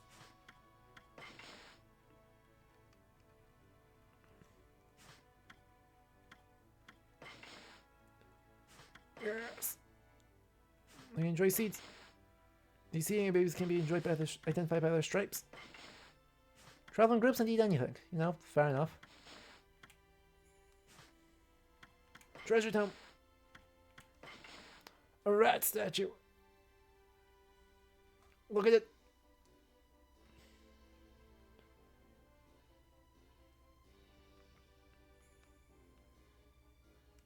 He's got little tiny ears. And who's this story? Dead fish. The transformed spirit of a woman who threw herself into the sea. This demonic fish can fly by flapping its fins like wings. Well, that's depressing.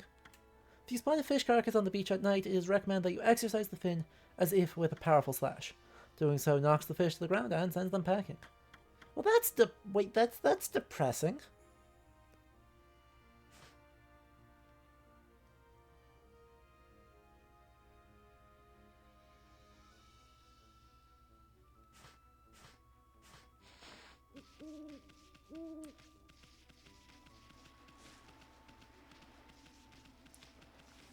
Hey, monsters. Monsters, you're in for a real bad time here. That just showed up behind me. Kaboom!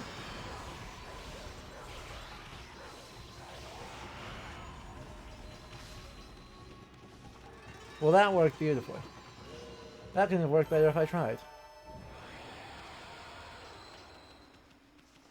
Dig! Digging spot.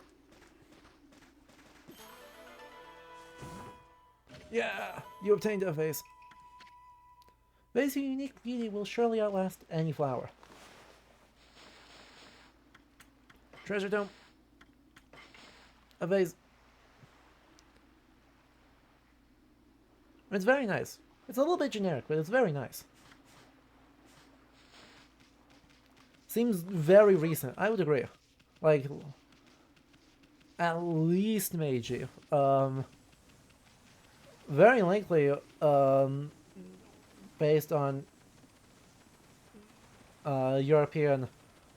European models that are themselves imitations of Chinese models.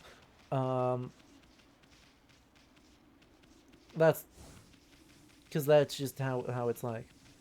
What was it called? Imariware? I don't know off the top of my head because that's not a time period I know all that much about. Local ceramics made for European consumption? Yeah, that would also do it. Really? Really? Figuring out how to place this correctly as apparently an art form.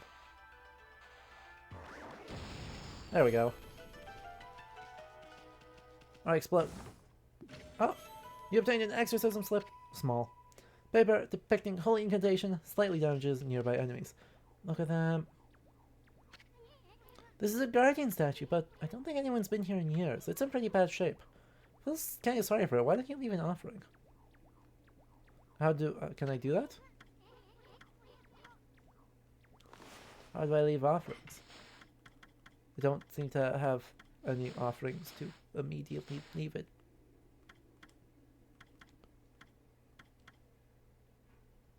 Hmm.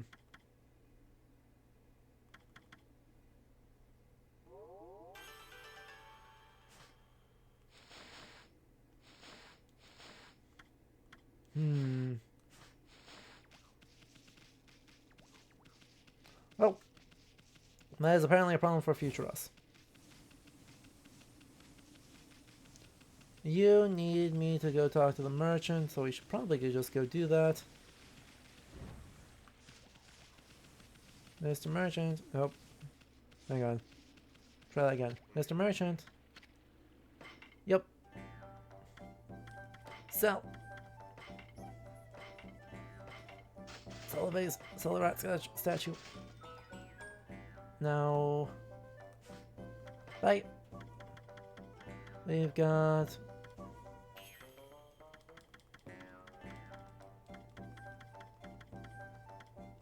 I see. A whole bunch of stuff I don't actually care that much about.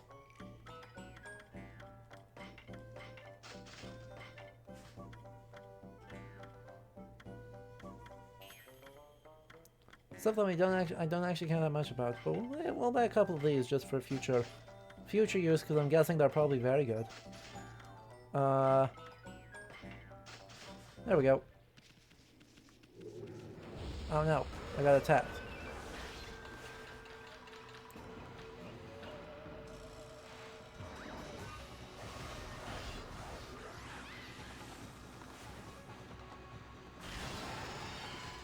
Get rolled. Heck. Watch that, but that's fine.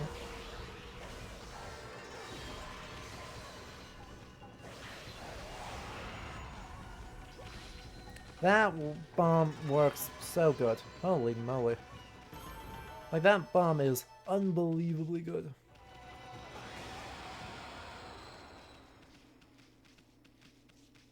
What's this sign say? To Hana Valley. I don't really need to go to Hana Valley. I do need to dig. Hang on. Dig. Heck. Dig. Oh. I can't dig because it's in trouble. The best thing to exercise exercise yokai. Gunpowder. Exactly.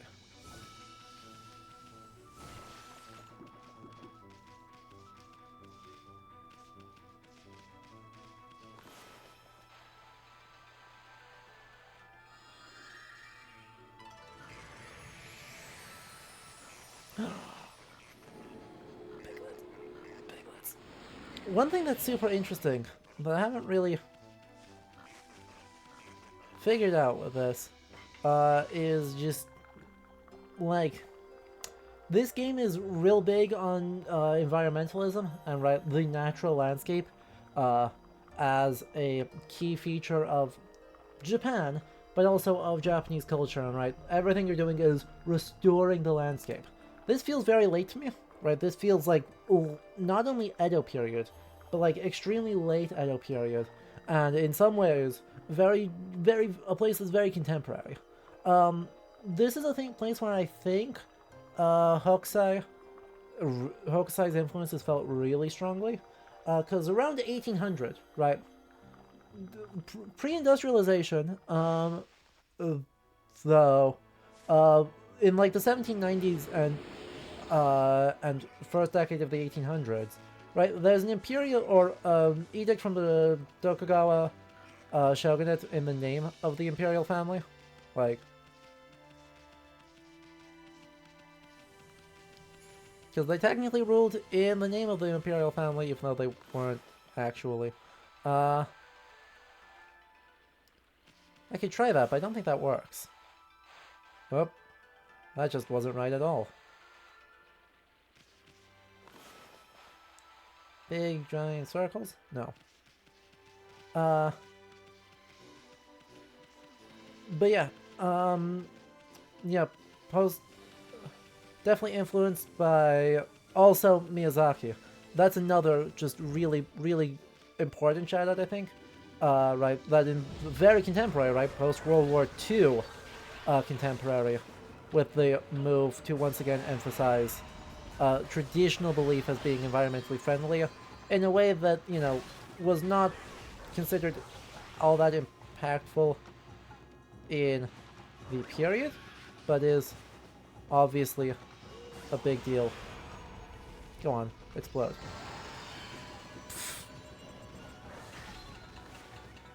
You know what I'm gonna do? Oh, you can roll it around. Oh, that's a big discovery. That is an absolutely enormous discovery. So yeah, right, very contemporary, and justly contemporary, like, hello.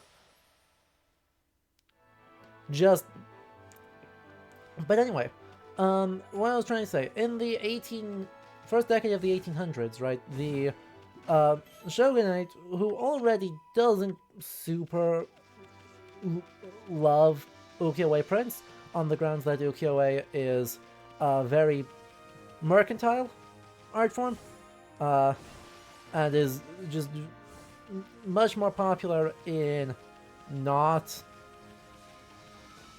is much more popular among the merchant classes than among the samurai class.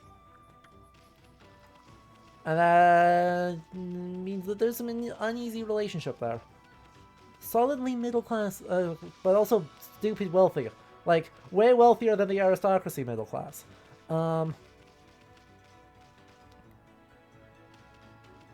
And so, specifically, right, early ukiyo-e really likes and focuses on theater, and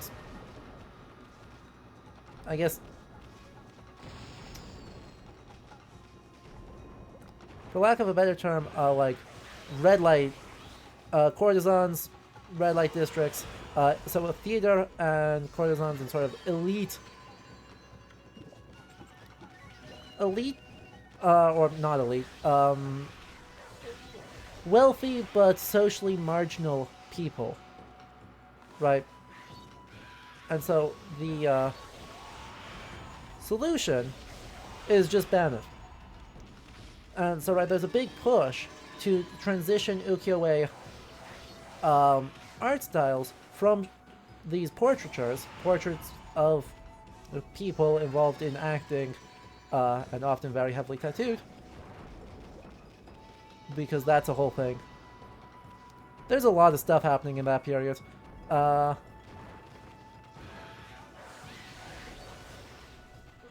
But to change that towards natural scenery. And so the return is, you know, that's where Hokusai's prints of the Tokaido go, right? Of the walking path, the pilgrimage route, of the scenes of Mount Fuji, and all of that stuff, right? A lot of that work comes in the 1800s as a response to this movement and this somewhat coercive attempt to change what ukiyo-e was about.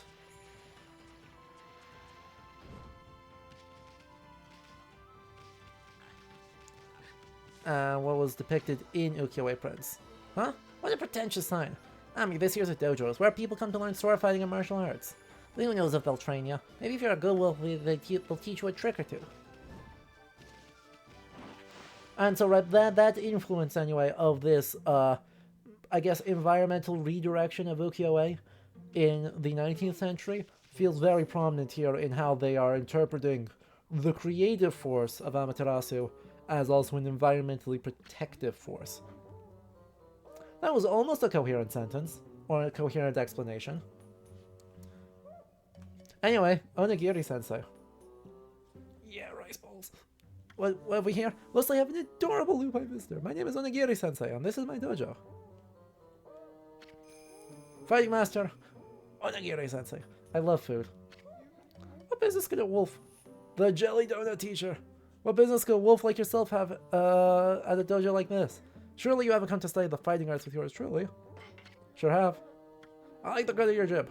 Thank you very much to while away the hours I play with you, but I'm afraid this place is far too dangerous. Of course, unless you can cover the training fee. Yes? Well, I'll be a monkey's uncle. You've got the cash? I see. I suppose I have no choice. Alright, Carbonara Maestro.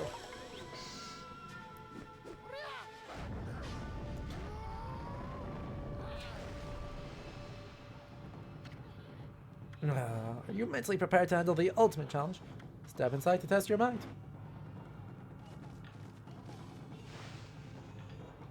True, Professoro? True. Let the lesson begin.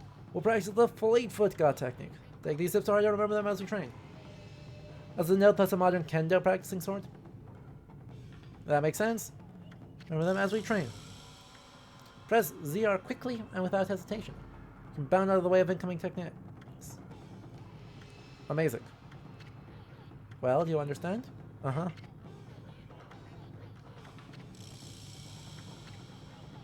Mastered by the best. You must have innate ability.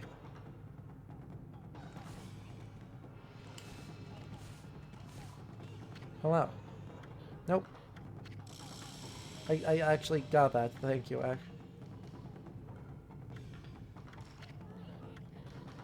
I would need...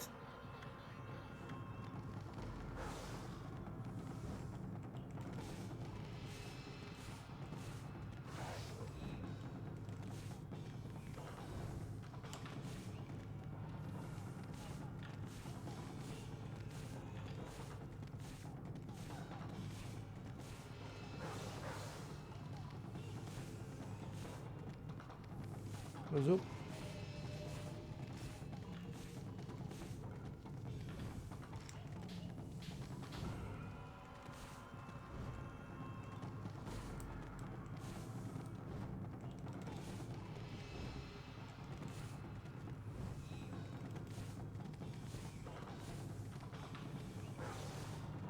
Oh, you can attack cancel. Oh, that's very good. Right.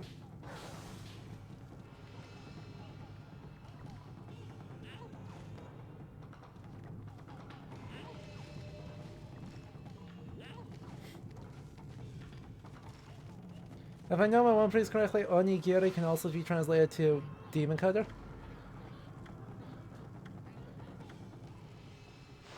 So, his name is a pun. That's very good. I hope it is a pun, because that's a very good joke.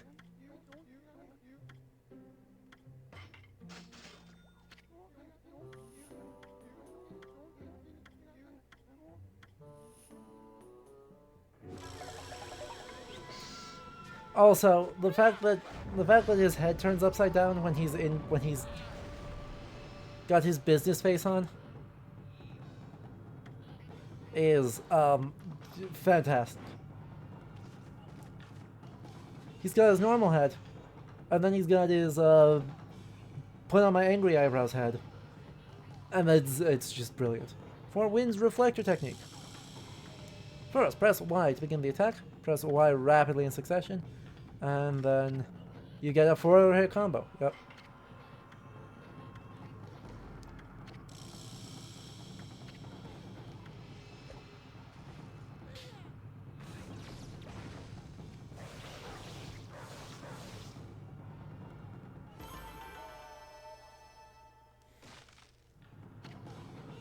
Not bad. Keep it up. Did you just will it back together? Did he just will it back together? What do you mean put more energy into it? I literally executed it perfectly.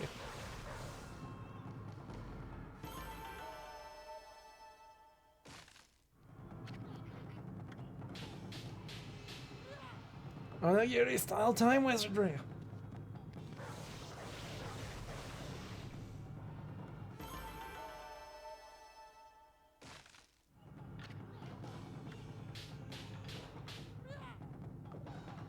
Alright, one more time and then I'm just leaving.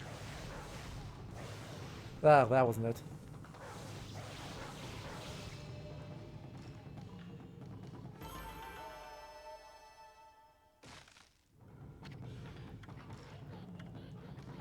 Thank you.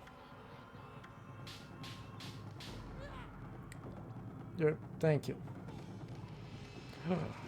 A bone. Amazing.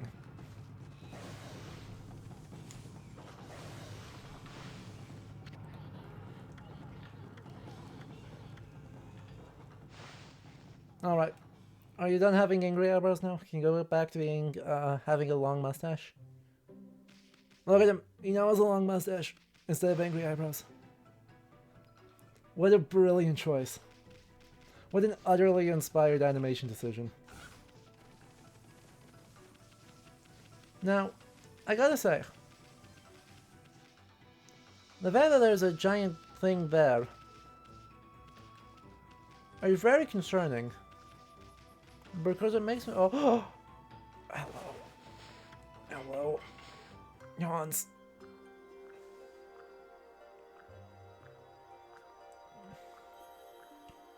I was trying to say, it makes me concerned because I think there's a physics puzzle.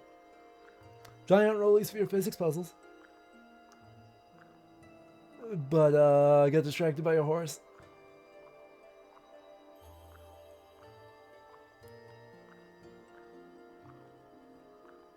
Man, this... It's so good.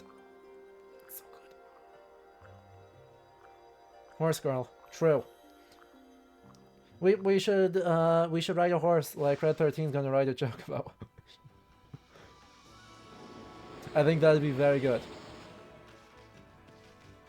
I think that would be just fantastic.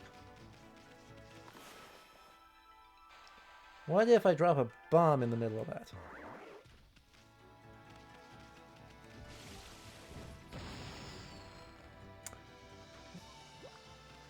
That didn't work. You can't wait for Red 13 to ride that chocobo? Neither can I. I'm so excited.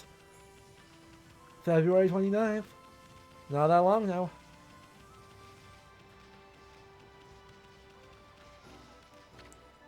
Two pyrotechnics cells. Or two not there.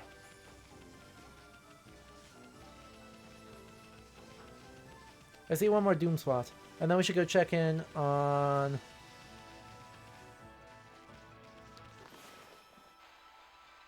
Just draw a circle there.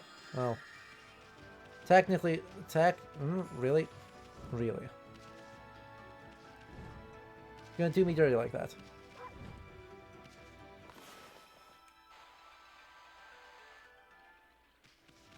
You're gonna do me dirty like that. You're gonna do me dirty. Really? Really now?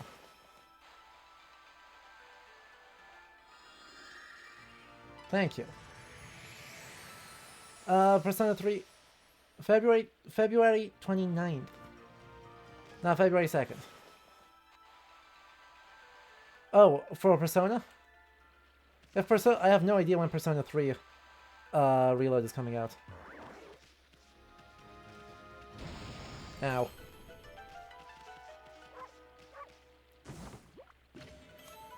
A coral fragment. Yeah. You're choosing to wait until Persona 3 Reloaded FES comes out in 2 years? Smart. Pigs. Pigs. Hey. Hey. Big pig. I'm honestly, like, I mean, I might play Persona 3 Reloaded just for my own sake, but for the most part, I'm much more excited for, Ray Fantasia.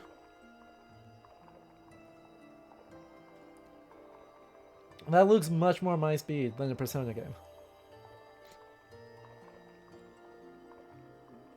Not that I know anything of what's going on with it, but it looks good weird.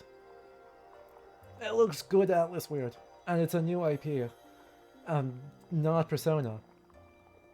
So that'll be something.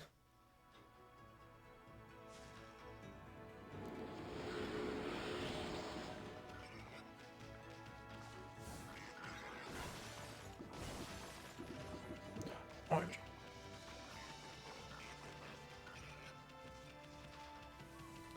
Oh man, that popping though. All right, let's go check. Let's go check back on the village, huh? Whoop. Whee. There's no fall damage confirmed. Happy, highly lethal nightmare pig. Exactly. Happy, highly lethal. Am I heading back to the village? What? Ugh. Fine. That's...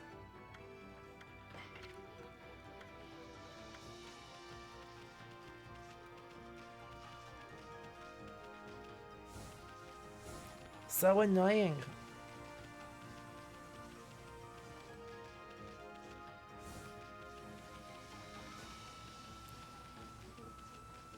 That's completely... Thank dog for no fall damage. True. We have a bless.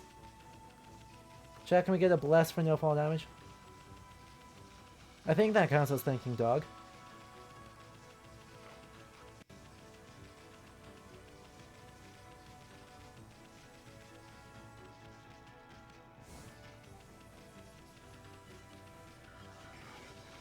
Alright, alright. Ferry between Shinshu Field and Nagata Forest. Is here. The ferry used to run frequently, but it's been out of service ever since the water level dropped. Oh no.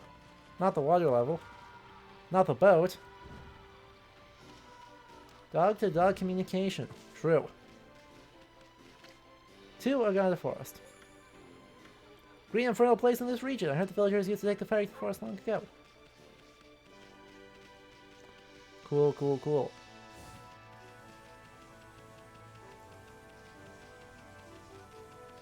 Whee. Oh heck.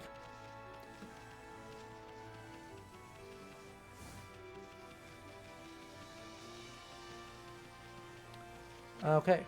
Moon Shrine. People purify themselves here before visiting the Moon Cave. Well, that's probably an important place to go, huh? Moon Cave? We should probably go to talk to them, huh?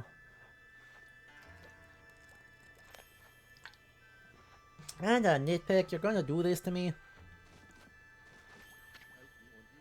Oh, dear me, this is awful. Priest of Moon Shrine Mika. Oh, a most welcome guest has wandered into our shrine. Your timing is immaculate, Wolf. I need to speak with you. Outside is Lake Harami, Nippon's largest lake. In the middle of it, there was an old shrine called the Moon Cave, but it's completely disappeared. Vanished into thin air. It enshrines the wicked demon that Nagi and Shiranui once defeated. It housed Tsukuyomi, the fabled sword that keeps the demon at bay. Okay, one nitpick is I actually don't love that they make it the moon sword, right? That they just use Susanoo's older brother and just yoink, even though there's very little known about him, because there's just the two main sources have him in like 3 paragraphs, and then is like Amaterasu got mad at him and said, "You shall never see me again," and that's why there's a day and a night. And I'm not really sure what it's doing as a sword in this iteration of the story. It's not like there's a shortage of other fabled blades. And even if they had called it like a 10-span sword, right?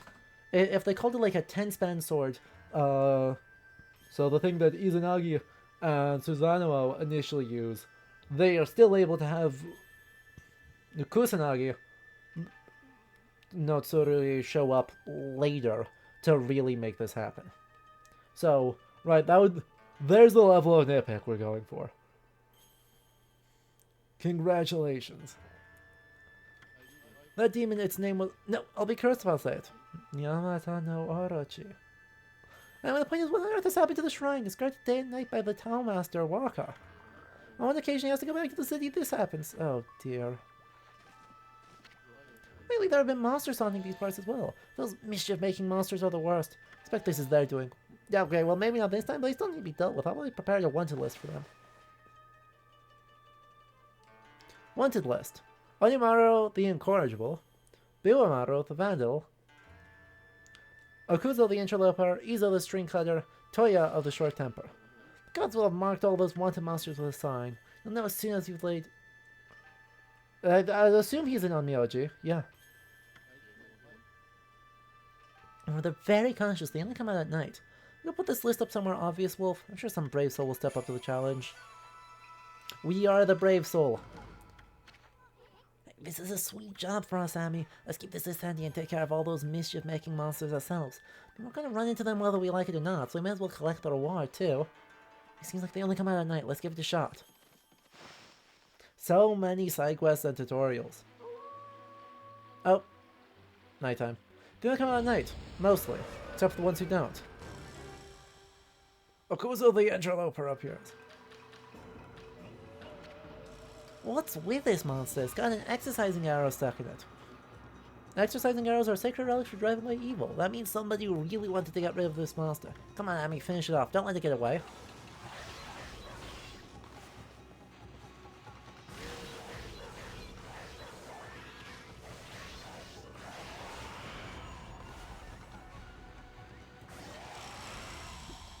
Okuzo the Interloper defeated. Oh, I sure wonder what the Biwamaru demon is gonna be. Uh-huh.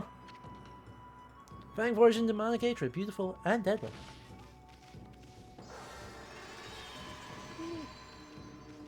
Whoa. We got a bunch of Kobans. And those. That was one of those monsters from the Monster Notebook, and we just happened to find it. Boy, you'll never know what you'll find next. Go ahead and strike the nail off the list with your brush.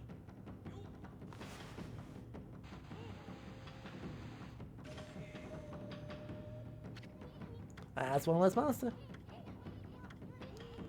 Uh-huh. Once you've beaten everyone, go see the priest for a reward. Anyway, Mooncave's not here. Oh no. Never mind, Mooncave's still here, it's just super cursed. Huh? We passed into the shrine gate and followed the narrow path, so where the heck's the Mooncave? It should be right here. Huh? What's with that big old mountain over there? Since when did that appear in the middle of Lake Harari? They said the Mooncave where Nagi slew the legendary beast. But that huge mountain is way too big for the Mooncave I remember. But just look at it, it's massive. Well, impending doom and darkness, and we're gonna go side questing for mischief-causing monkeys. Right? Right? Right, chat? That's the takeaway here.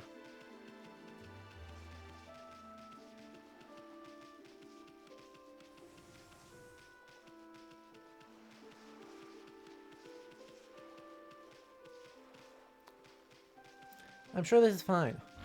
Now, what the heck? Some kind of barrier here. Never seen one so powerful before. We'd be better off staying away from this thing. Well, I'm sure it's fine.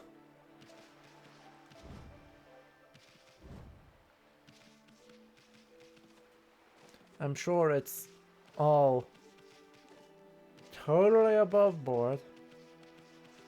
I wonder what the barrier is keeping inside. No, come on. Couldn't be keeping anything inside. What are you talking about?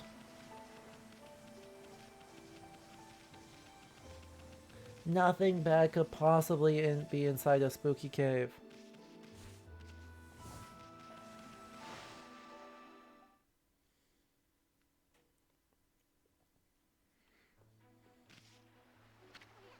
Well, I think we've seen all about there is to see here in Shinshu Field. Maybe it's time we check down Sakia back in Kaguya Village. I think I was trying to do. We'll get into some fights on the way, and then we'll go check in, and then we'll be done. Hey. Not a...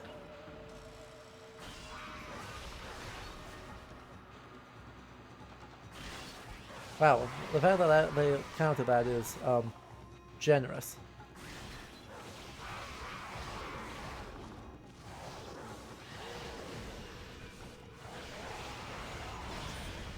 Ow.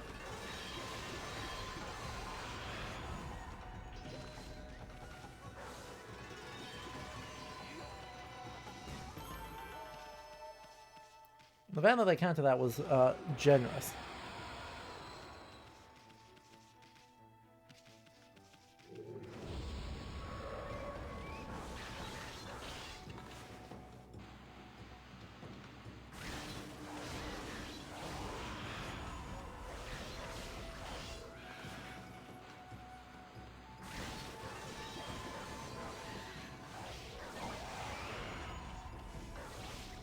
Hey, stop playing the flute. No flute playing. Only I flute play. I don't have the right type of flute, though.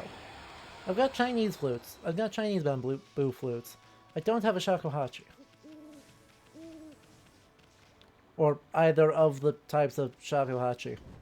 There's more recorder-like ones, and there's more...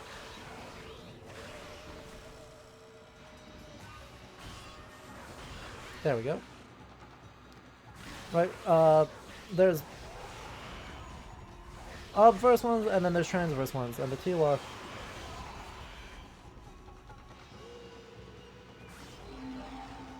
Nope, that didn't work. They get rolled.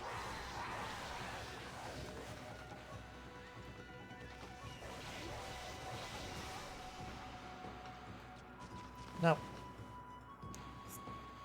Stop it. You're not welcome. Stop it. You're not welcome. Alright, have a good night. My name is you. We are just about done with stream anyway, so you're not going to be missing too much. But I hope you have a lovely rest of your night, and I appreciate you stopping by. Hey, get over here.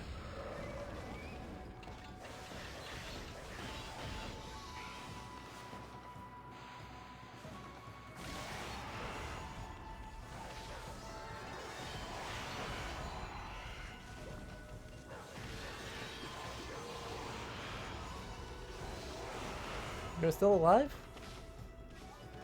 Okay, well, that solved that problem. I was like, what do you mean you're still alive? And then they weren't, and that solved that.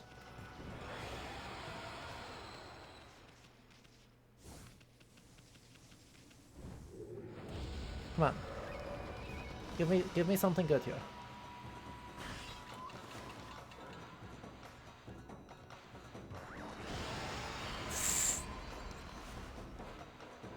Yeah, that worked.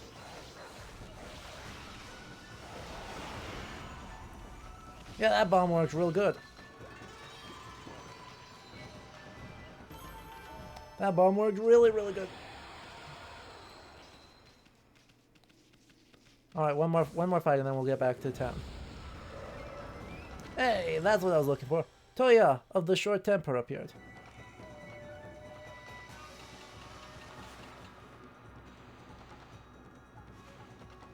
Really? That didn't count. Okay, let's try that again. So, circle with a guy through it. Explodes. Commits great murder. Cuts you into pieces. And voila. Toya of the Short Temper. Defeated.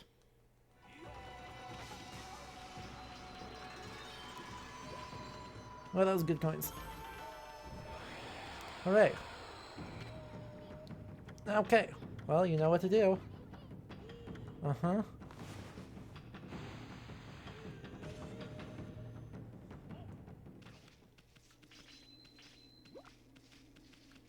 We're so good at this.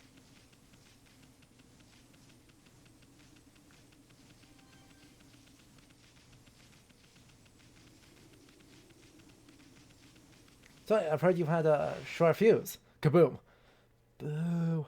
That was a very good pod. That's a very good pod.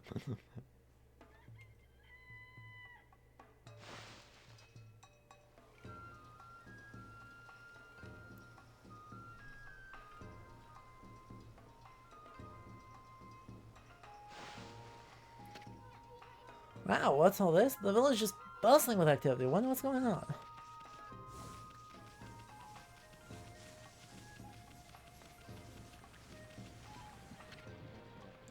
What a joy to see life returning to bloom. Just 15 more to go.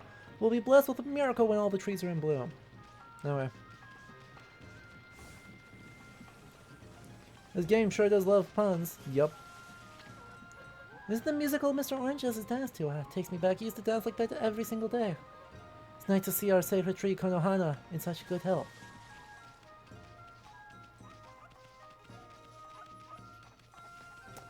So I wonder if the house with the giant orange on it is Mr. Orange's. Mr. Orange. Mr. Orange? Nothing to eat here. Really? Really? The giant oranges are completely inedible. Apparently the ginormous oranges are just literally, completely, and entirely inedible. That's brilliant.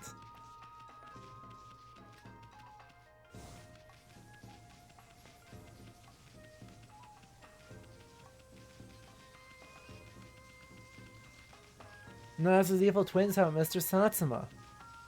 True. How did I not realize? Birds.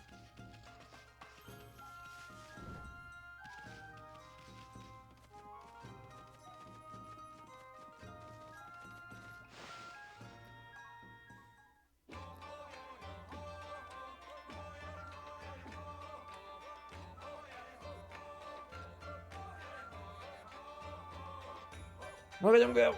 Dancing must shadow. Wait, he's got the schmooze! Ah, you're that unruly white wolf. That was quite a toss you gave me. Well, I respect animals and their customs, but anyone who causes trouble in this village shall be dealt with harshly.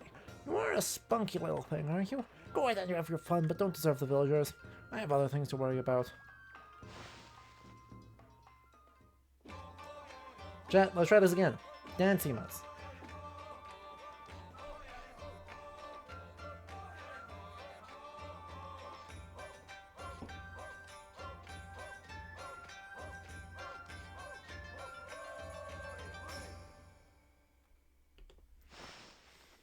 There we go.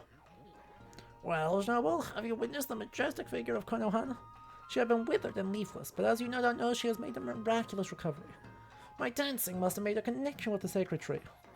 However, she still won't respond to my questions. Perhaps her evil plague spirit has ascended to heaven? No, it cannot be. But if it has, my secret Konohana's shuffle shall summon it back. It's some kind of dance? Now you're talking, Gramps. If only I could harness the power of the earth.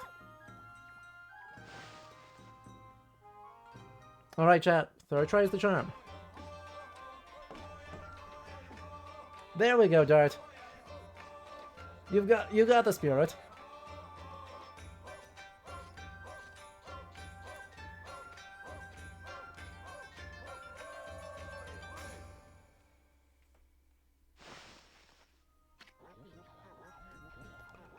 Come to see the Konohana Shuffle, have you? Well, I don't expect my dance to have any effect right now. I need the power of the earth to save the sacred tree spirit. That's the only power I know that can restore all our withered trees. If I were to perform that secret dance, I would never again. Oh, just look at me. I've become so gloomy in my old age. Save the Konohana Shuffle till after all of our trees are restored. I see.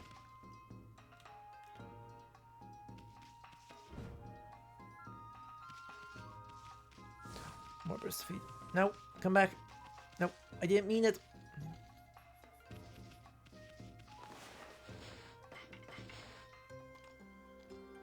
There we go. Look at those 2 frames of animation. Bop, bop, bop, bop, bop, bop.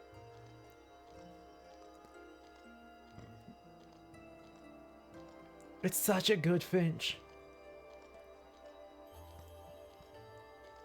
There's absolutely nothing to it and it's just perfect.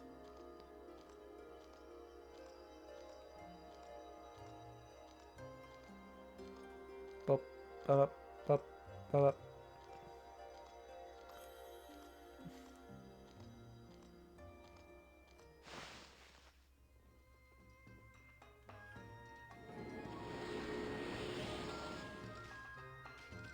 Alright, let's go down the tree again.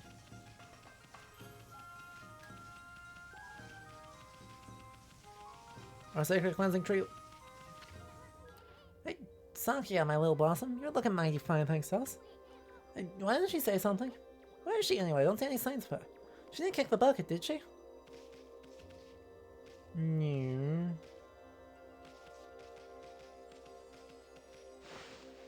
Hopefully not. That would be real bad, actually. Point of fact. That would be bad news.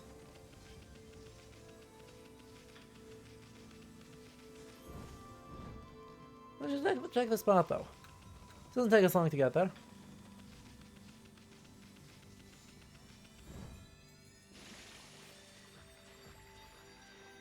Or it shouldn't.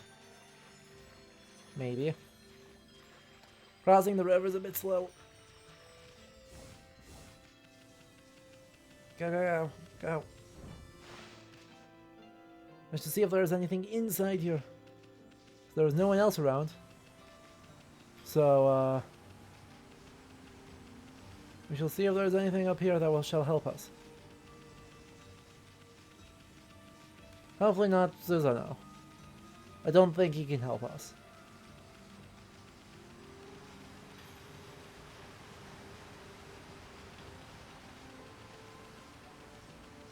Otherwise, though, we just gotta run real fast. I mean, luckily movement in this feels real good. But, I was hoping for a little bit more. I was hoping that would actually be useful. And it kind of wasn't. Huh. Well, we tried. I had one idea, it didn't work, I'm out of ideas. Let's go all the way back where we came then. Maybe not jump off the edge of the world. That sounds painful. Whee.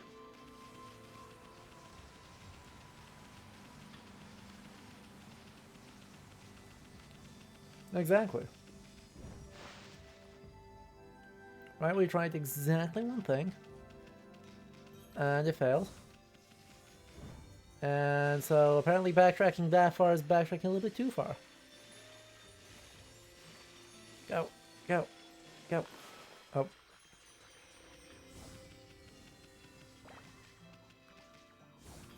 Guess let's say wave hi to the dragon. Alright, well, hello. Goodbye. That wasn't it either. Try 1.5 whole ideas.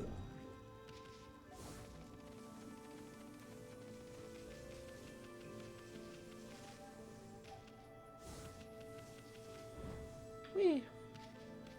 Sprung. And...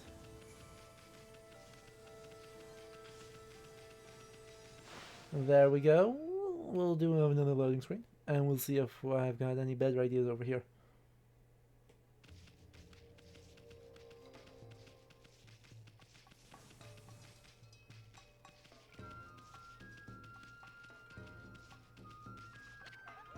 So this, the tree suddenly burst out in leaves. I know, I saw it too.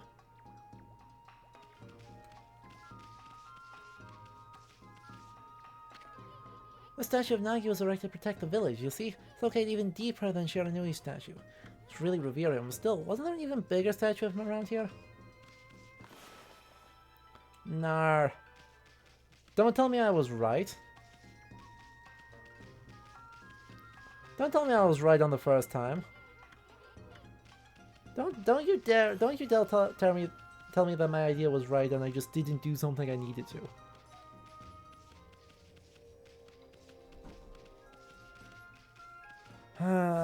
Fine. Fine. I'm amazed. Easton has managed to say nothing useful the entire game, and then when we actually would appreciate being like, yeah, you did the right idea. Just running fast. All the way to the end here is exactly what you need to do. And it's like, we're gonna be silent now. We're gonna make you swim across this at slow speeds. Gotta backtrack my backtracking, exactly. And is that a bit weird? Maybe. But, luckily, it's mostly just a little long, right? Hopefully they don't make us do this trek too many more times, because that could get a little tiring. But for right now, we're still okay. We're still feeling good. We're still able to do a bunch. We're still running fast.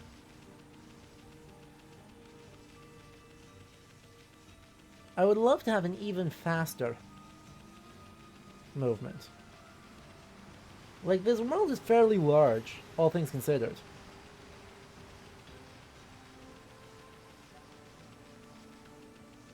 So I'd love if there was just, like, a lot of oomph, too.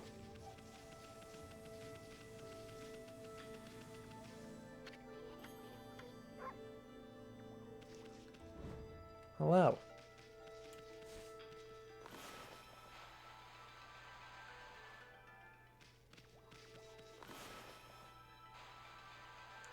Don't. No?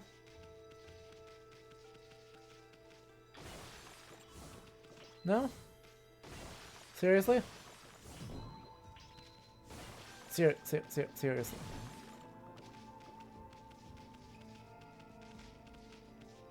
Why did they say, hey, wasn't there a bigger one around? Like it was a hint. Right? Like that was a hint, right? Somewhat transparently?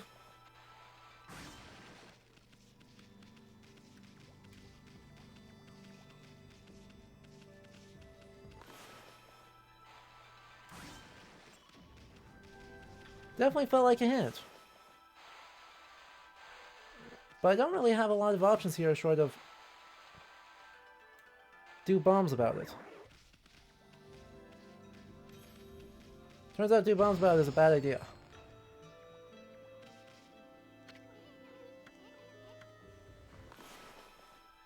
There's nothing else to fix here.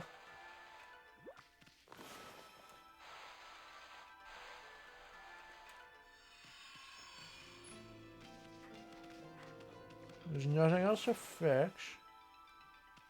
Well, the fact that he has no leg. I would think that that would be like a, hey, you know, do bloom somewhere. But no. Well, it's a mystery. It's a mystery, so we'll head back down the hill one more time.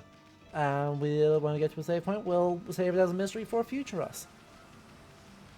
I think that's my answer, is that it's future us's mystery.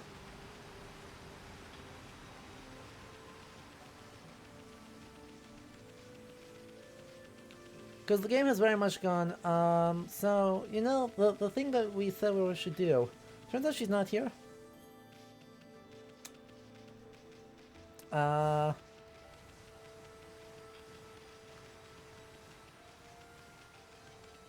So there's two options I've got, which one is during the dance that we need to do a bloom. And option two is, I don't know.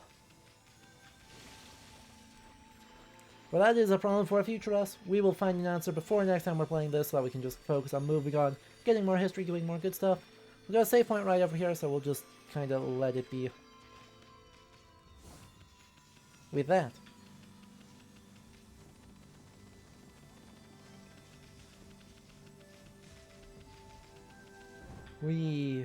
Boink. Okay, save point.